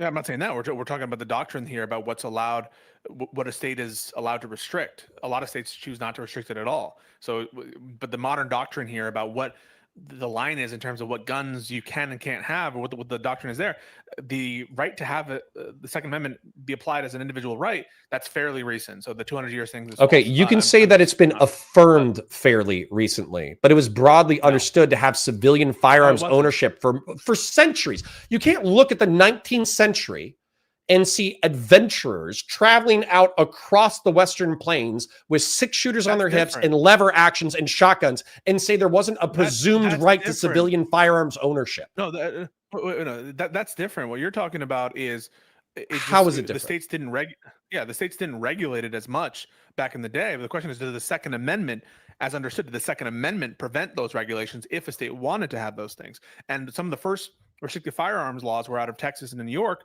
And those laws were upheld, even though, many accused those laws of being racist, by the way, in retrospect, like the Texas laws, because they were scared of like newly freed blacks having weapons and that kind of thing. But I just want to say the conception of the Second Amendment as a limitation on state authority, that is incredibly recent. The Second Amendment was only understood to be a limitation on federal authority. That's yes. Why you wait? Because the supremacy clause. Because wasn't the supremacy clause in the late 19th century as well? The Second Amendment didn't apply. None of the Bill of Rights applied to the states at the initial founding of the country. Did you know are you forcing me to Google when the supremacy clause was established? You, as a lawyer, I'm assuming you already know it. When was the supremacy clause established? The supremacy clause is part of the initial Constitution. It's in Article 6. That's the supremacy clause. Okay. When did the federal government assert that constitutional rights preempt state limitations? So I'm almost 90% sure that it was after the Civil War. So federal law has always been supreme. Sure. Federal law is always supreme. The question is, does the Second Amendment apply to state government action? So, for example, the First Amendment absolutely positively did not apply to state governments. First Amendment says clearly, Congress shall make no law respecting an establishment of religion or prohibiting the free exercise thereof or abridging the freedom of speech, blah, blah, blah, blah, blah. It directs its commentary to the federal government. What was the Bill of Rights? The Bill of Rights was proposed by states who were afraid of federal encroachment. The states who proposed the Bill of Rights, they weren't trying to limit state power. They were trying to limit federal power. And so Madison and the other members of of these state governments of these smaller states, they wanted to impose limitations on the federal government, not on the state governments. The notion that the Bill of Rights applied as to the state government is a fairly recent phenomenon. It has to How recent? Because listen, I'm just going to give you the narrative, and you can tell me whether or not it's right or wrong. Okay. So the narrative that I remember, relatively speaking, is that you're right, that a lot of people originally translated that these were limits on the federal government, not on the state government. And so as a result, the states passed a whole bunch of laws that technically would have violated the Constitution of the United States, but it was at the state level, so nobody really gave a shit. Now, what I think... So it didn't apply. So okay, hold on. I'm not done with the narrative yet. I'm just giving you the narrative, and then you can debunk it in full. My understanding was that after the Civil War, effectively, it was kind of culturally understood that the states had become burdensome to the people to the point that they were depriving them of life, liberty, and pursuit of happiness. And so as a result, if even a state law violates the Constitution of the United States, the federal law, then it can be struck down. Am I incorrect in that understanding? I think it's not 100% on all fours. I think that the cultural shift is a big part of the different conception of the United States as being a singular as opposed to a plural. I think all that is correct. I think that so do you agree with like states' right, Confederate, like neo-Confederate states' rights advocates who basically say that the federal government is overstepping whenever it declares a state law unconstitutional, and states actually have the right to affect their own happiness, and therefore, if a state law is unconstitutional, it can stand? So what are you asking me on with respect to the nullification theories? What are you asking me? So what I'm asking you is let's say that a state government straight up just violates the First Amendment. They say you don't have a right to freedom of speech and freedom of conscience inside the state of Tennessee. And so as a result, if you violate a local blasphemy law, you say, God damn it, in public, a cop can walk up and arrest you. Okay? Yeah. So what's going to happen is somebody is going to say, God damn it, in public. They're going to get arrested. They're going to get taken to court. And I'm assuming that they're going to appeal it as being violative of the First Amendment. So what I'm asking you, Pisco the lawyer, is that law, even though it's clearly violative of the First Amendment, will it be upheld because it's at the state level, or is it going to be struck down because it violates the federal? Today? Yes. Today, it will be struck down. When did that cultural transition shift? Oh, there's a specific... My understanding was it was after the Civil War, but I'm open to other things. You are correct that it's after Civil War. I'm trying to explain it to you. So for the First Amendment, it was a gradual process. I think the case is called Get Low. Thank you very much for the raid. Sorry, I haven't changed the raid sound, so it's going to be for another 30 seconds. So I'm just going to filibuster. This is counterpoints. ICO rules. Is this the real ICO rules? Is this the actual ICO rules? The real ICO? I don't know if it's a real ICO. Anyway, this is counterpoints from Valor Media Entertainment. Is that right? Valor Media Network. Valor Media Network. It's an offshoot of Midas Touch. Just a bunch of guys, a couple girls, a lot of guys, mostly guys, talking about each other, looking at each other, a bunch of guys, ex-military guys, lots of bros who are used to Republicans, a lot of bros, lots of bro hugs. You should follow Valor Media Entertainment. You should also follow ICO Rules. Thank you for the raid. ICO Rules. Is this the real ICO? Which, by the way, I almost guarantee you, if that's the real ICO, it's because you were defending Hassan, which is why you got that raid. But okay. Continue. Why? Do you not like ICO? ICO doesn't like me. Yeah. Well, I'm asking you, do you like ICO? I'm neutral. She said something very rude about my mother who has cancer, and then we made peace afterwards. What? Yeah. I'm very sorry to hear about your mother. It's fine. It's a blood cancer. You can fight it. You can never fully cure it. She's already been with us way longer than we probably thought she would be. So we're doing good. We're cooking. And I don't mean that as anything. It's okay. People might interpret it, but I didn't mean it that way. I just want you to know. Yeah. I wasn't saying my best to your mother like in any kind of way, but I appreciate it. You weren't being flippant. Moms. I understand. I'm not being flippant. Yeah. Where were we? Yeah. So it was a process called incorporation. The First Amendment case, I believe the case that incorporates the First Amendment as to by the states is a case called Get Low. I think that's the name of the case, and that's from I think the 1920s. But it's a gradual process, and yes, it happened after the Civil War, and I think related to it is a cultural shift for sure. So I'm not saying that you're wrong, that there was a massive cultural shift post-Civil War, that the conception of the country as being these disparate sovereigns as opposed to one country and nationhood was a big component to the legal underpinning theories. So I'm not telling you you're wrong about that, but there actually is a legal rationale here which is that the 14th Amendment, when it speaks of due process of law, that the state shall not deprive persons of due process of law, shall not deprive people of liberty, right, without due process of law, that liberty, what it was doing is incorporating notions of liberty, including beyond just your physical freedom, but also the kind of Bill of Rights freedoms that apply to the federal government.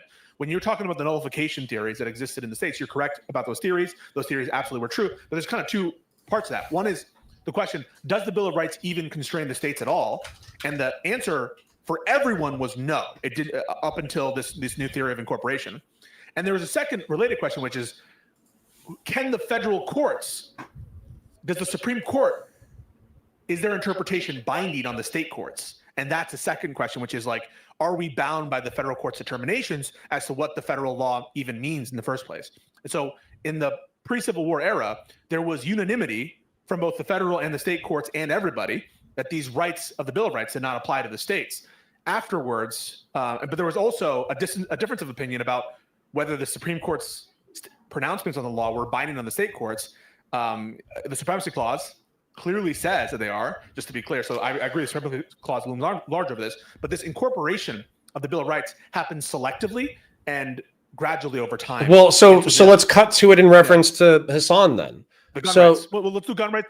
I want to finish on gun rights real quick, and then I want to touch on Hassan. So sure. Specifically for gun rights, the McDonald case, or I should say the Heller decision, the first decision was D.C. because, of course, the Second Amendment applies to the federal government, and this was a D.C. law that banned handguns in D.C.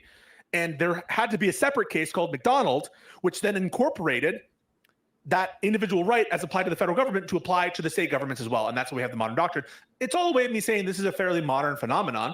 And yes, there is a standard for the Second Amendment that not all gun laws are per se unacceptable, right? Scalia made a carve out for law, you can restrict firearms for felons and for people with mental problems. And then that's been clarified later on in especially the recent case, the Bruin case, that there can be certain kinds of restrictions. But it's kind of limited. It's kind of historical test. And they're kind of like, it's a very strong right, the Second Amendment, but it seems like you're willing to give up the First Amendment. Just because someone voices support for a terrorist group that does car attacks. How is getting temporarily detained and interrogated about where you've been and what you've done, how is that equivalent to the complete violation of the First Amendment? And then also, how is sympathizing with car attacks eliminating the First Amendment right to say, you can say whatever the fuck you want, but you can walk, you can catch a ride, you can get an Uber. The First Amendment, but we're not going to enable you to carry out a terrorist attack. Yeah, the First Amendment is not just whether or not you can be physically constrained, right? So, for example, you would say it's a First Amendment problem if the government said, we're only going to give Social Security to Democrats. You would be like, well, that's a problem. You wouldn't say, well, we're not saying Democrats are going to be imprisoned. You can still walk around. We just don't want to give Social Security benefits to people who don't appreciate them and who don't work, and they're much more likely to be Democrats. You would say that law is still a First Amendment. I feel like you're doing Loki's wager again. It's not Loki's wager. It's not Loki's wager. So yeah, it is. I'm not there's an infinitely more reasonable, within the spectrum of things that we're talking about. Okay. Let's say that I come out on social media and I say, I fucking love car attacks. Okay. I think that loading up a U-Haul with cinder blocks and then recreating the Bastille Day thing, I think everybody should be doing that all of the time. Because did you hear there's a genocide in Gaza? Protected speech. It's protected speech. You can say whatever the fuck you want. But if the federal government wanted to come out with some kind of prohibition where it said that if you publicly proclaim that you sympathize with like terrorist attacks, then we can revoke, or state government, if they said that we can revoke your driver's license and we can revoke your right to rent a U-Haul, I would find that pretty reasonable. What about revoking your ability to get any kind of government entitlement, government benefits, Social Security, Medicare, Medicaid? Would you be okay with that?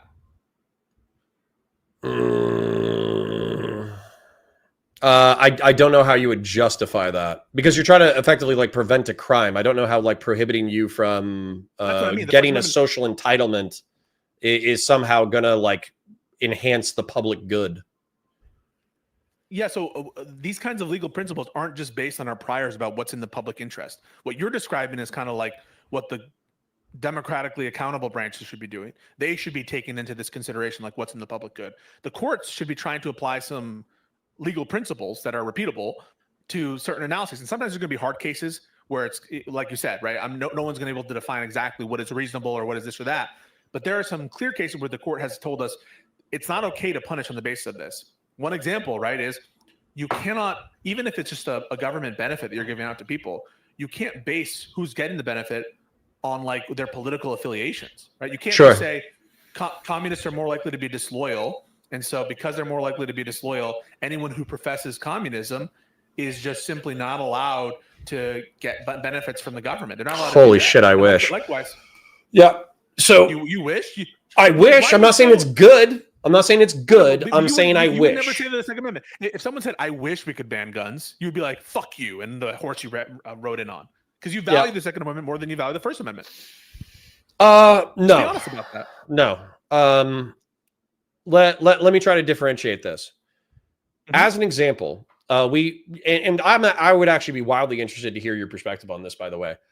So assault, right, in the state of Florida is classified as effectively making like an utterance that can be viewed as a threat that could be imminent. And so as a result, merely articulating a threat in the presence of another person is a crime that can get you incarcerated. And so I would view this as a reasonable limitation on the First Amendment, because effectively, what is it? It's like Congress shall pass no laws abridging the freedom of speech, right? Yeah. Well, this is a law abridging the freedom of speech, but I see it as a reasonable one, and we allow it to stand. I'm pretty sure in every state within the union, you can be, if it's battery is typically striking, assault is typically threatening, at least in the state of Florida. So for me, what I'm asking is, what is the legal logic behind prohibiting threatening someone within, like an imminent action versus why is that not an abridgment of the freedom of speech? That's my question. Yeah. So there's a bunch of, the way the courts analyze this is they first have a question. Is this even speech? That's the first question. Is this even, so for example, driving drunk is not speech. And so the first, but I think we agree that a threat and Hassan's social media posts are speech. I agree. I'm just trying to be comprehensive. So the first funnel is this speech or is it not speech? If it's not speech, if it's not expressive conduct in some way, that's why burning the flag can be considered expressive conduct. Or pornography because it's a kind of art. Right. Right. So we go into speech category. Okay. If it's speech, is it a category of unprotected speech? Categories of unprotected speech are often based in history. So for example, defamation has never been protected speech. So even though it is speech to defame someone, it is expressive conduct. Everyone understood that the English common right, right of speech did not include defamation, and that defamation is not protected. Now, defamation has specific elements, but if you can show those elements, right, if you can prove something is defamation, there's no free speech issue with defamation. Now, there's some First Amendment standard in defamation, which has to do with like the public figure doctrine. But if you're able to meet those standards, it's a category of unprotected speech. I'll pause. What about obscenity? So obscenity is another category of unprotected speech. Obscenity, it's a kind of sliding scale standard a little bit, which has to do with, there's a case, now I'm not remembering the name. Someone will be able to, I think it's a Miller case, the Miller test if you search Miller test, you might get the obscenity test. But that basically is a category of unprotected test. If you're able to meet the test for that category, that it's offensive to like whatever the test is, whatever the Miller test is, it has no artistic value, that kind of stuff, then it's obscenity and it's unprotected speech. And then you can ban it, right? Then you can ban it. You can ban defamation if you wanted to. We could criminalize defamation if we wanted to. We could criminalize obscenity, and we do criminalize some forms of obscenity. So child pornography is another category of unprotected speech. Sure. Harassment, right? That's a category of unprotected speech, and they have their own test. Fighting words is a category of unprotected speech. And then incitement is a category of unprotected speech. And material support is a category of unprotected speech. Material support for a terrorist organization is a category of unprotected speech. So you look to the categories to see does any of the categories of unprotected speech apply? And if so, then we can ban it. Then we can do all kinds of restrictions, right? So you could, if you wanted to, say, well, for the Miller test, though, I just Googled it real quick. It looks like it's almost exclusively sexual. Obscenities for sexual stuff. Then I guess what my question is, I also feel like there were to the prurient interest, the purient interest. So what about I guess that's I was using obscenity colloquially, which I think is like offensive to the common morality or something like that. Which no, that's not obscenity. Yeah. Right. Yeah. So definitionally, since praising terrorism isn't sexual, it would not be. It's not obscenity. Obscenity appeals to the prurient interest, the sexual interest. Oh, kind fuck. of titillating interest. Yeah. So just because a statement is offensive, it needs to be like patently offensive and also appealing to the this kind of perverse sexual desire. Yeah. So that's obscenity. You have to make sure that it fits one of these tests. And if it fits one of these tests, then it's unprotected speech. We don't have a test that cleanly maps on. The closest one would be like material support for a terrorist organization, but that requires more than what, like just saying, for example, in our hypotheticals, I think that this attack in Paris is great or the Nice attack is great. That's actually, I should ask instead of stating, is there any unprotected speech? So for instance, you said fighting words was a category of unprotected speech. You said obscenity was a category of unprotected speech, which actually bans child pornography based. So we understand that there's limitations. Child pornography is even more of a categorical unprotected than obscenity. Child pornography, all you have to prove different things to make something child pornography. And so it's a different category altogether, and it's even less protected than obscenity. Interesting. So then my question is there any obscenity equivalent for violence established in the United States? Or is the only one fighting words? Incitement would be the closest. Incitement, so incitement is the Brandenburg standard. So you're allowed to say Brandenburg horribly standard. Offensive. So if you look up Brandenburg standard, it's Ohio v. Brandenburg, and this is like, yeah, I'm listening. Yeah, so that's the closest one. In America, guess what? You're allowed to say offensive shit. You're allowed to say deeply immoral, offensive shit. You're allowed to, for example, picket the funeral of dead soldiers, sure, and say that your sons are going to hell. Remember the Westboro Baptist Church? Pisco, I'm just gonna say it. You won. Hey. You won. Okay, and I'll explain it. So I am particularly sensitive to the topic of jihadism as somebody who was born in the late 80s. When I was a teenager, I watched people jump out of buildings to their deaths for 3 hours in middle school. The teachers didn't turn off the television. They literally let us watch hundreds of people commit suicide for 3 or 4 hours. I enlisted in the military as a result of that action. And when I was overseas, while I didn't participate in anything specifically horrible myself, we still got mortared occasionally. And also there were horrific crimes that were committed in the city of al-Baghdadi while I was in country. And there were which was outside of my base. And there was also specifically horrific crimes that were committed to other folks in different jurisdictions. So I'm kind of like very sensitive to jihadist terrorism, like very sensitive. However, I do think that ultimately what we're trying to do is we're trying to preserve the Republic of the United States. And one of its most endearing principles is freedom of conscience and freedom of speech. And so if there's a legal categorization that already covers violence, obscenity, all that kind of stuff, I'm not going to like whole cloth create a new category of violent speech that offends me. Therefore, we're going to do it, because then we're talking about video games, movies, talking shit on the internet, all that kind of stuff. I would be in violation of this law all the time, because I would say, I'm coming to kick your ass in a joking manner. People say this about hate speech, right? People say hate speech. Was that the sound of thunder? I don't know.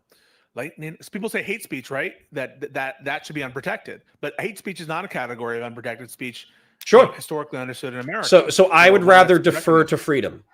Over my own sensibilities, I would rather defer to freedom. Let me give you one caveat, which is, sure, it is possible, even if you're in a category of protected speech, for two kind of things. There's intermediate levels of scrutiny if it's a reasonable time, place, and manner restriction. So when we're not saying you can't say this, you're just saying you have to apply for a permit to do this kind of demonstration in the park. The park closes after 10 o'clock. You can't be shouting after 8 o'clock to disturb the peace. So there's some intermediate scrutiny applied to things that aren't viewpoint-based discrimination. It's like reasonable time, place, and manner restrictions. And there you have a kind of reasonability test that is incorporated there. And then there's another thing. Even if it is protected speech, even if it's political protected speech, and political speech, it's unclear whether it's there's a doctrinal difference, but typically the courts have said political speech is the most protected speech, and they add a little gloss to it.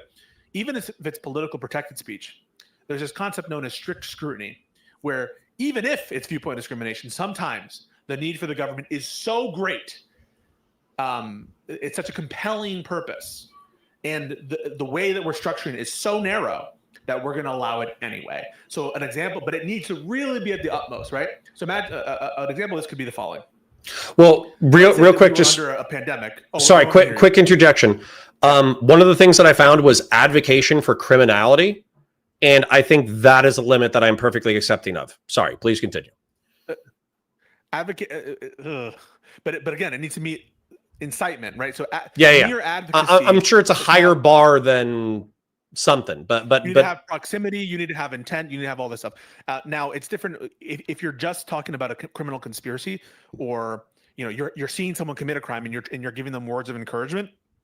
That's unprotected. That can be accomplice liability. That's unprotected speech. But abstract calls for criminality is protected.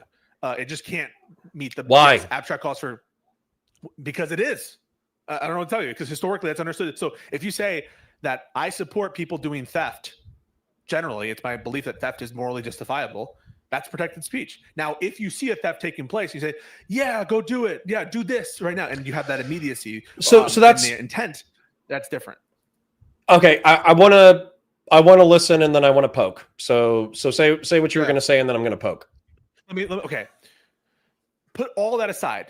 For some protected speech, if the need is great enough, if there's a compelling purpose, and if it's narrowly tailored, the government will allow this kind of viewpoint discrimination. But it is a super, super hard test, and almost nothing will meet. You'd have to come up with a crazy situation, crazy scenario. So let's say that you were actually able to prove something like 99% of people who espouse the Al-Qaeda belief, that there's a 99%, like if we know that they do the Al-Qaeda belief, if they say that, they're going to do the bomb. And you were able to prove that statistically. My guess is the courts would say, okay, even though it's protected so why isn't it more loose than that? So for instance, this is where I'm going to prod you. So as an example, I can go back into Hassan Piker's coterie of streams, and I can see the blood of capitalists should run red in the streets. I can see America deserved 9/11. I can see a brave mujahideen fucked the eye hole out of a sitting congressman. I can see I think I already said America deserved 9/11, but I think that's pretty bad. I can see 10 toes down, I stand with the Houthi terrorists. I can see his interview with the Houthi, propagandist. I can see him effectively spending hours dancing around whether or not Hamas and Islamic Jihad are allowed to target civilian Israelis. I can see all of this stuff that, in my opinion, off of the totality of facts, the totality of circumstances, this is someone who at minimum supports terrorism himself, and at maximum, he's trying to propagandize the American population into believing that extrajudicial violence against civilians in the name of a political objective is acceptable. And so in like a violence kind of thing, this is obscene to me. I'm actually upset that obscenity doesn't cover violence, but it is what it is. It might be Pandora's box when it comes to law. So at what point do we hit a threshold where we can detain and interrogate somebody when they travel overseas? And also at what threshold do we hit where instead of like immaterial support, it becomes material? What's the line? Like independent advocacy. Yeah. So here I wouldn't argue about the materiality. I'd just say this is independent advocacy. I think it's a pretty, but what is material? Like you have to hand somebody an AK? It's low. It's a low level of materiality. You have to look at humanity. You give a super chat. Humanitarian Law Project. What's that? You have to. You give $5 to the Hamas YouTube channel. Like what's the? Yeah. I think that if when I hear material, I hear like money, logistics, weapons. That's what I hear. Yeah. So I don't know the exact dollar value, but so for example, if you knew that you were let's say you're like a vendor of, I don't know, pins or something, or you're a vendor of some something in this terrorist organization, like in where this terrorist organization operates, and you're like selling, I don't know, burritos or something, or pins, and you happen to know that they're terrorist organizations, but it's $1, $2 pro forma transactions for something, and you're selling to a terrorist, and it's probably going to help them in some way, right? I would say the materiality bar is like a low threshold. What we're talking about. So I guess my question is, I know that you're trying to explain a lot of things, but the question that I'm asking is, speech is valuable, right? Mm-hmm. I get paid hundreds, if not thousands of dollars monthly in order to talk. And Progressive Victory Pack. Yeah. So at what point does advocacy not become some level of material support? And my question is pointed because Anwar al-Awlaki was a United States citizen overseas who effectively became an Al-Qaeda propagandist. And at some point that was viewed as important enough to take his life. Yeah. So I think it would be illegal to take his life on the basis of his independent advocacy. The problem is, so independent advocacy it's dependent advocacy because he's hanging out with terrorists every day. That's what I mean, right? So it's not independent advocacy on Anwar al-Awlaki's part. He's actually engaging in war against the United States, and it's not independent, right? So what we're talking about is independent advocacy. It doesn't ever become material support. That's what the Supreme Court said in Holder's Humanitarian Law Project. So you can say whatever you like. But can I argue that if Hassan is, platforming, people who are members of the Ansar Allah movement, that is dependent advocacy? So I want to be clear about something. That I think it would depend on the situation, right? That maybe is the close. If you could prove, right, that he is platforming with the intent to help the Houthis, and that he knows this person is a Houthi. I think that's strongly arguable. And I think that you would have to have a way to separate out the category of journalistic, like public interest, good faith. Yeah, public interest, good faith journalism, because you don't want to include there, right? Like, would you say the New York Times, when they publish an article by "This is why we hate you," or "This is why," like they're publishing some statement made by, or like when they go to Osama bin Laden to interview them? Yeah, but the intent, there's an intent level there that we can infer, which is basically the New York Times is trying to inform, whereas I would argue the Hassan Piker is trying to support. And I think I could substantiate that with evidence. So I think that case, even in those cases, you have to make space for the legitimate journalistic, and it can't just be, for example, it can't just be having like a softball interview. I think it legitimately needs to be like something else in that. And sure, and even then, I would expect it to be a stretch in court. I would expect it to be a stretch. I can't say that we have on-point precedent for that exact situation, but I would argue strenuously that the conduct that, as described about this Houthi kid, who, by the way, they say he's Houthi. I don't know. I don't have any evidence of that. They say it. Wouldn't meet the bar for me. I'm just telling you where I would draw the line. It wouldn't include that kind of thing. Now, if there were repeated contacts, yes, you tell me what the message is, I'll come and spread it, and we're talking about communications. Okay, now we have something different. You asked a question, which is like, how much grace will I give to someone to stop someone at the border, ask them questions?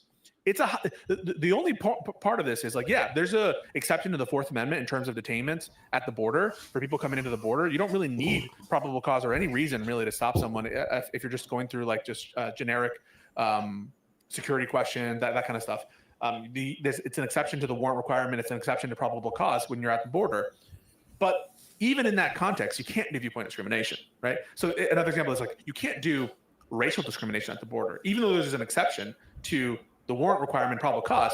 You can't stop someone because they're black, right? You can't stop someone because they're a Muslim. Agreed? Now, there could be limited instances in which you could use their race or their religion as part of an identification rationale. If you know that the person coming across who's the target is a Muslim and it's part of what you're looking at to identify them, very different.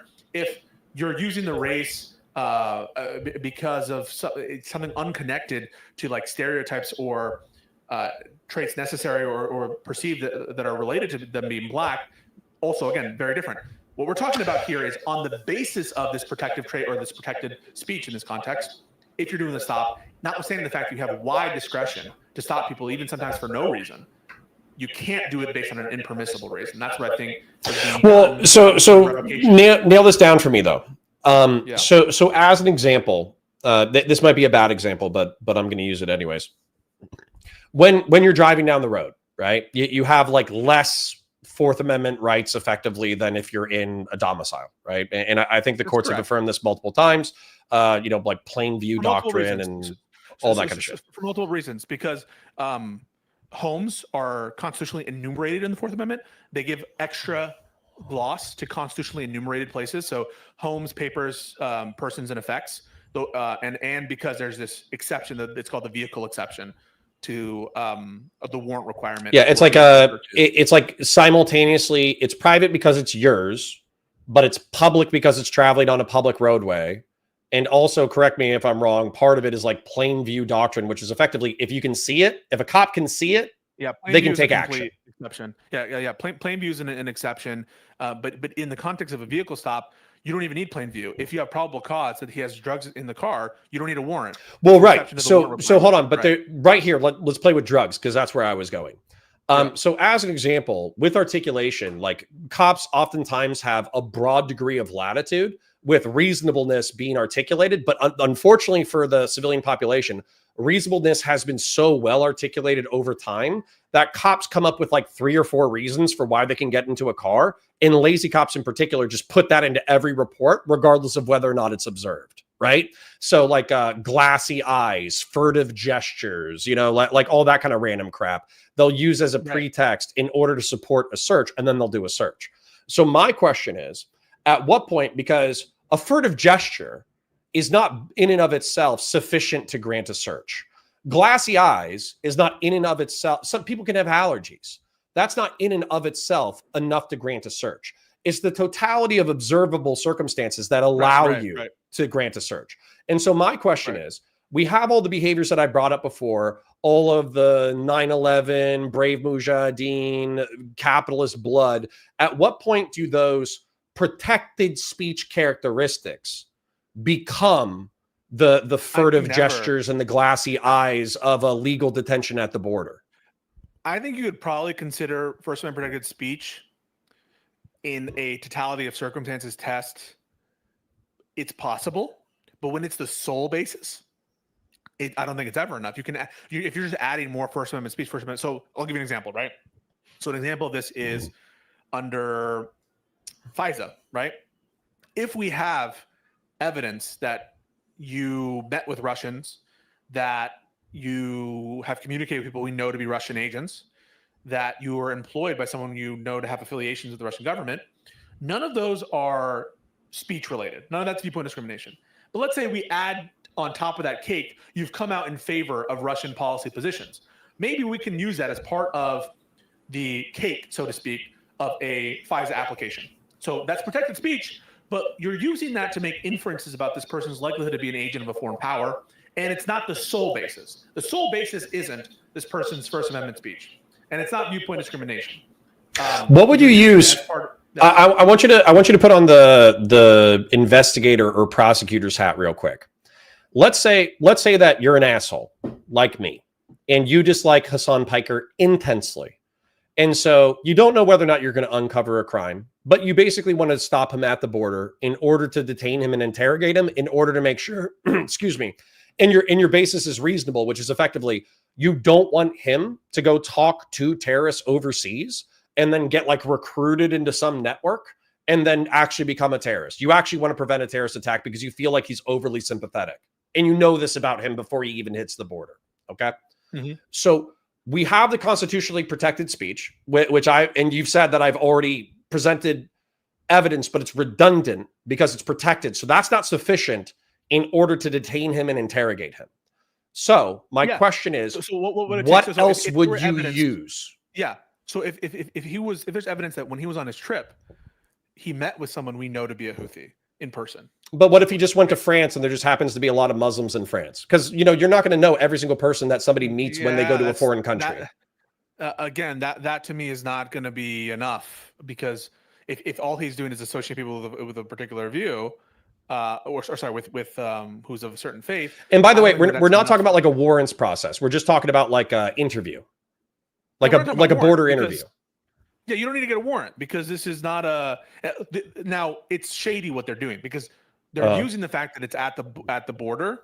They're using the fact that at its border to go around the warrant and probable cause requirements. But I agree, you don't need a warrant and probable cause. My question is, even if it's shady and unethical, is it legal? I don't think it's legal to base a detainment solely on protected speech or protected speech plus he is in a place where Muslims exist. But what if he's going to a Mhm.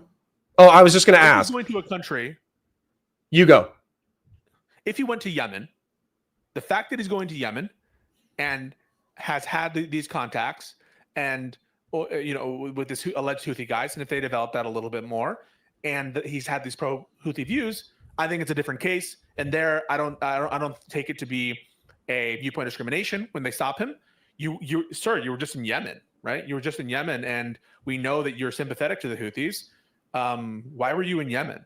That I don't take to be viewpoint discrimination, because I think there's an investigation as to material support, and I think a criminal investigation into material support, it doesn't have to be a high threshold, right? Sorry, it doesn't. It's a very, very low threshold, and at the border, you don't need to have a warrant or probable cause, but you have to have a basis other than just the First Amendment protected speech. Okay, let me follow this up a different way though, because as far as I know, we've already. Wait. Just sorry. Sure. I just want to pause one more time. Very important. The global entry revocation happened before he traveled. Sure. And that's very important. That the revocation happened before he's traveled means you can't take anything he did in these other countries into your analysis at that point, right? Because he hasn't gone there. And so there can't be any evidence of him meeting with, unless there's evidence that he was planning to meet a Houthi there. You can't, there's no evidence that you can, because the deprivation allegedly happened at the point of revocation and then continued into the stop when they denied when he was leaving the United States? So he was denied global entry in March. He was detained in May after he left the country, not knowing he got into the global entry line, and presumably, if you got into the global entry line, it is global entry. I mean, the word entry is in it, so I'm assuming it only happens when you come back in, right? Right. It all happens when you come back in, right? Okay. Yeah. So at that point they stopped him. And so that indicates that the deprivation happened before he traveled, and so it's not based on stuff that he's doing abroad, because the revocation happened, before that. Okay, so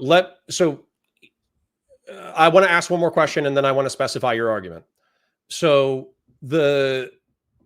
if this happens, though, where the United States government effectively detains somebody, interrogates them about their whatever, like I've had this happen. Obviously, like what is it? Like customs agents do this when you're coming into the country, even if it's not a detention with a further interview, right? They say, Correct. Can I see your passport?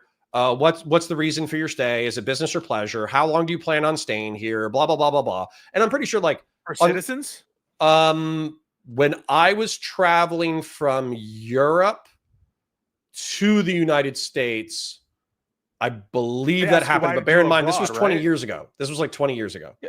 Okay. I've never been asked, why are you coming to the United States if you're a U.S. citizen? Not if you're a citizen. Maybe you've been asked, correct. Why did you leave? Right? Like, why did correct, you leave? Correct. By the way, this is a different analysis for non-citizens, because I take non-citizens at the point of entry, right, legally, not to have any First Amendment rights to assert as to that. But that's so. For clarification, even if it's not necessarily material, when we were going to a European nation, we were asked why we were going, how long we were staying, et cetera, and then we were coming back to the United States. They didn't ask you why you're coming back. They're like, welcome home, right? But they will ask you about your trip and all that kind of stuff. So that's a distinction. Are you bringing anything into the country that we should know about? Have you declared everything? That kind of shit. Yeah. Right, which we don't view as unlawful, and we generally speaking view as reasonable. Correct, and you don't need a reason for it. You don't need So my question is, let's say that somebody engages in what you're calling viewpoint discrimination, and they're using constitutionally protected speech as a reason to detain somebody and do a further detention and interrogation. My question to you is as the motivation. My question to you is, how would anybody ever fight that if there's broad discretion for border control to conduct these interrogations? How would you practically prove it? Or even if you could prove it, what would be the result? Because even if you were saying like, oh, you're engaged in viewpoint discrimination, then they could just say, well, we interrogated you because we fucking felt like it because you're at a border of the United States. Yeah. One of the reasons why it's very hard to imagine this going to like a court case is like, how would you cognize it? A lot of times the remedy for these kinds of violations is an exclusion of evidence in some kind of proceeding. So, right, if there's an illegal search, what is the remedy beyond, okay, if we were to charge you, you would exclude the evidence of fruit of the poisonous tree, right? So the amount of the courts have narrowed the kinds of remedies you can get for these kinds of deprivations. I'm not saying that Hassan would have no case whatsoever, but I don't know. It would be very limited. Yeah, what would he get? Like, a couple $1,000 for the inconvenience or some shit, and he would spend more on lawyers' fees? Yeah, and these cops all have qualified immunity anyway if you were to go after them for their in their personal capacity. So it's hard to see this case. Like, this case would have a lot of problems for reasons unrelated to the deprivation. But just because it's not cognizable in court for a bunch of reasons unrelated to the deprivation doesn't mean it's not a deprivation. And there could be contexts in which it could come up. For example, if you were charged as a result of evidence obtained based on that stop. And there could be evidence that you could present, for example, which is you call to testify the person who made the decision to revoke his global entry. And you ask him, like, why did you revoke his global entry? Now, and he could say, I literally don't remember. He could be like, I keyed in something that alludes to this thing. Maybe there's some email that there's a leaker, right, who revealed, just like these fucking, whistleblowers. And they say, listen, I was in that call. I know that they were saying, who are the big lefties who support Hamas? And Hassan's name was brought up, and we looked at his clips. And so I know that this was the basis. And so such evidence could exist. But that's what I'm acknowledging you. The evidentiary problem in a case might be difficult, but here there's so much circumstantial evidence, in my opinion, that this is exactly what the motivation was. Now, would it be sufficient in any kind of case? I'm not sure. So let me. This might help us nail down the controversy then, and then it might actually allow us to break a little bit of bread. So the controversy, I suppose, is that you're defending Hassan at all. I'm assuming that's the controversy, is that you steel-manned his position, and you said that viewpoint discrimination and his protected speech is not sufficient grounds to detain him. I'm assuming that's why you're catching shit. Well, there's two things that people say. Well, they'll say it obviously wasn't viewpoint discrimination, or there's no evidence that it was viewpoint discrimination. They'll say that. Or if it was, it's based because he made these threats to the senator, or because of what you say, like he said all this shit about the Houthis. And so people will take, or that it was just, so in the camp one, are the people who say it was completely random, or there's no evidence for us to conclude that there was viewpoint discrimination, or it was based on some other legitimate ground. And then camp two are people who say it is. Fuck it, it's based. Viewpoint discrimination is justified either legally or morally. Okay. I would say that I fell into the latter camp up until this conversation, and my moral instincts are still within that camp. But I don't think that is like sufficient in order to completely eliminate like the concept of the Constitution or free speech or whatever. And I think one of the things that actually probably expanded my understanding of the First Amendment is you specifying protected versus unprotected speech. Because as an example, when I actually did not know, even as a cop, I didn't know what gave me the authority to arrest somebody for assault, like fighting words. I didn't I knew that fighting words, I knew the term fighting words. I knew that I could detain somebody. I knew that I could arrest somebody, and I knew I could get a conviction, and I knew how I could evidence that conviction. However, I did not even get educated on the category of protected versus non-protected speech and its subclassifications. Just to be clear, I think that assault is its own category. Fighting words a little bit more narrow. Okay. It has to do, because for assault, it's the common law definition is like putting someone in fear of a reasonable apprehension of an offensive touching or something like that, right? Or like, and there's different gradations, and states define it very differently. But you're generally correct in what you just said. I just want to put out there that fighting words is a little bit even more narrow. And so I know that you're using fighting words to describe a broader set of conduct. But if people call you on that, just be like, oh, I just mean assault. But well, no, I also refers to this is, so I'm not going to concede it. I'm still going to hold my morality for it. But in reference to Mahmoud Khalil, I can actually see your position more clearly, because with Mahmoud Khalil, I think that, aliens, visitors to this country should have like a higher degree of scrutiny on their behavior, and potentially participating or whatever in protests that support a terrorist organization, I still think falls under category 7 of whatever that deportable aliens thing was. However, I do see what you're saying, where the First Amendment, similar to the Second Amendment, similar to the Fourth Amendment, does not specify between citizens and non-citizens. It says people. And then therefore, if there's non-protected speech versus protected speech, then you need to have some kind of caveat for how you're not violating the Constitution if you're deporting someone for what is constitutionally protected speech. I see what you're saying legally. I appreciate that, and but I do want to arm you a little bit because I don't want to overstate the case. Sure, you could find a basis to distinguish First Amendment for citizen, non-citizen. There is at least one case that has done that in some things, but it's based on a kind of immigration maximalism, immigration plenary authority argument. And so that argument could possibly still go through. I don't agree with it. I don't think it will go through, but I'm just telling you, just be aware that it's not. Go ahead. Well, and morally, just to shore up the people who were like, no, Connor, you were based, don't concede shit, fuck Pisco. Like, just to shore that perspective up. Yeah.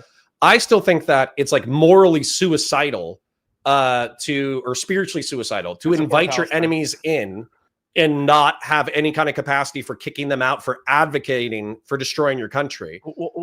However, that's the second part, which is legally you're going to have to concede that there's a distinction between letting them in and kicking them out while they're here. And if there are any rights for people coming into the country, they're very few. There's no due process rights for people who are applying to come into the country. There are due process rights when you're in the country.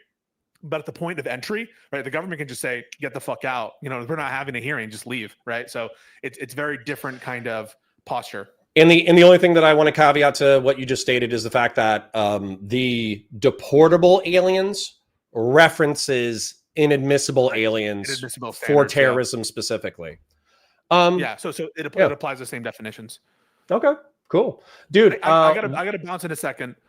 No, I was actually gonna say the same thing. I probably need to cover some content and then dip out.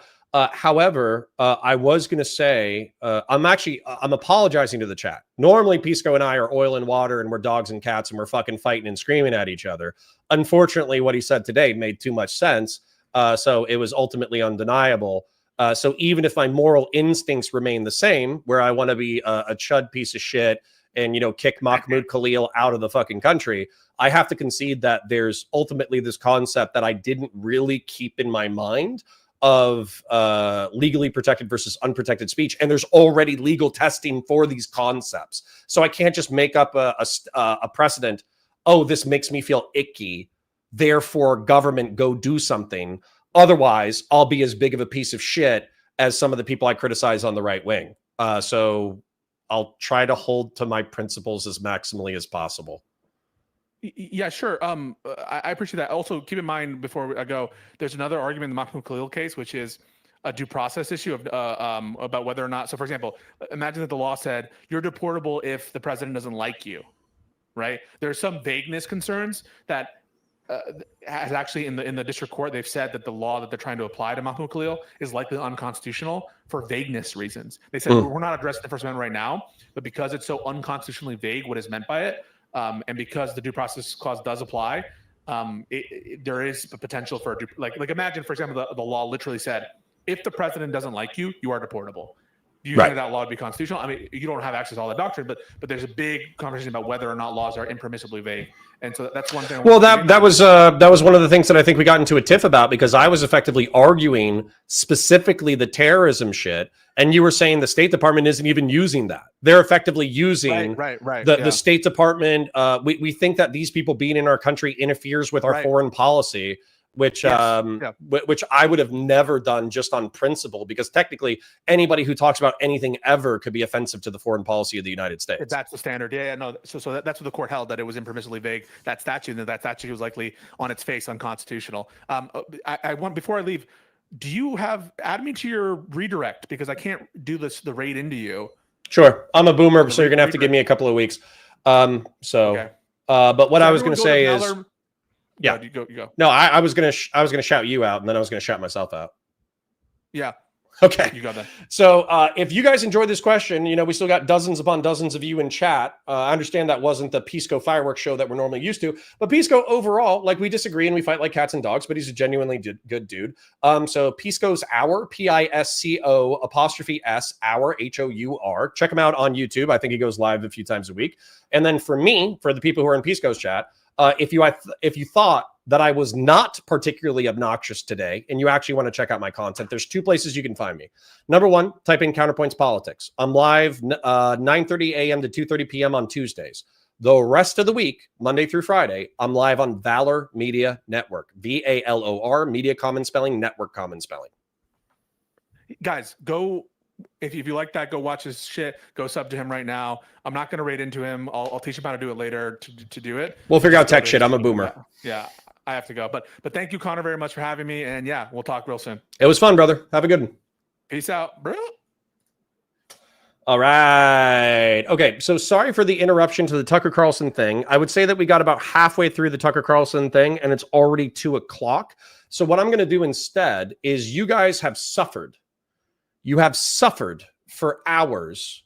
Number one, watching me take psychic damage. Number two, just watching me talk with Pisco. Not that Pisco wasn't great. Pisco was fucking great. But what I'm going to do is with chat. I'm also going to plug my Discord and Super Chats again. We don't have Super Chats right now, so I'm going to plug the PayPal. Discord, here you go. If you want to hang out with some of the chat nerds that you've been fighting with and throwing elbows with all day, there's that. And then if you want the PayPal, because you want to support the content, there's the PayPal link. I'm going to try to blaze through as many interesting comments as I possibly can. And if you want me to answer your comments or concerns that you have after that conversation, do at Counterpoints in chat. I am going to try to catch you guys. No promises. It's going to be very fast. I'm going to be talking obnoxiously fast. Bo Dickerson says phasers are AIDS. I agree. LB says, Connor, just admit you've never really watched Star Trek. It's nothing like you described. Gotta read past the hearsay. No, I watched The New Generation. I watched Picard. And I watched a few episodes of Deep Space Nine. Not enough. Maricius says, love how Connor insists he'll only read comments addressed at him, then proceeds and reads every single comment in the chat. Laugh my ass off. Yep, that's me. Scrolling. And it is because we were bouncing between 80 and 100 in our peak. We're at like the 70s right now, but it is later in the afternoon. So that's to be expected. Master of Darkness says PF Young is centrist Johnny Bravo. True. Although he needs to lift more weights. Bud123 says, yeah, AIPAC did get some of the squad primaried, such as Jamal Bowman. They also are trying to primary Thomas Massey and are epically failing at replacing him. AIPAC still has influence. They're still a boogeyman on Capitol Hill, despite people saying otherwise. Master of Darkness says, Brad Palumbo, if you go on his channel, he hosted a debate between Destiny and AJW. I should add that to the docket. 100%. Brad Palumbo. I think I saw an advertisement for that on Twitter. That'll be more good content. Brad Palumbo versus Destiny versus AJW. I understand Brad Palumbo hosted, but I still think that'll be a good debate. Kay says, but it doesn't lobby on behalf of Israeli government. It's American people who want policies and are good for Israel, not its government. There are differences. Sure. But are they differences without, or are they distinctions without a substantive difference? And I also, even if you disagree with Tucker and you think procedurally AIPAC should be allowed to exist without the additional scrutiny of a foreign agency, then you can still understand why people are reticent about it. Because if there was an American-Irish political action committee and they were accused of sympathizing with the IRA, not that the IDF and IRA are the same, I'm not saying that, I'm just trying to make it as analogous as possible, you could understand some people might be hostile to the American-Irish political action committee. I'm not trying to make it purely analogous, so if that's offensive to you, my apologies. Christian Blair says, when you have subhumans like Mike Lee, MTG, and Boebert, Rand Paul and Massey seem like stand-up guys. Well, they are stand-up guys, at least for their principles, even if we disagree with their principles. Christian Blair says, but does Connor support restorative justice equals Second Amendment rights back? Yeah, I think that once a felon has completed his service, he should be able to apply easily and cheaply to be able to get his Second Amendment rights reinstated. Master Darkness says, Connor be teaching mofos how to properly slice the pie. True. Grassroots Hegemon says, the 4570 is actually levitating towards me as you speak. Excellent. Conservative Liberalism says, 2A requires the ability to water the tree of liberty. Agreed. But you can also water the tree of liberty with bolt-action rifles.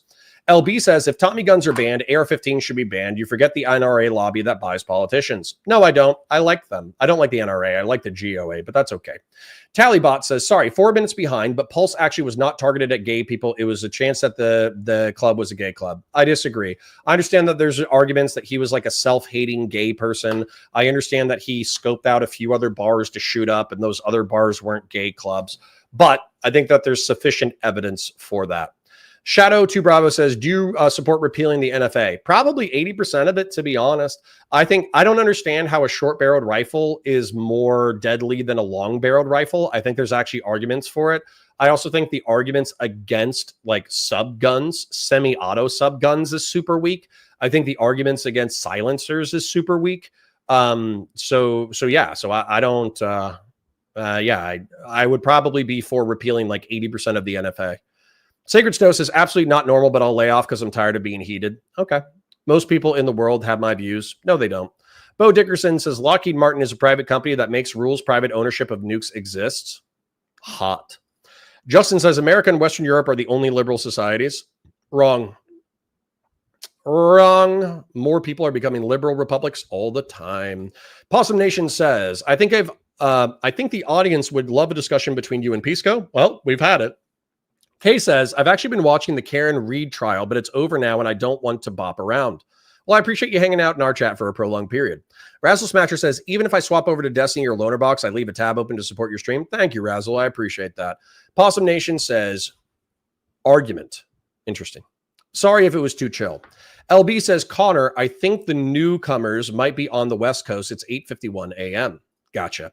H. Lock says, we must be entertained. True. Cise Puede says, God, I hate both of these people. Why am I watching this with you? For the psychic damage, King. For the psychic damage. Dude Man Sue says, because this is Americana and I have choices. Well, good for you.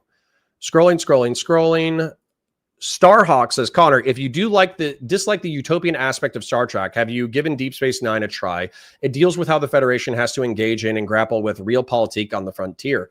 No, but I have seen a few episodes, and I would say grim, dark Deep Space Nine is definitely more my cup of tea, for sure. Star Trek does have some horror elements to it sometimes, and I think those are some of my favorite. The horror action elements are my favorite. I'm going to say something very cringe. I actually like the Abrams remakes because it's effectively Star Trek with Star Wars pacing. Chase says, I think the carbon could actually be recycled because it's used for a lot of different industries. Of course it could, but the whole goal is to reduce the carbon that's in the air. Christian Blair says, Beto was too cool for school. Didn't you see the kickflip schools? I didn't. Grassroots says, you say eminent domain, and I can feel my blood actually catch on fire. Is it not imminent? Is it not IMM? INENT? Is it eminent EMINENT? Anyways, Bud123 says, Cotter is a space marine. He's not human. I'm very human. I very much wish I was a space marine. LB says, carbon capture still keeps us using fossil fuels. I think in conjunction with renewable energy is a good start. Well, it's better than the alternative. And by the way, I don't think we're getting off of fossil. I think even after we figure out fusion, even after we figure out thorium, we're still going to be using petroleum for some stuff. Kay says AIPAC is not the government of Israel. Why won't he stop conflating them? Because he knows that it's in the interest of Israel to have good relations with the United States. Therefore, quote unquote, it's a conflict of interest. You don't have to agree. It's fine. Sleepy Otaku says, hey, Mr. Rant, any tip for teens adults to avoid falling in the media extremes? Bonus meme, who from 40K would make a great U.S. presidency? No powers. Sleepy Otaku, watch my stream. That's my number. Watch my VODs, watch my stream, super chat if you got it. That's my number one advice. Bonus meme, who from 40K would make a great U.S. president? No powers. Rogel Dorn or Roboot Gilliman. They are good administrators, no matter what. Although they both have autism, but who doesn't these days? Christian Valera says, I don't think Tucker is an anti-Semite, but he is an isolationist American bad propagandist. Yes. Cise Puede says, we got a celebrity in the house. Pisco's hour. Now we're catching up to the beginning of Pisco. Holy shit. Christian Valera says, bro, Pisco is listening real time, calling Connor a yapper and a cop. Well, I mean, he's not wrong, is he? Scrolling. Possum Nation says, I would argue that's a good thing for all five eyes to spy on each other. Yes, so we can all keep each other in check. Bo Dickerson says, Connor, I really appreciate you doing this content. I hope it continues. It really helped disguise the fact that most major banks are chaired by Irishmen. Same with politicians. Hashtag they can never know. True. Google the Iberian conspiracy. IBERIAN. Witness me. No, not yet. Laugh my ass off. Oh, snap. Pisco's here. So true. Not the pee break we meant, Connor. I know. I haven't even gotten my pee break yet. I got my piss break, though. Sacred's Nose is just hang out for a minute, pisser. I'll see it in a minute. Bro reads every chat. True. Although now I'm reading it like 90 minutes later. He doesn't even know the verse. True. Kingslayer says, my Pro 2A stance comes from a combination of Miller, Heller, and Bruin. The reasonable regulation question is there's a history of regulating that type of arms relating back to the 1790s Bruin test. Well, I think I'm going to have to read Bruin then, aren't I? Time to steal Pisco's viewers. True. You really ignoring me right now? No. I love how Pisco's so used to like schizo Twitch, YouTube poll people like being pussies and not talking to people that he comes into my chat like being super hostile, like I'm ignoring him, like I'm not going to talk to him. I've talked to Pisco. I'm going to talk to Pisco when I'm in my 70s, man. I'm going to be talking to Pisco from my fucking deathbed, okay? Sacred Snow says, Pisco's Hour, I humbly request next time you're on pool to deep dive the tenant shit and bring the receipts. Soy Pill was too good faith to him and thought they were going to talk it out. So Tim started fabricating a new reality. My suspicion of his agent versus asset status ranged from like 75% agent to 100% agent from the Soy Pill convo. That's interesting. Hashtag dono, hashtag donate. You're going to have to use the PayPal thing if you're still here, Adrian, but I do appreciate you trying to donate earlier in the stream.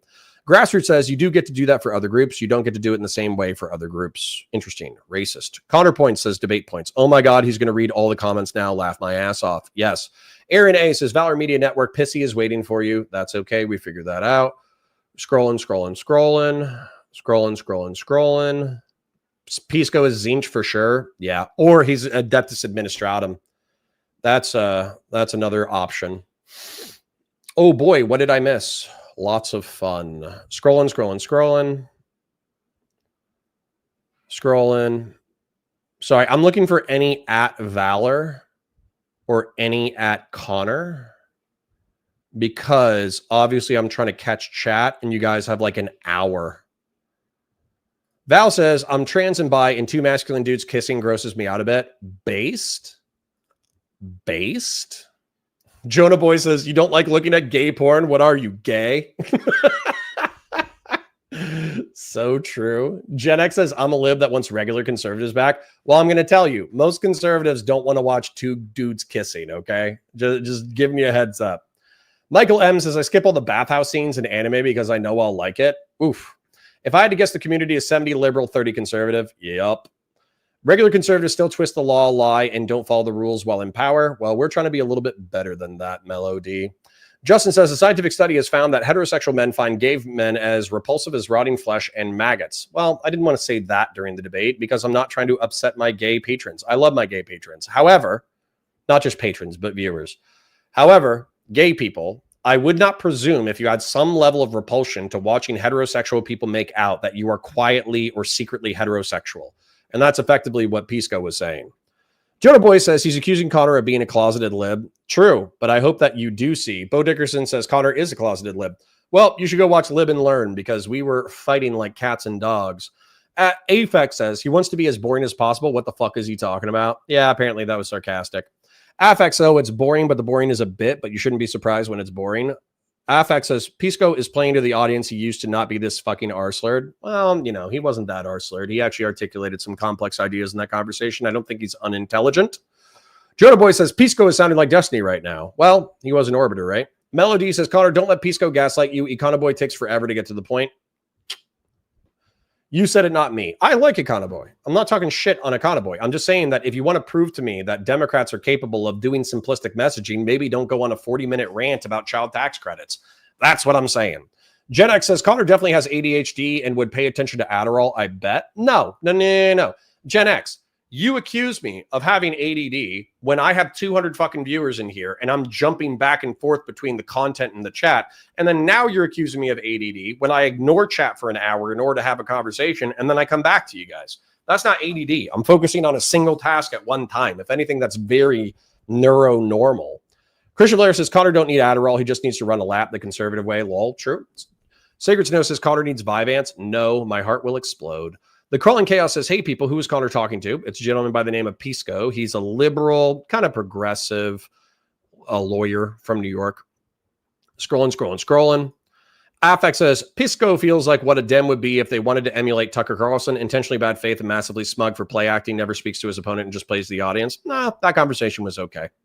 Fashion 40 says, Pisco is suffering from DDS, Destiny Derangement Syndrome. I kind of wish that he would make amends. Like maybe after the court case is resolved, maybe he'll make amends. Gen X says, so Hunter is corrupt. He wasn't president. Who fucking cares about Hunter? I do, Gen X. I care. That's who cares.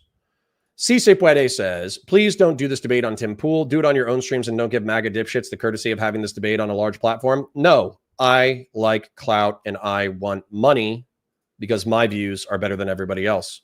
Gen X says, Connor, fuck that. Trump stopped FARA. It doesn't even exist right now, so who cares? I care.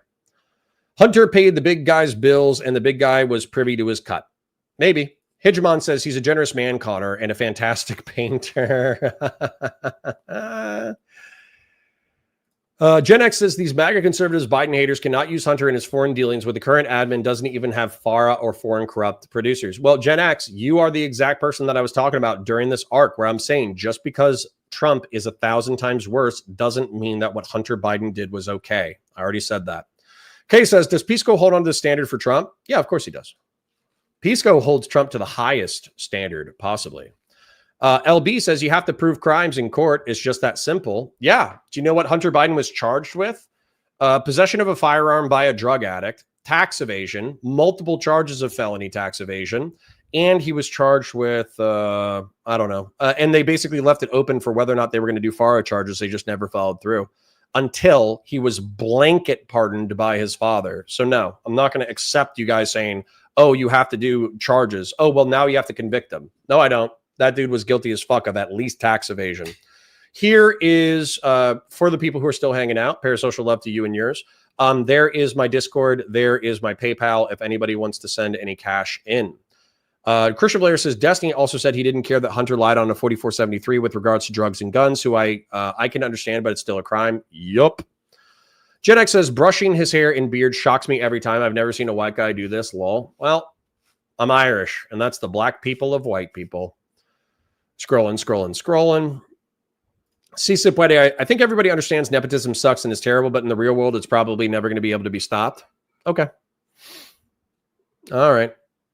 Conservative liberalism says AIPAC is just raising money for friendship bracelets. We've been over this. Agreed. I love friendship bracelets. I love being friends with Jews. It's my favorite. Christian Blair says, I can't wait for Connor to read these comments. Yeah, they're pretty base so far. I'm actually having a pretty good time catching up right now. Fung Dark says like 25% need to be refinanced this year. That's scary. Fung Dark, where are yields at check bonds? Uh-oh. Bond market is fucked. Fashion 40 says Pisco is a slime ball with the way he's making his arguments. Wrong. What does phasers have AIDS on chat mean? It means that Star Trek weaponry is very cringe. Sen Patter says Connor so base, so fucking base. Holy hell. Yep. That's such a shit endorsement. Cool. Christian Blair says the GGG attack dogs aren't here. True. Awesome military tools. Let's build bridges. Let him piss, Connor. DGG cyber mastiffs. This is based. My chat is the most based chat. Conservative liberalism says, I'll point it out again. Connor being adamant that the government ought to provide or heavily subsidize basic needs makes him a leftist. No, it doesn't. Leftists are socialists and communists. Sorry, conservative liberalism. You're wrong. Christian Blair says, if he was, he would be familiar with Connor's economic views. Cameron Mosley says, sorry, Connor, you're not free market enough. Well, I think you're too free market. Government's job is to protect people's rights to do, not to give people anything. Okay, well, enjoy all the fucking homeless, destitute drug addicts in your downtown areas, I guess. I personally like an ordered liberty society, a society in which you're free, but also you don't have to step over fucking heroin needles because you let your drug addicts do drugs in your downtown areas because it's not your problem and it's not the government's problem, so it's nobody's problem. Raymond says, get him, Connor. This I saw. Kay says it's discernment, not discrimination. Yeah. And by the way, guys, even if I concede to the legalistic proceduralism of what Pisco said, where there's protected speech versus unprotected speech, and the government should maximally try to follow its own rubric on what's protected and what's not, I still think that the government should be able to detain people at its port of entry. Like, so for instance, when Pisco was saying like, you have to prove that somebody was talking to a terrorist before you ask them questions at a port of entry. I know that's not quite a steel man of what he said, but I don't agree with that, obviously. I think the government should be able to lawfully detain people who spout terrorist bullshit whenever they travel overseas and they're returning home. Just in case that was unclear. Kay says, why is Pisco going off into non-entity hypos? Well, for fun. Fashion 40 says, I'm against sharing people shit the way optics farmers and haters made it seem was that he leaked it himself. He's a victim of a hack. Also, y'all got to hold her to the same standards, which people don't. Talk about destiny, I guess. Grassroots says LB. So I love Connor clearly. I watched Stitch and Adam on Sunday. I watch a lot of Michael Moynihan and The Fifth Column. Those would probably be the most likely places. Interesting. Kingslayer says, just saying your driver's license can be revoked for pleading the fifth. No, that's not what I was saying.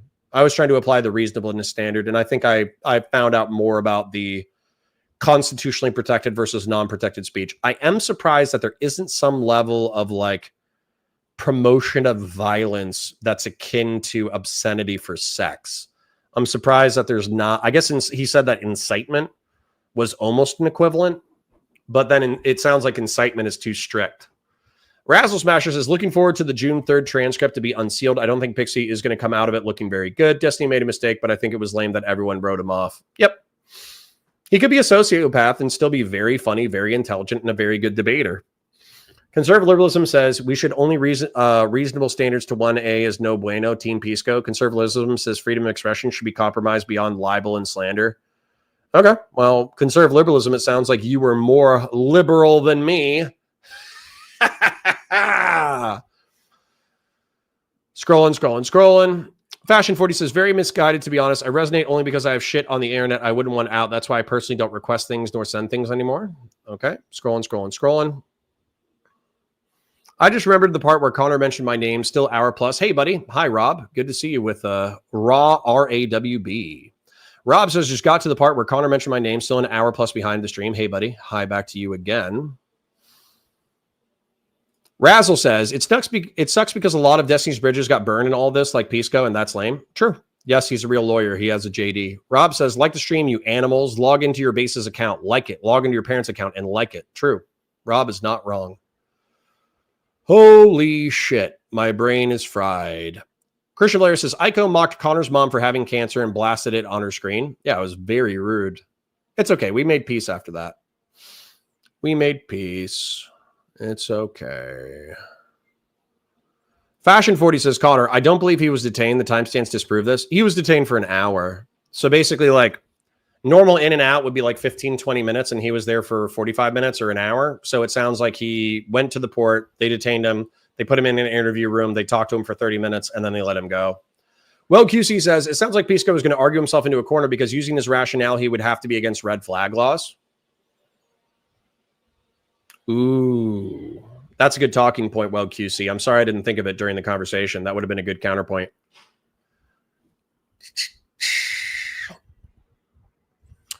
Bo Dickerson said, while Pisco used contrarian, it's super effective. Cotter used stand your ground. Its defense rose sharply. Kingslayer says, here's my question for Cotter. Would you say it would be okay for the state to revoke your driver's license if someone said plead the fifth? No. I don't think that's reasonable. Obviously. Well, QC says, I'm good. Been fighting weather for both the construction and the farm. I'm sorry, King. Sacred Snow says, yeah, once you get past the emotional hatred of the ideology, it's somewhat easier to be thought of. You can catch more bees with honey. Interesting. Gen X says, child pornography does not exist. It's child sexual abuse material. Okay. Gen X says, please change your lexicon to child sex abuse materials. There is no child pornography. Well, that's kind of ingrained because that's what I've been referring to it for like 20 or 30 years. However, I understand your point. You want it to be more offensive, right? I get that. LB says, we need to respect and implement the Constitution. That's how we save the Republic. By the way, Connor, all Republic means we're not a monarchy. Nope. Insufficient. Republic also implies rule of law and representative democracy. Oh my God.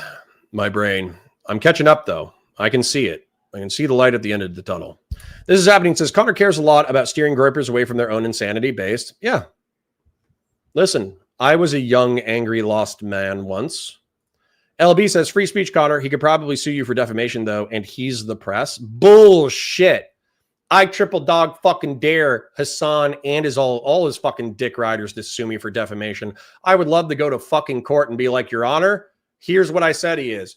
He's a fucking terrorist simp. Here's him talking about murdering civilians in the street with blood. Here's him saying America deserved 9/11. Here's him saying that a sitting congressman had his eye hole raped out by a brave mujahideen. Here's him praising the Houthi terrorists who are currently bombing commercial vessels. Here's him failing to disavow killing civilians. Here's him talking about how Israeli civilians can be legitimately targeted by militia forces. Here's him saying that Hamas, between Israel and Hamas, then clearly you must vote for Hamas as the lesser of two evils. Dude, I would win that shit all day. So do it, Hassan. Please sue me for defaming you as a terrorist supporter. I would fucking laugh my ass off all the way through court. Gen X says we call that pretext. True. Grassroots says, I'm totally fine sharing a world with Hassan Piker, who is a terrorist, but you ain't going to talk me into being happy about it. Well, you guys are more liberal than me sometimes. LB says, those are lies, Connor, and a violation of civil rights. I don't know what's a lie. I'm pretty sure I could substantiate every single thing that I said in that conversation. First Wave says, Connor looks exactly the same mirrored. Okay, Mr. Symmetrical Face. Based. World-renowned GeoHound, good to see you. Connor, you should ask Pisco. Why are you even talking about Hassan word for how everything went down? He lies for attention. Plus, he's already been proven to have lied about how long he was detained. I don't care. Death Lily says that I'm echoing. I'm sorry if you guys had to deal with an echo for a prolonged period. What is your probable cause, Connor? It's not a criminal detention. You can detain people without having a crime. Gen X says, y'all are preventing me from going to the gym. Well, I'm sorry, Gen X. I'm sorry for doing that. Well, QC says, are my earbuds dying or is the audio fading in and out and flashing really hot and quiet? That might have been me moving back and forth to the mic. I was getting tired. My apologies for getting tired.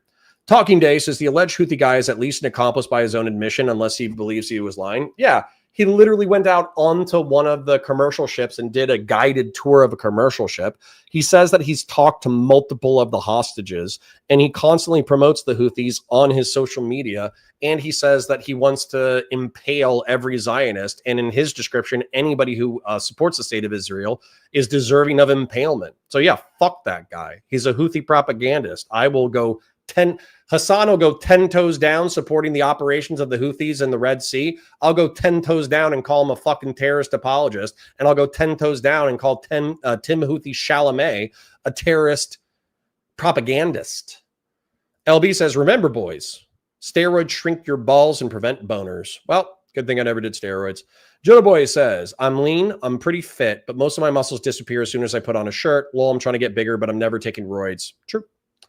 True. Kay says, is it possible for the U.S. government to have information that a person has been talking to known terrorists and then spends more time on reentry questions? Of course that's possible. LB says that standard would apply to the Proud Boys and the KKK. Good. Ask the Proud Boys and the KKK more questions when they travel overseas, particularly South Africa. Connor is slowly converting to my intuition's bad position. No, I'm not. World-renowned GeoHound says, or crazy thought here now, Hassan is lying and it was a very routine border screening, which Pisco has been avoiding since he realized he can milk views off of his dumb question. You should be more charitable to Pisco than that. Scrolling. Conservative liberalism says freedom of expression is based. Well, I hope that you agree with what I said then towards the end. Christian Blair says, Valor Media Network, I like it when you tell all MAGA chuds like Rob Nora, but less so when you argue with Pisco. Good convo all around. Excellent. Pro-Pally people are terrorist sympathizers. I'm saying specifically Hassan is for Houthi Hezbollah 9/11 comments. Sure. Yep. SpaceX blew up. Damn. Sacred Snow says, don't worry, Valor. You only have 3 hours worth of comments to read. I know. I got my ass kicked today. We're going to have to finish the segment tomorrow. Whatever says, Carter, have you watched HBO Rome? Old but Gold? Yes. And I love Rome. What a classic. Christian Blair says, Star Trek Discovery and Picard were the worst that Star Trek has to offer. Yeah. TNG was based when I was a kid. And then DS9, I just watched a few episodes and I thought it was okay. And then people tell me that DS9 is grimdark Star Trek, which sounds cool. Death Lily 76 says, have you looked at the sale of BLM land in Western states? Yeah, and it makes me want to kill myself.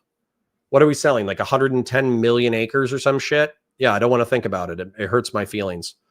Sacred Snow says, Valor Media Network, don't forget to read all 30 of Pisco's chats trying to get your attention. No, I can't. Scrolling. Justin says, Connor is a goat. Would love to talk to you in Discord when you do community events. Yeah, we'll try to start doing Saturdays. There's people who want to do community chats. I think I'm going to do it. LB says, Connor has a pee jar for the tough streams. Indeed. I actually, I have a, what do you call it? The catheter. I have a catheter in right now. That's how I've been able to not get up for 4 hours. Sacred Snow says, absolutely not. Pisco would be a servitor because he would unironically go, actually, Mr. Inquisitor, Big E doesn't want to be worshipped. Yeah, 100%. He's an administrative official who would absolutely get servitorized. Goldfish says, Connor is just an incidental lib of the era. Got to shift the Overton window back a bit and he'll land back in conservative region. I missed the earlier Pisco combo. Well, thanks. Sacred Snow says, Connor is conservative, not for any of his takes, but because he still calls it ADD instead of ADHD. Yeah, could be a generational thing. Goldfish says, oh, Christ, who broke the dam? I thought the rule was that we don't bring up Hunter Biden around Connor. Yeah, you're right. That's your fault. Well, Pisco's fault. Do I need to blame Pisco for this crime against my ears? Yes. Yes, you do. True. True Goldfish. True Goldfish. Pisco says, Pisco's take on Hassan is just wrong and bad, and I'm a Pisco fan. Lol. There Connor goes again with thought crimes. I love thought crimes. It's not a crime if you're just detained. It's a crime if you get convicted. LB. Sacred Snow says, to be honest on D, all morals aside, he is arguably the GOAT debater and his incredible pro-dem influence, so it's going to take a lot more than 3 or 4 out of 10 scandal to get me to disavow him. Yep.